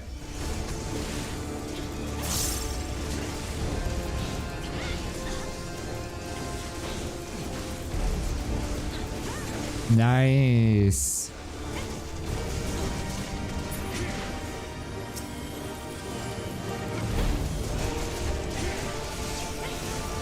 That just blinded my eyes.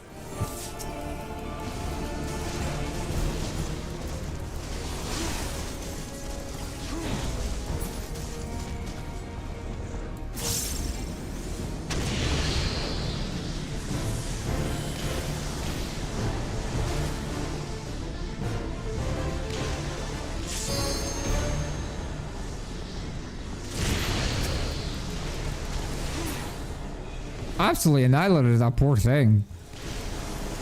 That orb of darkness got absolutely annihilated.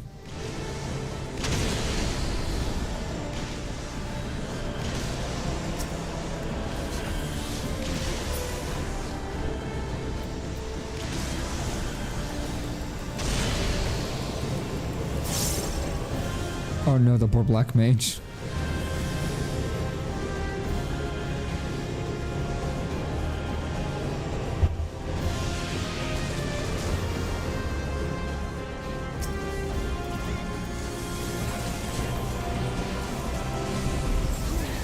Quake is also pretty heavy hitting raid wide, all things considered.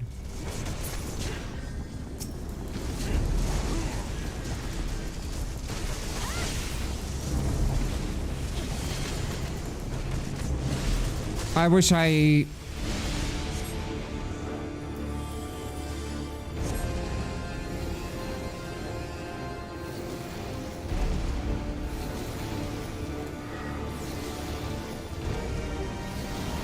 Was it that too early of a,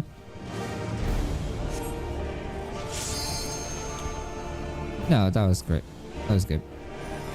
I wish I had mantra, dude. I wish I had mantra there.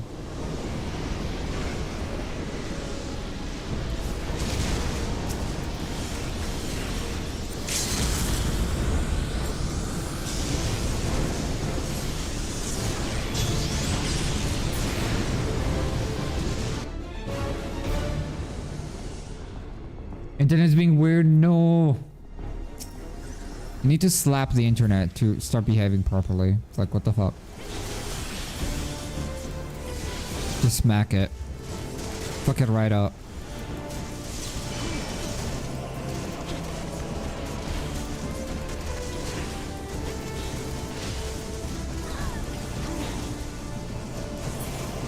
Nice.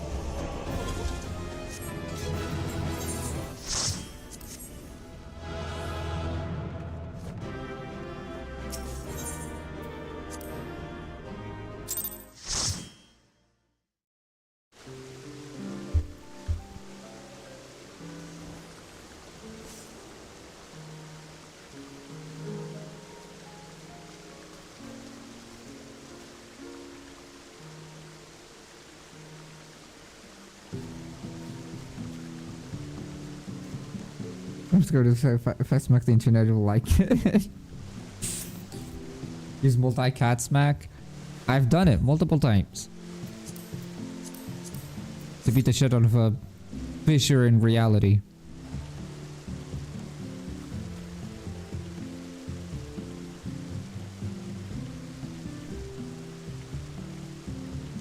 Nice. Almost level 70.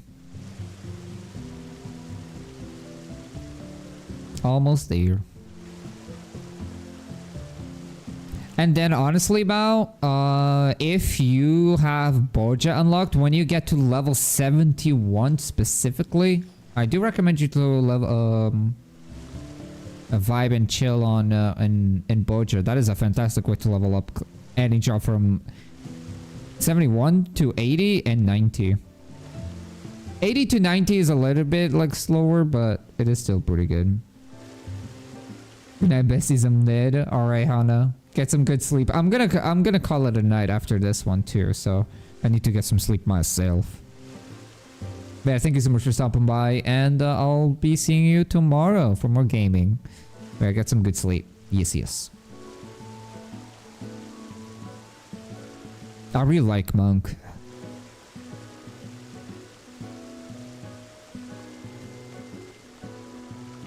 Let's spy on Rizu.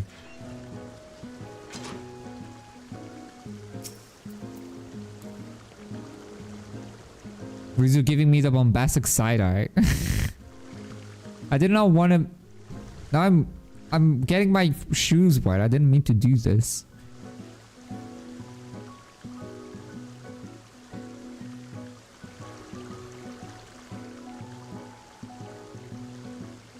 To level 60 before I went off. Nice. I'll one day get another stream where I just do Cosmic Ocean. Trust me, that stream will happen. I do not know when, but I'll go back to my like small addiction of leveling all my crafters.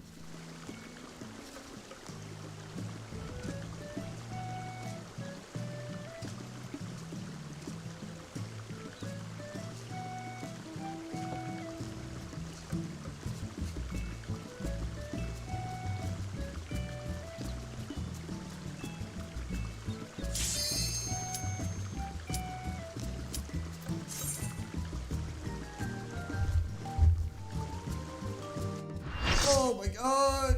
Oh. Oh, that felt. Oh, that was a good stretch. Oh, we got A12. A12N. Nice.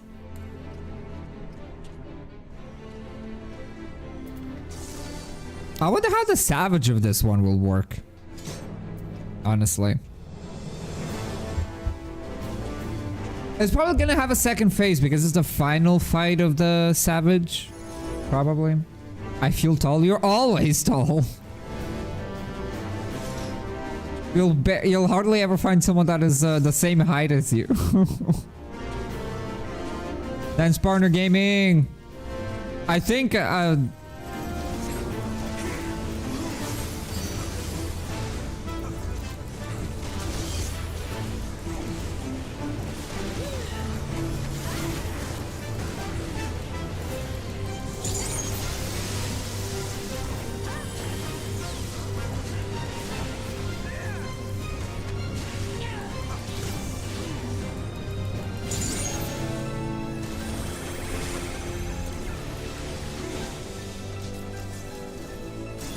tried to greet it. Didn't work out. Good thing that it didn't work out because I would have died if I greeted for 1 second too long.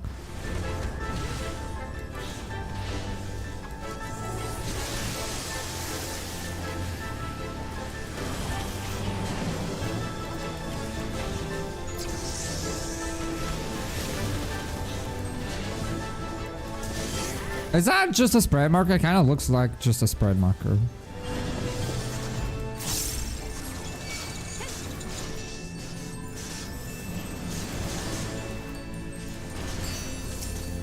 I'm not gonna use my perfect balance on this. These guys are dying so fast, it's not even worth it.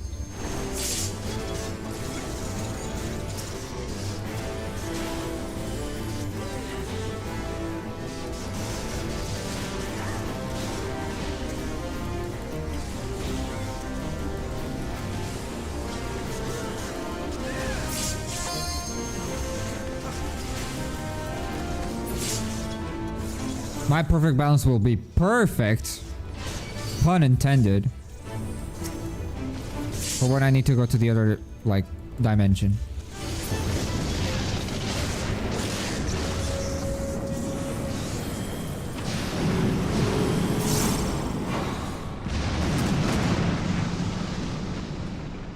This will always be epic, dude. Always.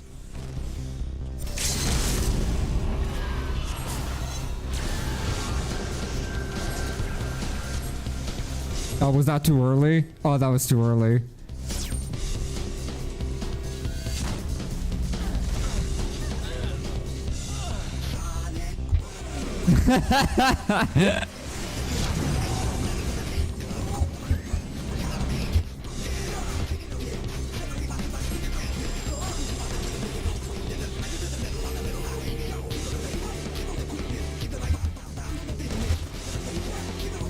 Go, Ryan, you can do it.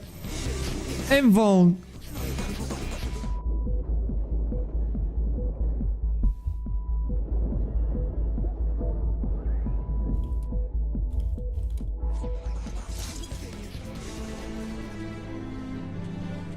All right.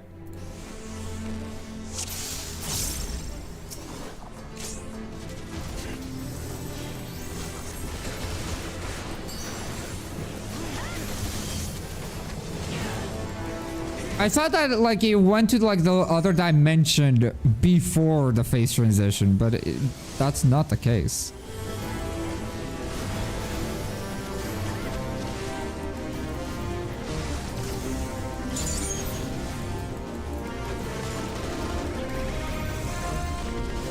Just one more GCD, just one more. Nice.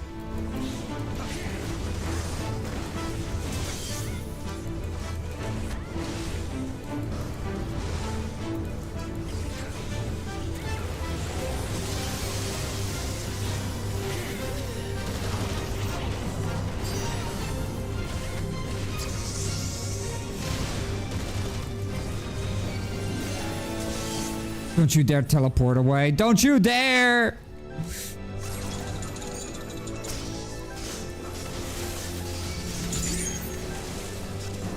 Okay, I can hold a tornado kick for later.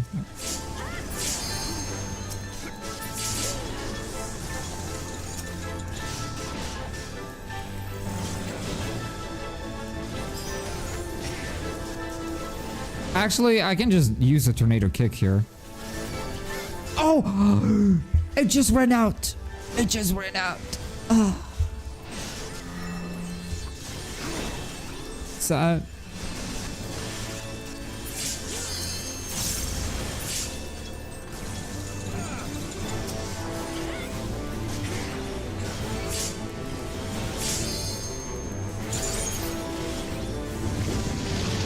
Oh, this is another wasted tornado kick, actually. Whoops.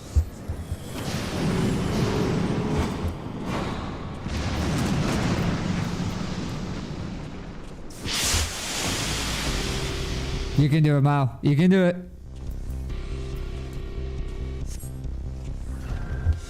That's the time. Nice.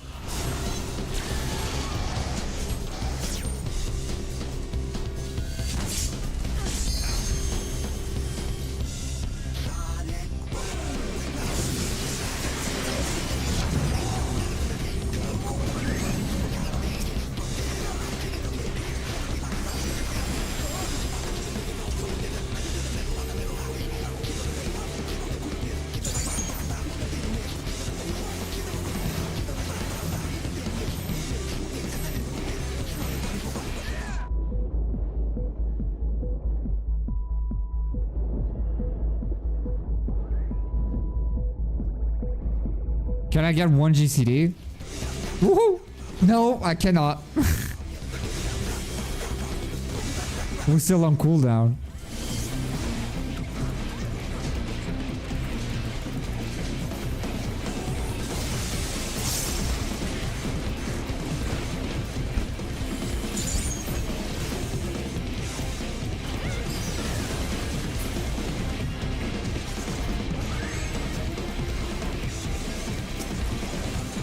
Yeah, this is the bit now.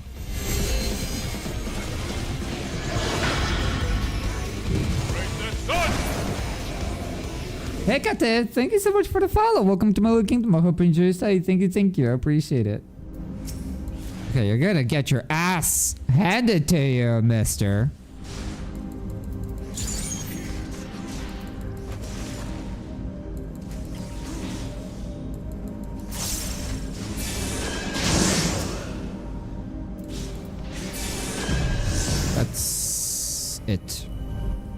Hello, hello, welcome.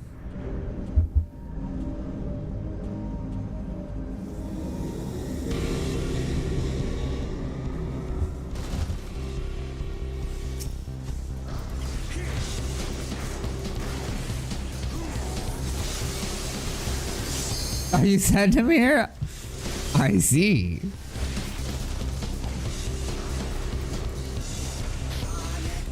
Well, welcome on in.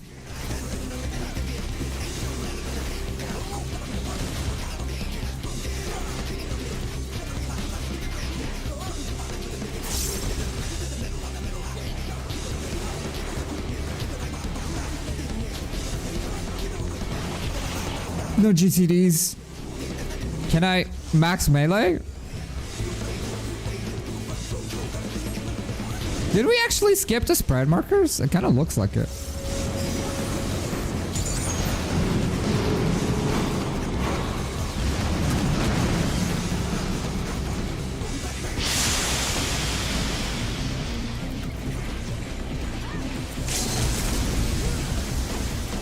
Murder!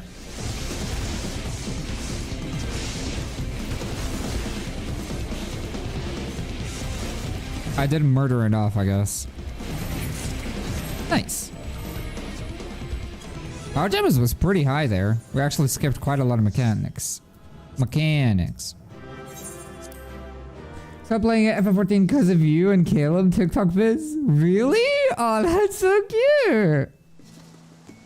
That is actually so cute.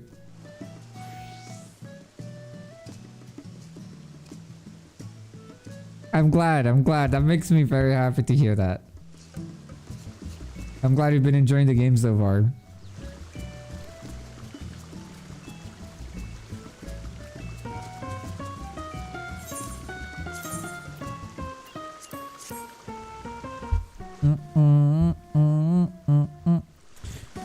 The Fall Guy event, but I'm stuck at the parkour, dude. It's it do be tricky. It'll be tricky.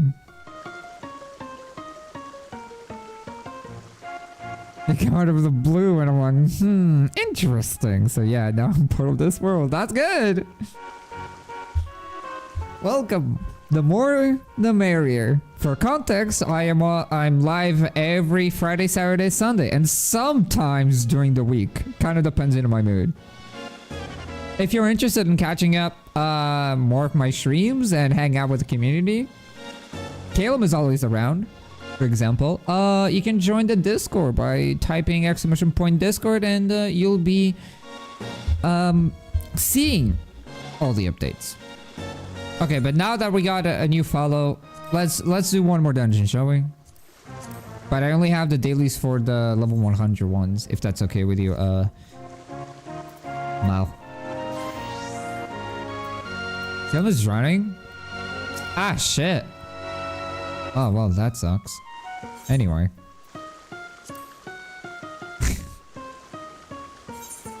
I'll go Black Mage.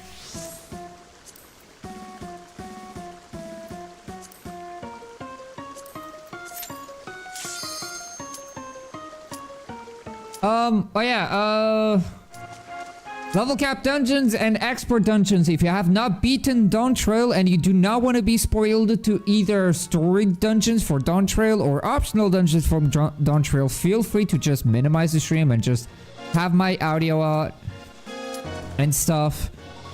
But if you do not care, just feel free to hang out.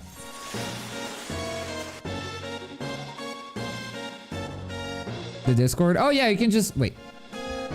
No, oh, it's an optional dungeon. Yeah, that's it. That's the link.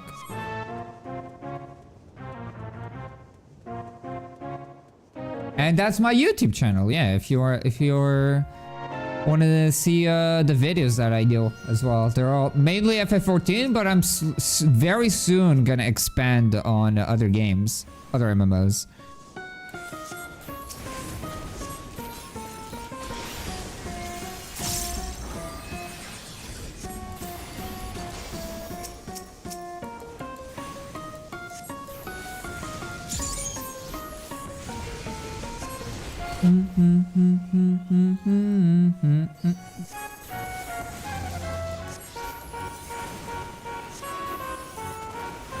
I messed up my entire rotation there.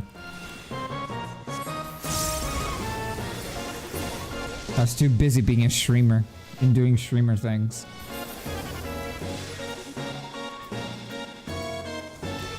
Kill him is Ronnie. This ain't about him. I love that meme. I love that meme.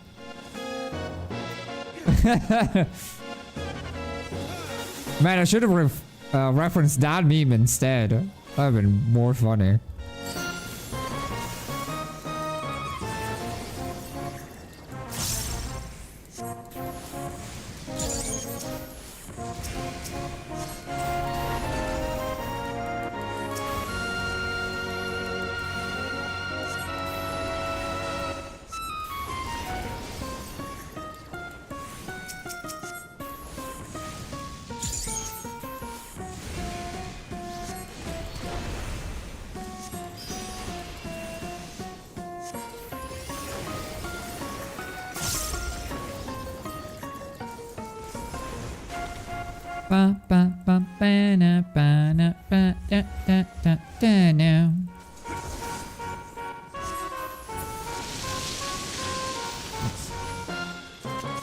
Those by me got to level 80 and locked the dream job Pictomancer.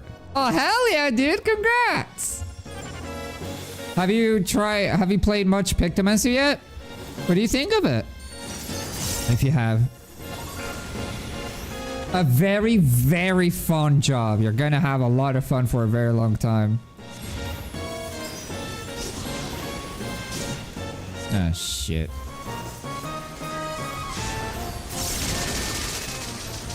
Don't you deploy an AoE on me. Fuck you. Well, it was the end of my ley lines anyway, so I guess it doesn't matter.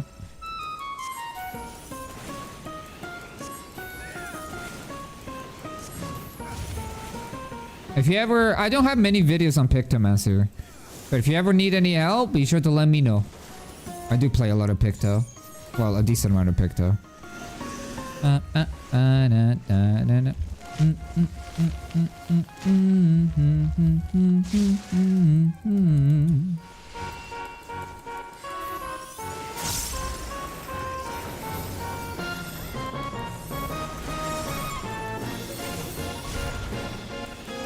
Oh yeah, I'm still down for that idea of like the competition of who eats the most AoEs. I still want to do that. What would be actually a good fight for that? What is a fight that has a lot of shit going on?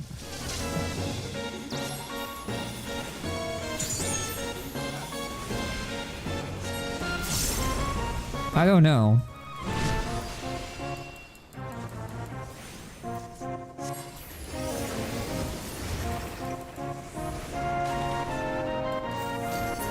Nice. Just the first mission and some missions. I love it, especially because I am a black mage main, because I mean dark black magic. Hell yeah. And now Pictomus is so cute. Hell yeah, dude. It's good to see another black mage main. We're too rare and far in between.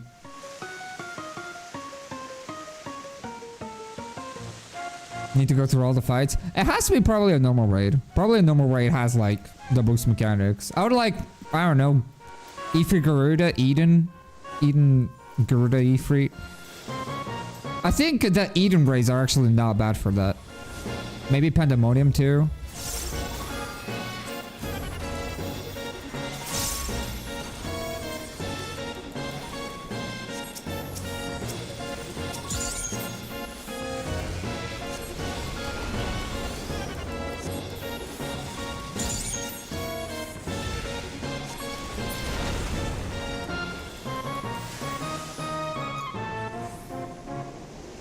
It's like the best lore-wise job ever, cause imagination like Pictomancy, I can make it into reality, and so lore Pictomancy would be so cool if there was a bad guy doing it. That would be cool. I wonder if they would ever do that. Pictomancy as a job in Final Fantasy in general is such a niche, very obscure job. So I don't know if there's any bosses in FF in general that do anything like that. But they could come up with... I mean, the closest you get, actually, to a boss that uses Pictomancy is actually M5N. One of the current raid bosses. Actually. Because she uses Pictomancy pretty much. She's not a main boss of the story or anything. She's optional. But she's really cool.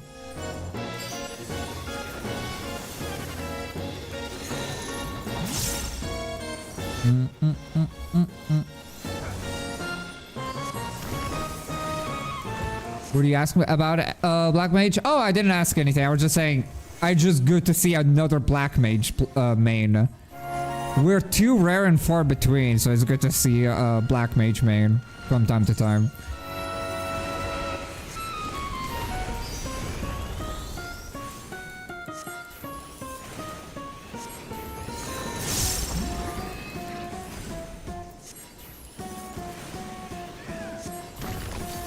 That was actually a fantastic slide cast.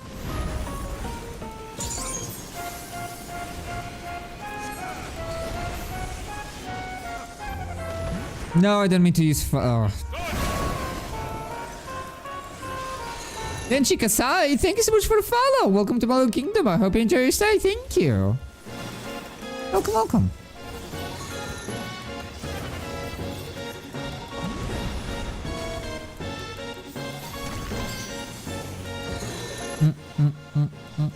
Oh!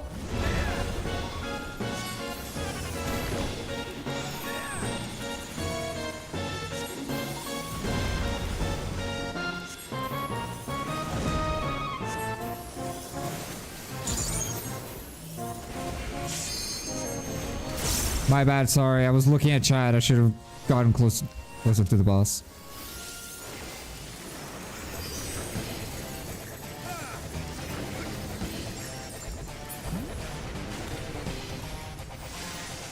Actually, I could have stayed in fire.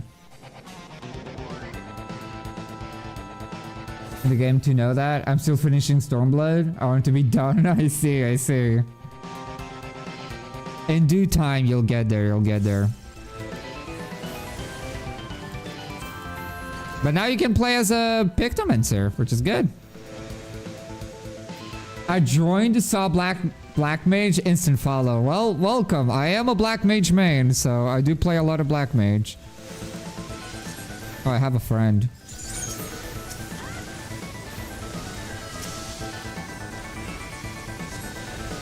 Oh my god. Can you, like, not? You know what? Fuck it. Just fuck it. I'll stay here.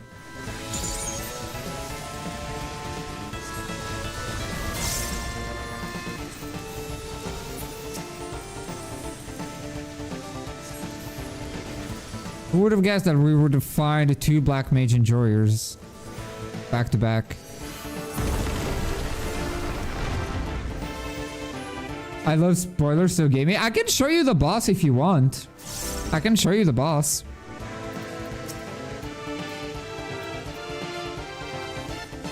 After the dailies we do.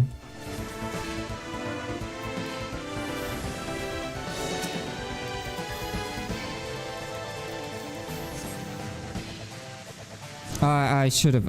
Oh my god, my brain just froze there. I was like, wait, don't I need to transpose? What am I doing?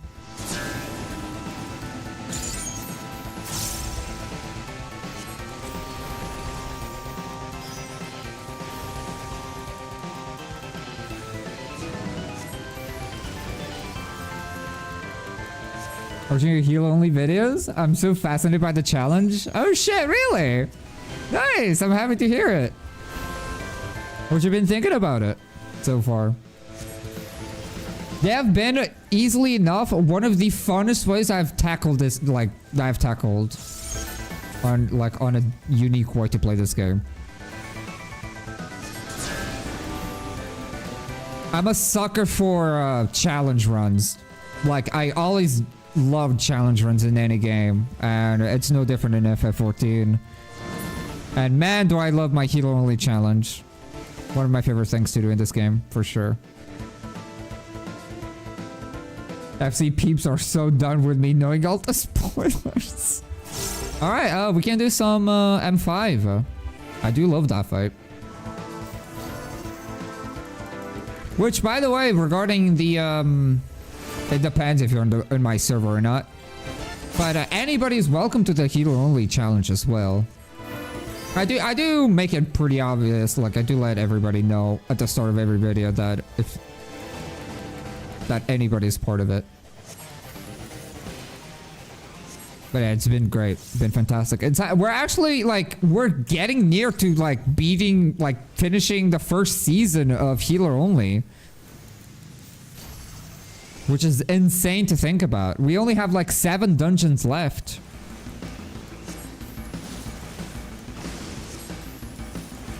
And then we have all the normal raids, of course. And the Alliance raids. The Alliance raids will be the final episode. Easily.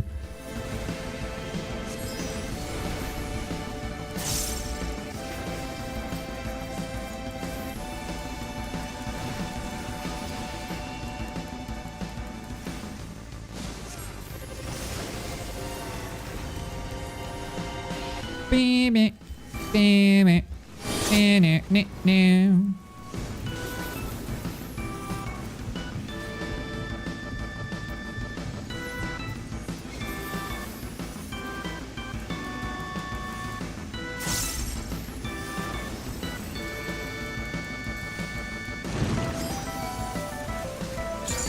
oh, you cannot invuln that? Or maybe the invuln just ran out before the debuff actually could properly expire. I have a feeling that goes through invuln probably, right? It would make sense. Please! Be sure to provoke, yeah. Every time a tank dies, they need to provoke back. Or they will not be able to gain their enmity back. I do need to make a video about that.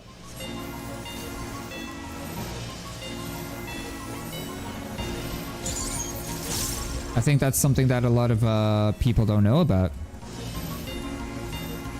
That's actually... I had a mana font there.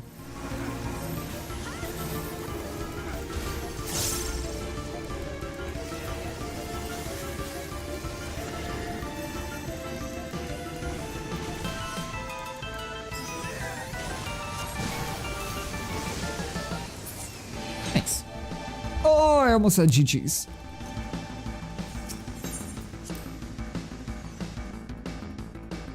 The fact the Ultimate Weapon is beatable with 4 healers after they reworked it for 4 man is way funnier than it should be.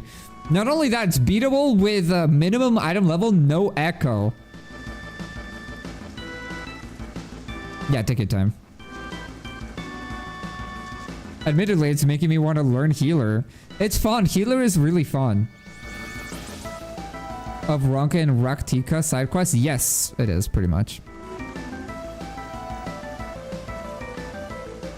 I love Astrologian, to be honest, but I haven't tried Scholar yet, though.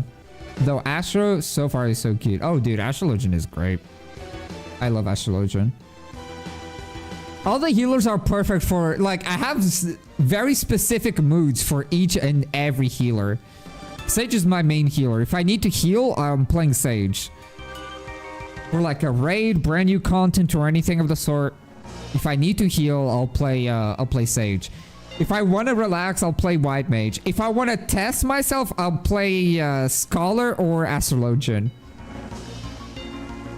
Those are like the challenge, like I want to test myself.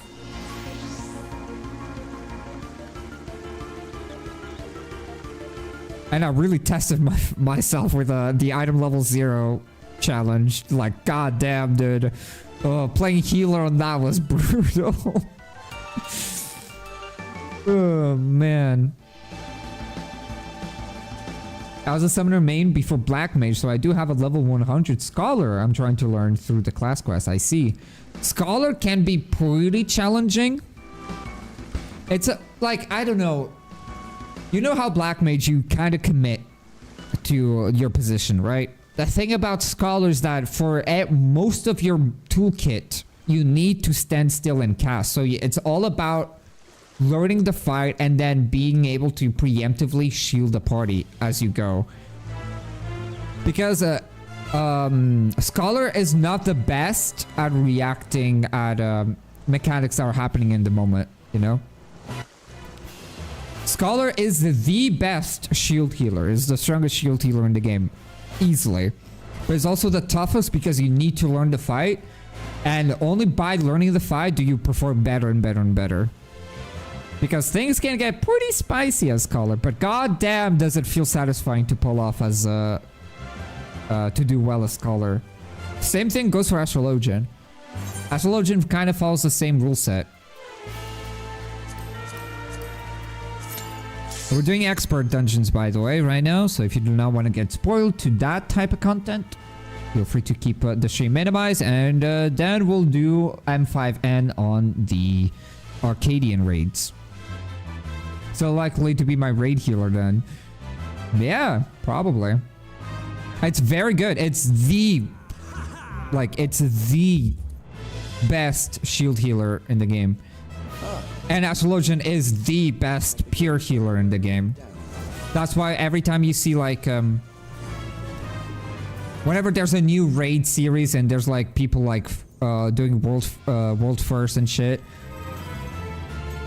people will do like they'll always bring a Scholar and Astrologian. Always. It's not like a Sage and a White Mage are too weak to compete. That's not the case. You can absolutely like do really well with both jobs, but the problem is that Scholar and Astrologian together are just batshit insane.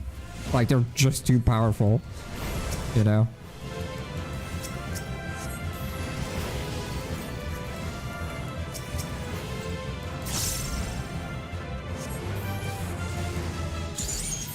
Yeah, they're all good. They're all good. They all have their quirks.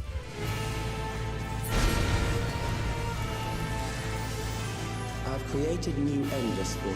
I was checking out Asher too. Yeah. Yeah, they're the best. They're the most wanted jobs whenever for raiding.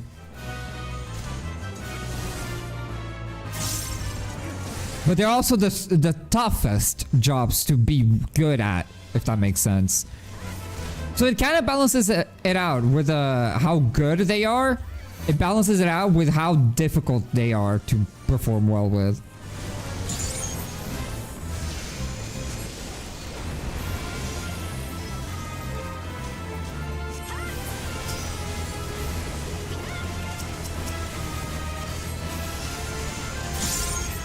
Okay, Rizu is the one healer. I'm gonna apologize in advance, Rizu. I will try to like put a high thunder on the flame turret, and that'll be the main source of damage that turret is gonna deal. Okay, which means that if I'm to end up taking too much damage, I'm sorry.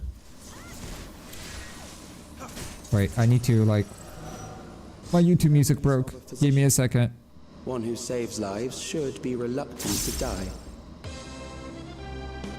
Wait, give me a second.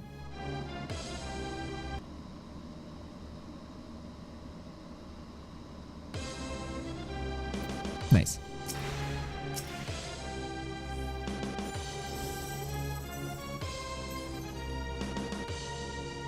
I do love tarot cards. Same.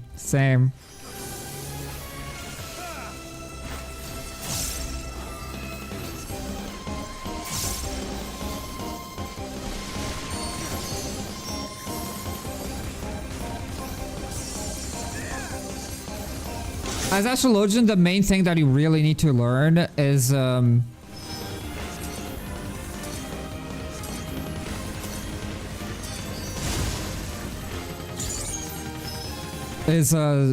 effect of the cards. Is what you really need to learn, and then everything else is a lot easier to learn.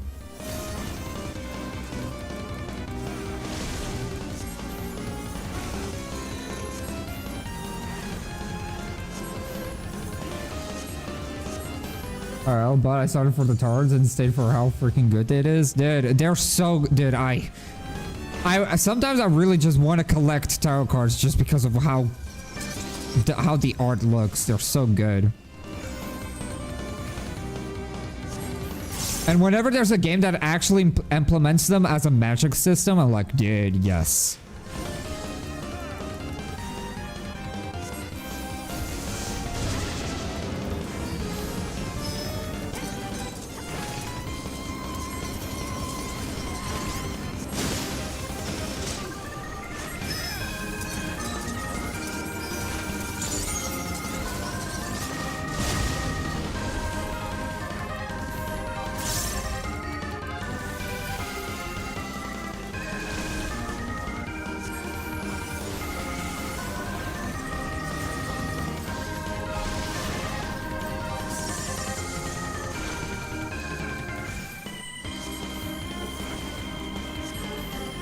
Healing and DPS support is so nice. Oh yeah.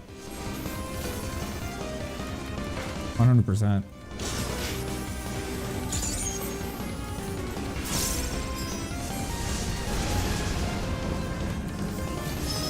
I do not have a shortcast for this. That's actively like, that's just depressing.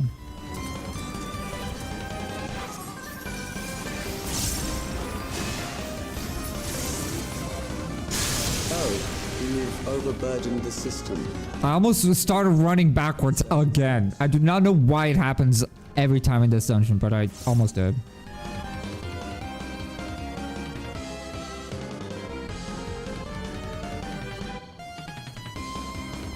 I've been warned from my boyfriend who used to main Scholar in Shadowbringers of the hotbar bloat. Paladin is worse. Paladin is worse. Paladin is probably the worst job when it comes to like the bloat of skills in the hotbar. But yes, Scholar has a lot of buttons. It's mostly for the... You can manage. You can absolutely manage with Scholar.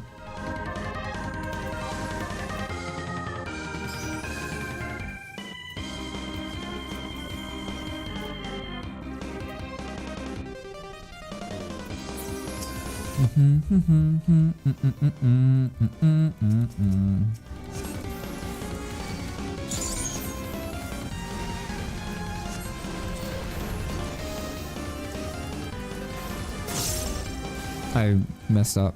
I'm trying to read a chat while I'm like doing my AoE rotation and I'm trying to fuck it up.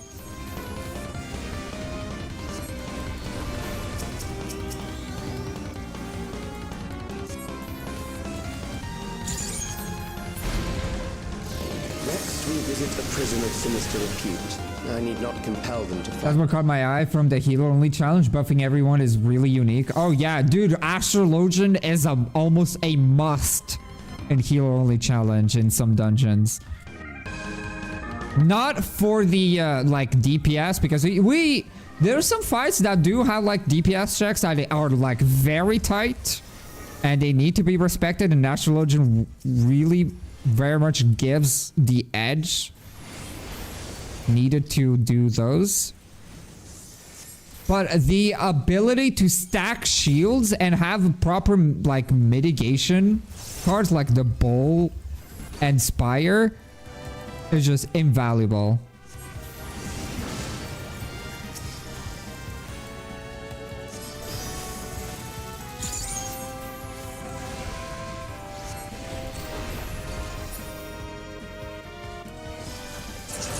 I can try and apply like... These are loyal executioners. They shall deal appropriately with criminals. Your sentence is death. Apply that.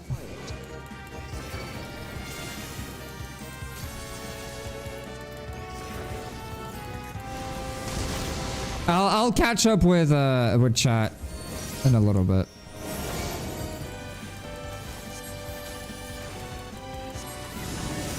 Criminals may run, but they cannot escape.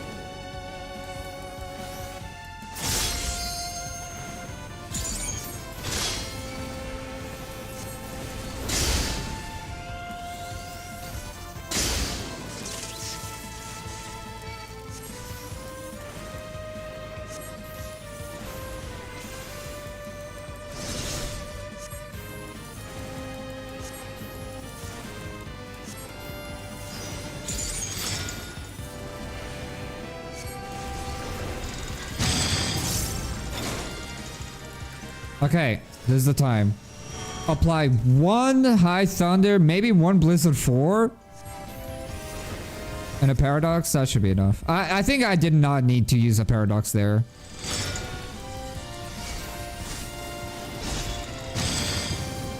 Now I just cannot get hit by mechanics.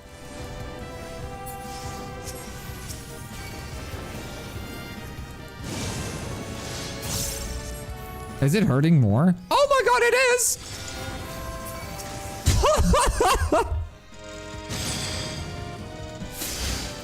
Okay, got it. 1 High Thunder, even with Paradox and Blizzard 4, does not kill the fire turret. Okay, understood. You can't really, like, do it. I did not expect it to just fucking delete me like that. If I reacted fast enough, I did have a Xenoglassy that one-shot the turret, but the turret killed me before I could do that. Well, I can catch up with chat. I suspect you're also a Persona fan. I do enjoy Persona. I do enjoy Persona a lot. I haven't played much Persona, but I do like it.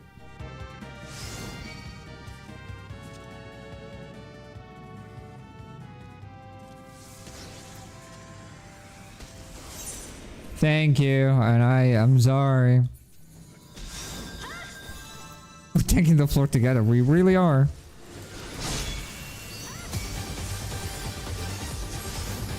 That is called doing science.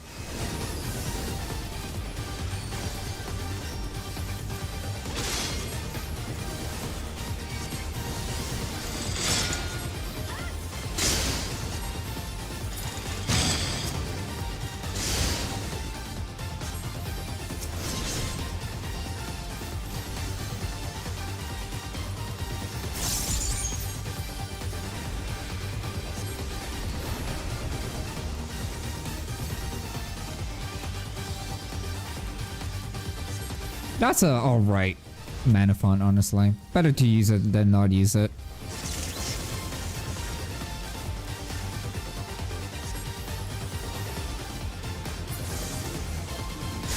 Beginning to tire? Good. I bid you continue on. I was waiting for you to run to run the wrong way. I almost did. I almost did.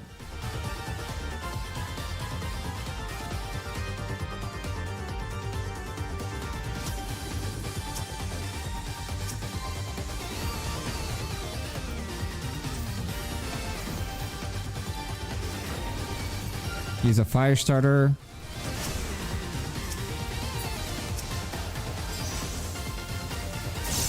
I don't have a ley lines already here, sadly.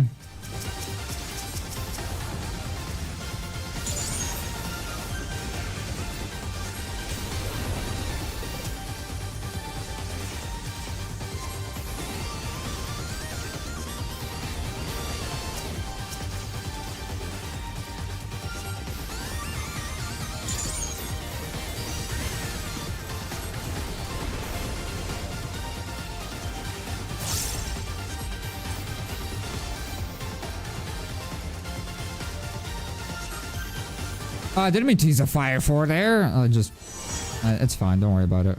My Black Mage gameplay at the moment is very questionable.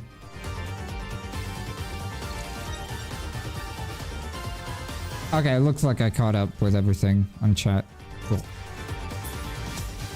Memories from an age rife with death. The desperation will serve well. There's a current theme that is playing. To arms, good soldiers. Protect your kingdom. Oh, whoops.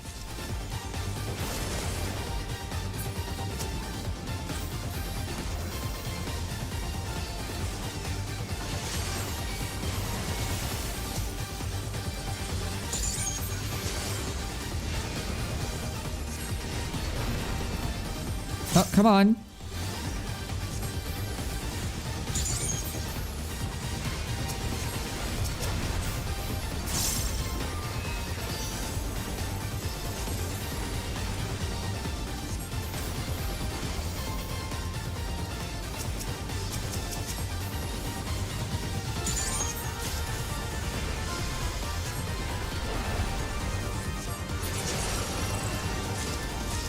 What do I want to play on M5? Do I want to go Black Mage?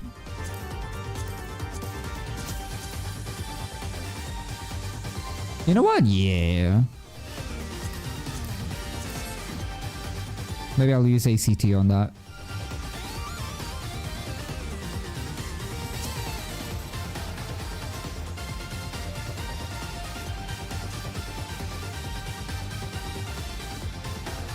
It's an amalgam of memories. Let us see how it fares.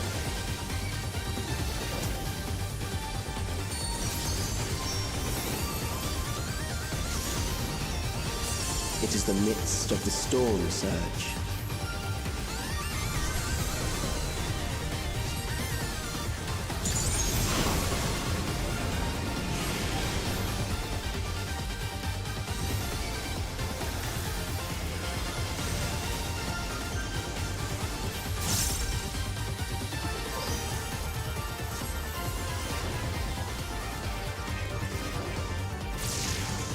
Countless lives are lost in the senseless conflict.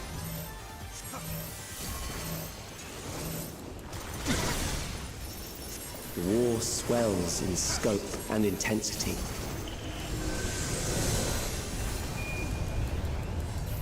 Oh god, there's music playing at random. I have no control. I want to keep my uptime. I'm a sweaty, sweaty gamer. I do not want to stop. Okay, but I will. There you go. I miss 1 or 2 GCDs. The bombs rain down without pause or mercy. Truly heartbreaking.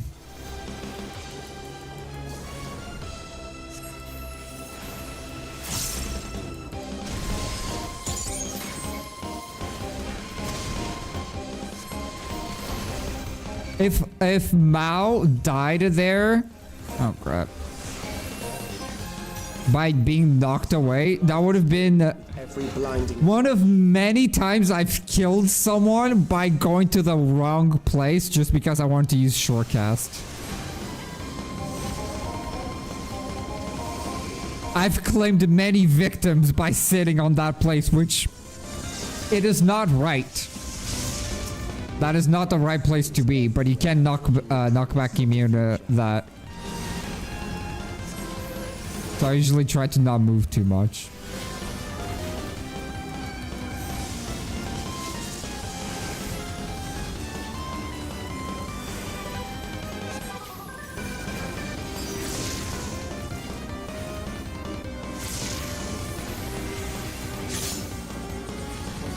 Well.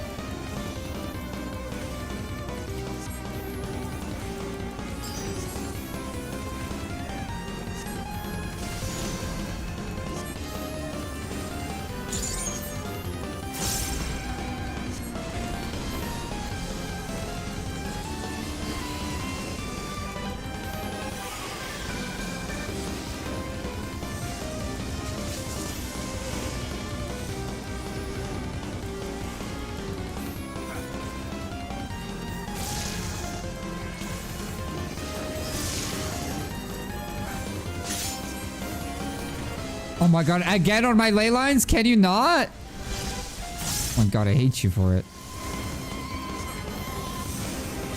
That is the second time you do that.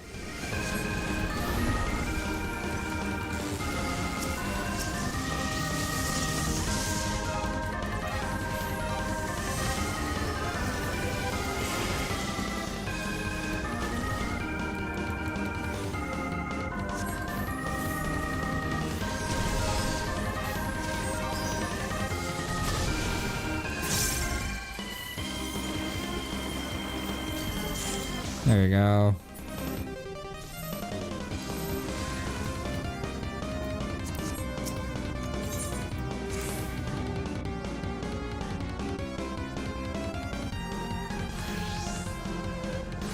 I'm as proud of know what you're doing half of the time. My Black Mage gameplay is like 5-4x as much as I can. Fire 3, Flare, Despair, Foul, Ice 2. That's it.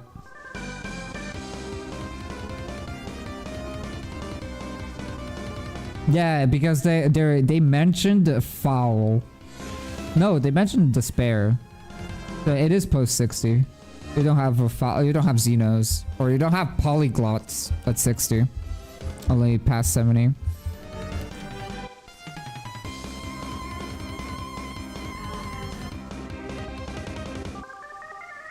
Yeah, it's actually, it's not that difficult on level 60 Black Mage. You actually don't do much.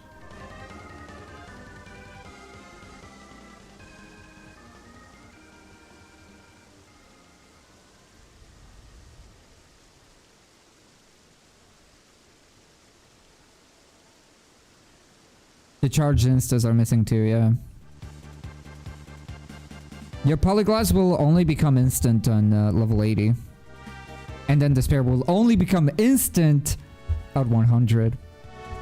In Downtrail.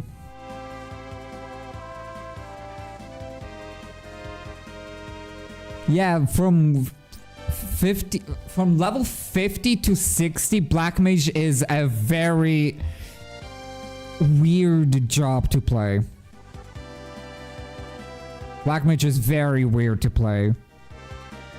From level 50 to 59. Once you reach 60, then Black Mage is a completely different beast. Oh no, you're good. You're good.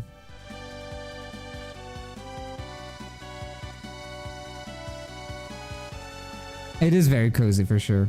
I'm gonna go piss and then we can do M5 and then I'll officially call it a night. But give me a second.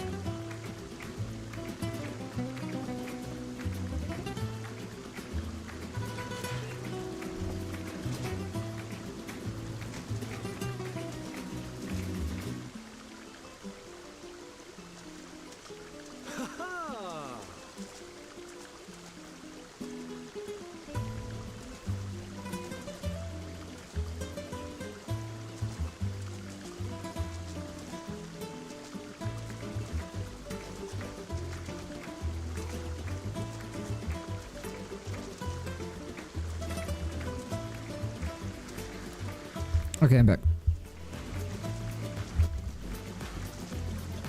I'll be going. Good night, people. Alright, get some good sleep, get some good rest, and I'll be seeing you next time then. And thank you, thank you.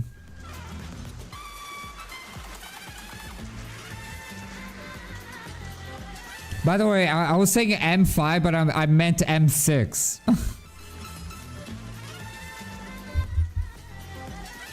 I meant M6, not M5. Oh my god, what is wrong with you people? You know how there's like those beach episodes where there's like the very hot episode where, you know, you see the hot characters play nice in the water and splash each other. This is like the opposite. This is like brutal murder happening in the hot tub. Beating the shit out of each other.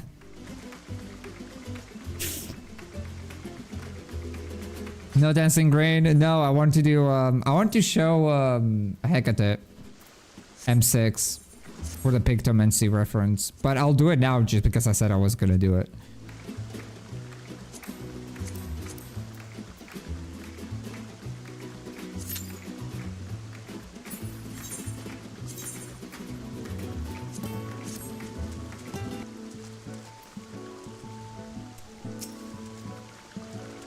I'm a black mage. I'm tired. Do you think I have hands to do any of the fist fighting? I don't. I'll take a beating though. I'm a known masochist, so. How's your bis, your highness? It was good. Just punch him my face. Good thing that I'm fully bandaged is like it's softening my face, you know? It's protecting my face.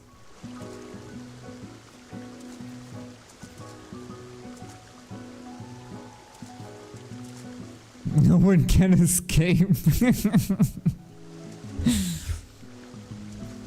Okay, so tomorrow is gonna be probably killing King Thornton because I want to beat King Thornton because now I made a video, I have footage, and now I need to do it. I'm not just gonna, you know, get rid of it.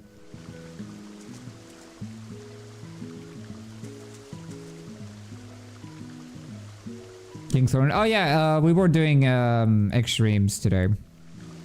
Heavensward extremes. We got through Bismarck and Ravana, but we got stuck on Thornton a little bit.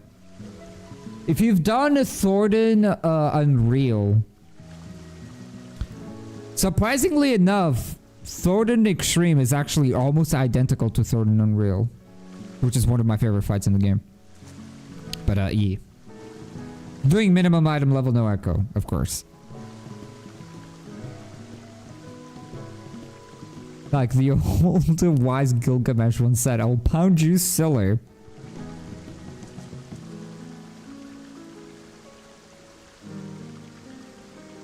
Did the old extreme synced with? I'm sure you, if you were to create a party finder for it, I'm sure you'll find some people that are interested in that. My parties at least don't take too long to fill, and I'm not even on the populated raiding server on Europe.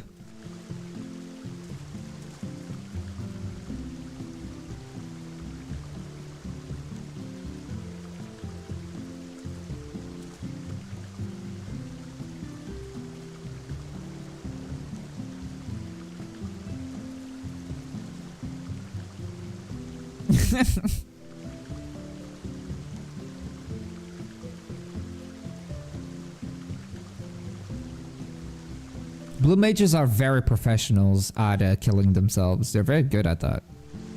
I've noticed. Would I ever... You know what? Would I ever do anything with blue mage? That's probably like the one type of content that I haven't really interacted much with. You know? Would it be ever fun to make a video about it? I don't know.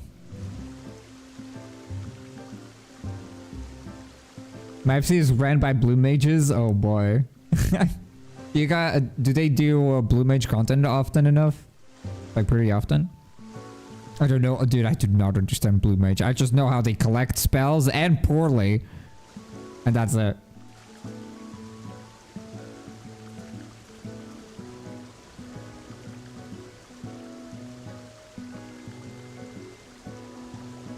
What can you do?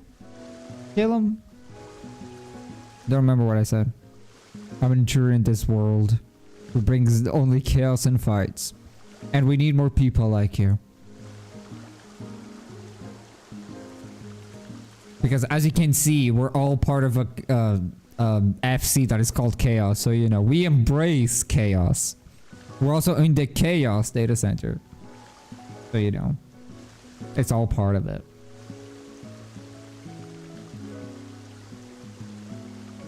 Oh, combust. Oh, I see.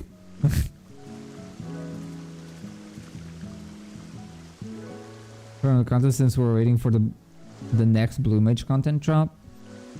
I see. No, only joy. No joy. We have Team Joy and Team No Joy. Blue Mage is absolutely limited for a reason. Oh yeah.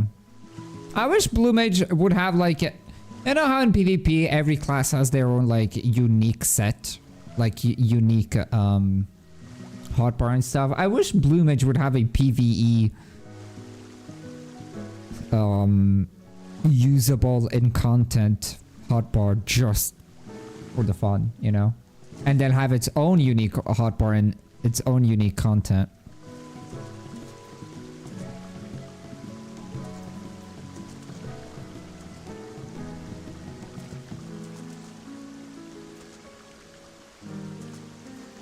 Draw along the walls, mess up the furniture, bends the cover for the third time, and somehow give the doctor kill.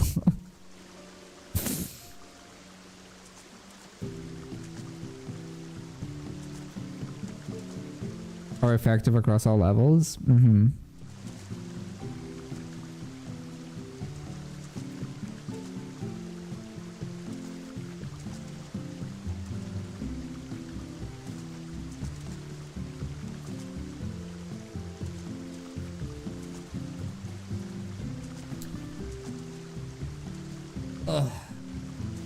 By the way, can I say that I'm very happy that today was not a Sonic Rumble stream. We actually got the Party Finder up very fast. I was afraid when I made up my mind I was gonna raid today, that I was gonna be in Party Finder hell and we were gonna be playing Sonic Rumble, but no, it actually filled up super fast.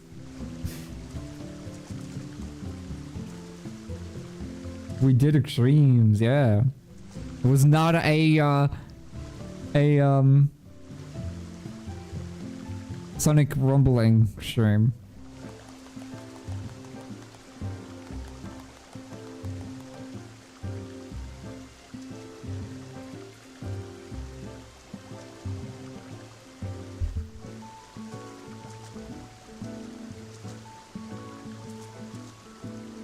Oh my god, there's like you guys cannot see the chat that is going on, but there's like a plot going on.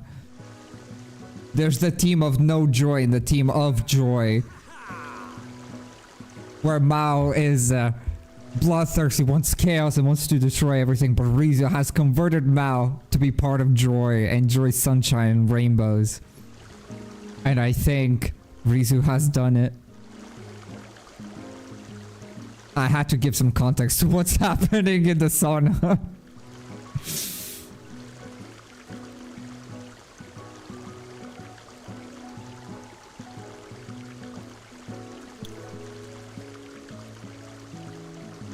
It has min achievements, though it's probably easier than your healer only min content.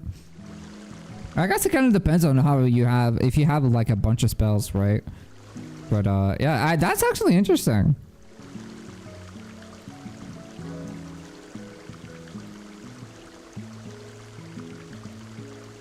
But at the moment, yeah, I don't think, I mean, with a Blue Mage, you can tank and you can heal and you can DPS, even if it's minimum item level, no echo. In healer only, you can't do any of that. You pray that you're either not tanking or you're the one tanking. If everybody's doing a lot of damage together, everybody's be tanking, and that's not good.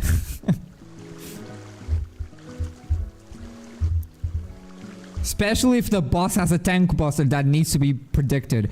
AKA the very first episode of Healer Only Run. Ultimate Weapon. At the start of the second phase, it's a gamble between who gets the tank buster, and it's awful because we need to know who's tanking.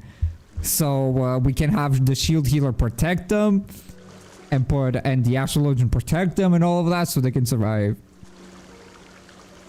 But life is not only rainbows. It is true. It is not only rainbows and sunshine. I do agree with you.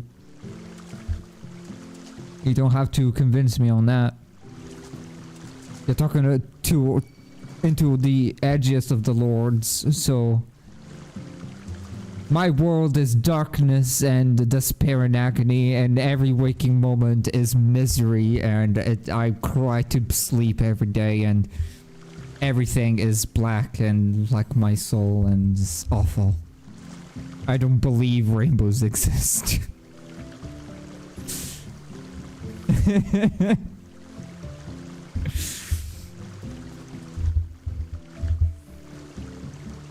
Have dot rotations? A normal DPS rotation too? Really? They have dot rotations. That's fun. You can make a makeshift dot job. Okay, my chemical romance, calm down.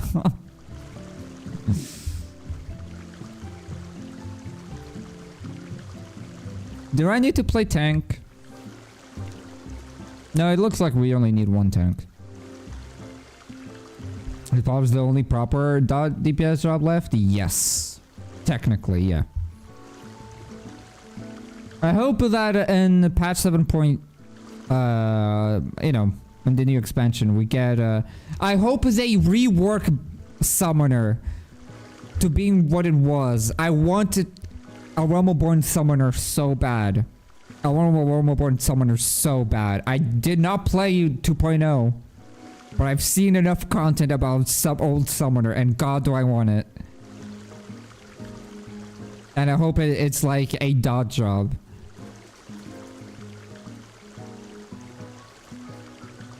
I know, Tal, you're all just short. The fuck? That's rude.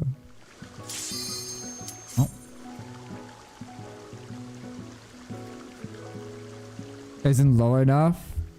Double weaves happening? Yeah. Anything that requires a double weave is fucking rough with ping. Any sort of ping.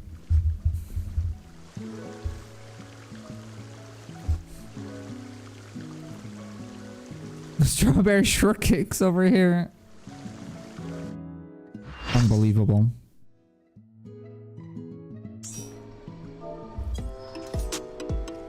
Alright, let's do it. Oh my god, that's one sexy ass paladin. Oh my god, look at that glam. You don't see many fantasy warrior glams like that. I hope 8.0 will have more glam like this.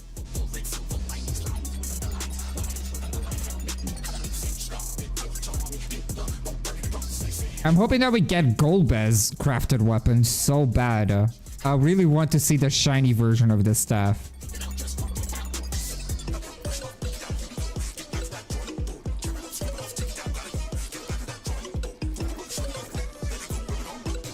You know, one of these days we need to get into the savages. We'll get through it. Right now I want to get done with all of the extremes before we move to any savages. What inspiration will you give me, I wonder? Welcome to Sugar Riot's Gallery of Glamours!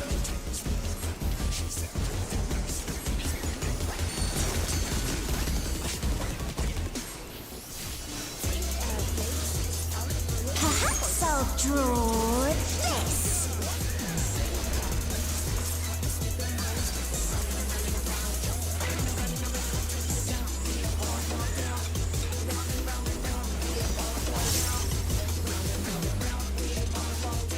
I'm assuming that the bombs are going to be with wings right now, so I'm not going to move from here. Next patch savage for you? Probably. I'll probably check the savage from the new patch. If not, if I don't check the new savage, I'll probably check the new extreme at the very least. Maybe I can drag people in.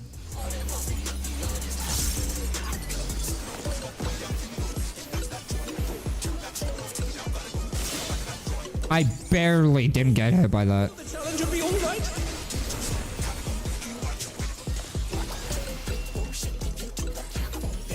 Oh.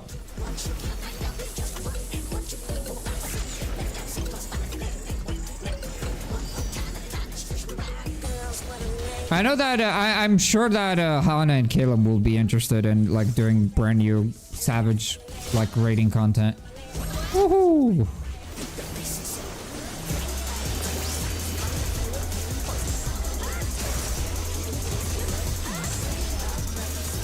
What's your favorite color?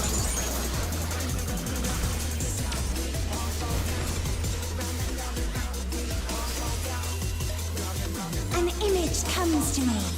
I hope you like it hot and sandy. I cannot wait for the new Savage, the new normal raids. I've loved this raid series so much. Cannot wait to see what they create. How about a little more sunshine?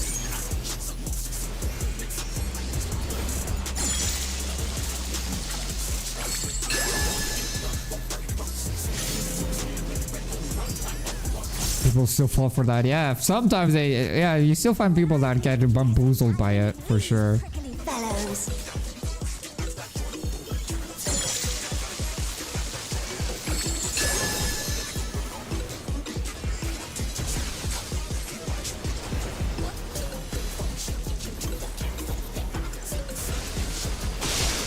Woohoo! It's a veritable storm of needles.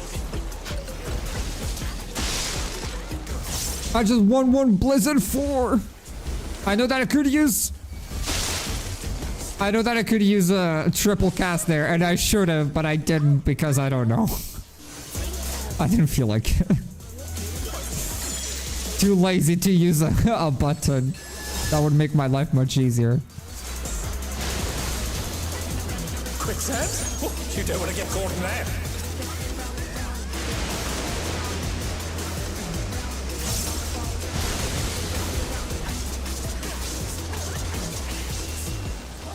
Because I've been just saving my triple cast for my transpose shenanigans.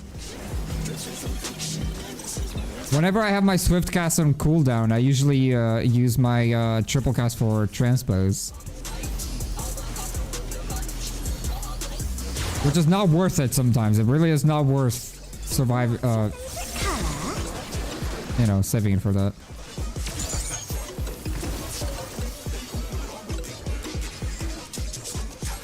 When you can't decide on one thing.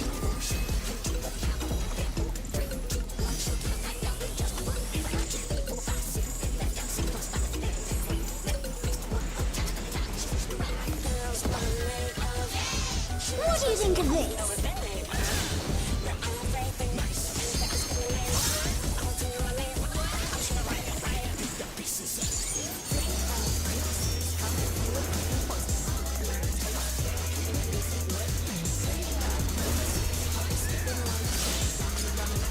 Effortlessly dodged.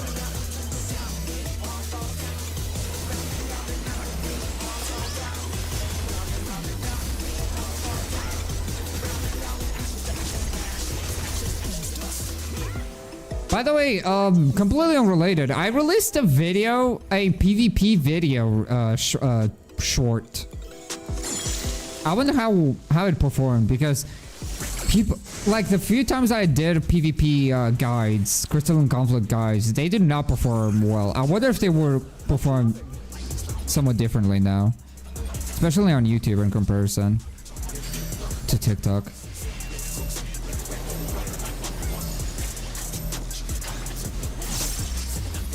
Because I would like to make content for PvP again.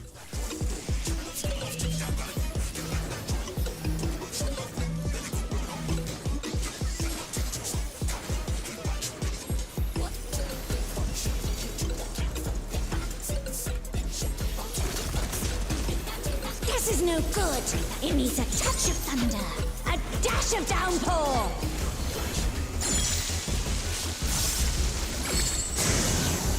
I didn't really need to use a Fire 3 there, but... yeah. A thunderstorm has turned the waters muddy! How frightening! I really want to, you know what? Fuck it. Some destruction to facilitate deconstruction. Maybe I'll be lucky.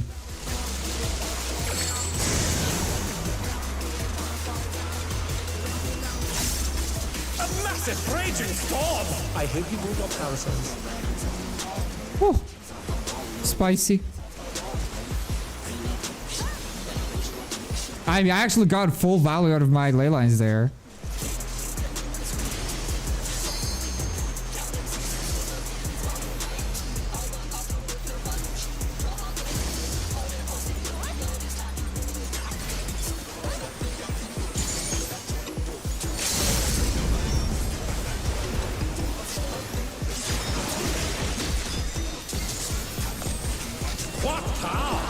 Looks like someone isn't holding back.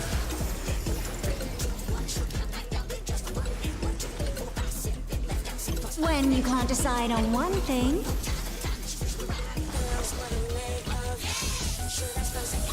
Oh, did the paladin kill you? Oh no. What do you think of this? No! I read that completely wrong. Holy shit. It's fine, don't worry about it.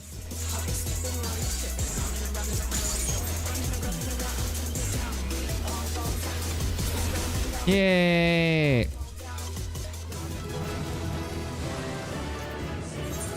It's all over. You know what? I'm gonna commend this paladin because he actually looks like a proper paladin and warrior and, you know, someone that is part from a fantasy world. The savage was wild. Oh yeah, I know. I haven't done it, but I know enough about it. I've seen plenty of videos about it. I cannot wait. I'm excited to do the savages from this tier sometime.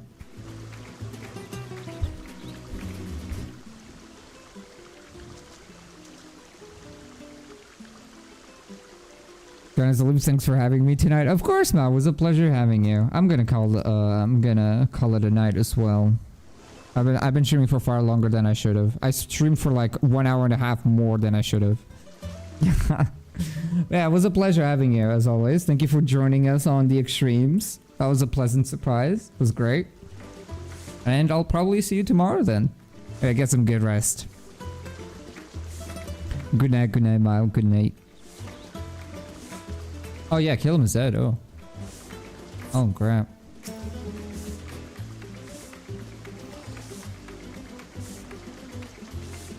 I don't have like I don't have a good like. There you go.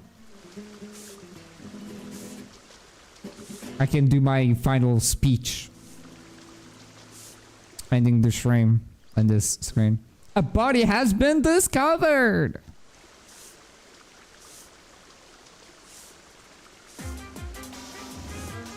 Danganronpa music starts playing in the background.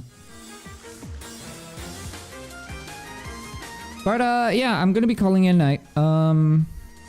Tomorrow we're gonna be either doing more healer only, right? More healer only. But probably gonna be trying to clear King Sword and Extreme. I have footage. I want to make a video out of King Sword and Extreme on Party Finder.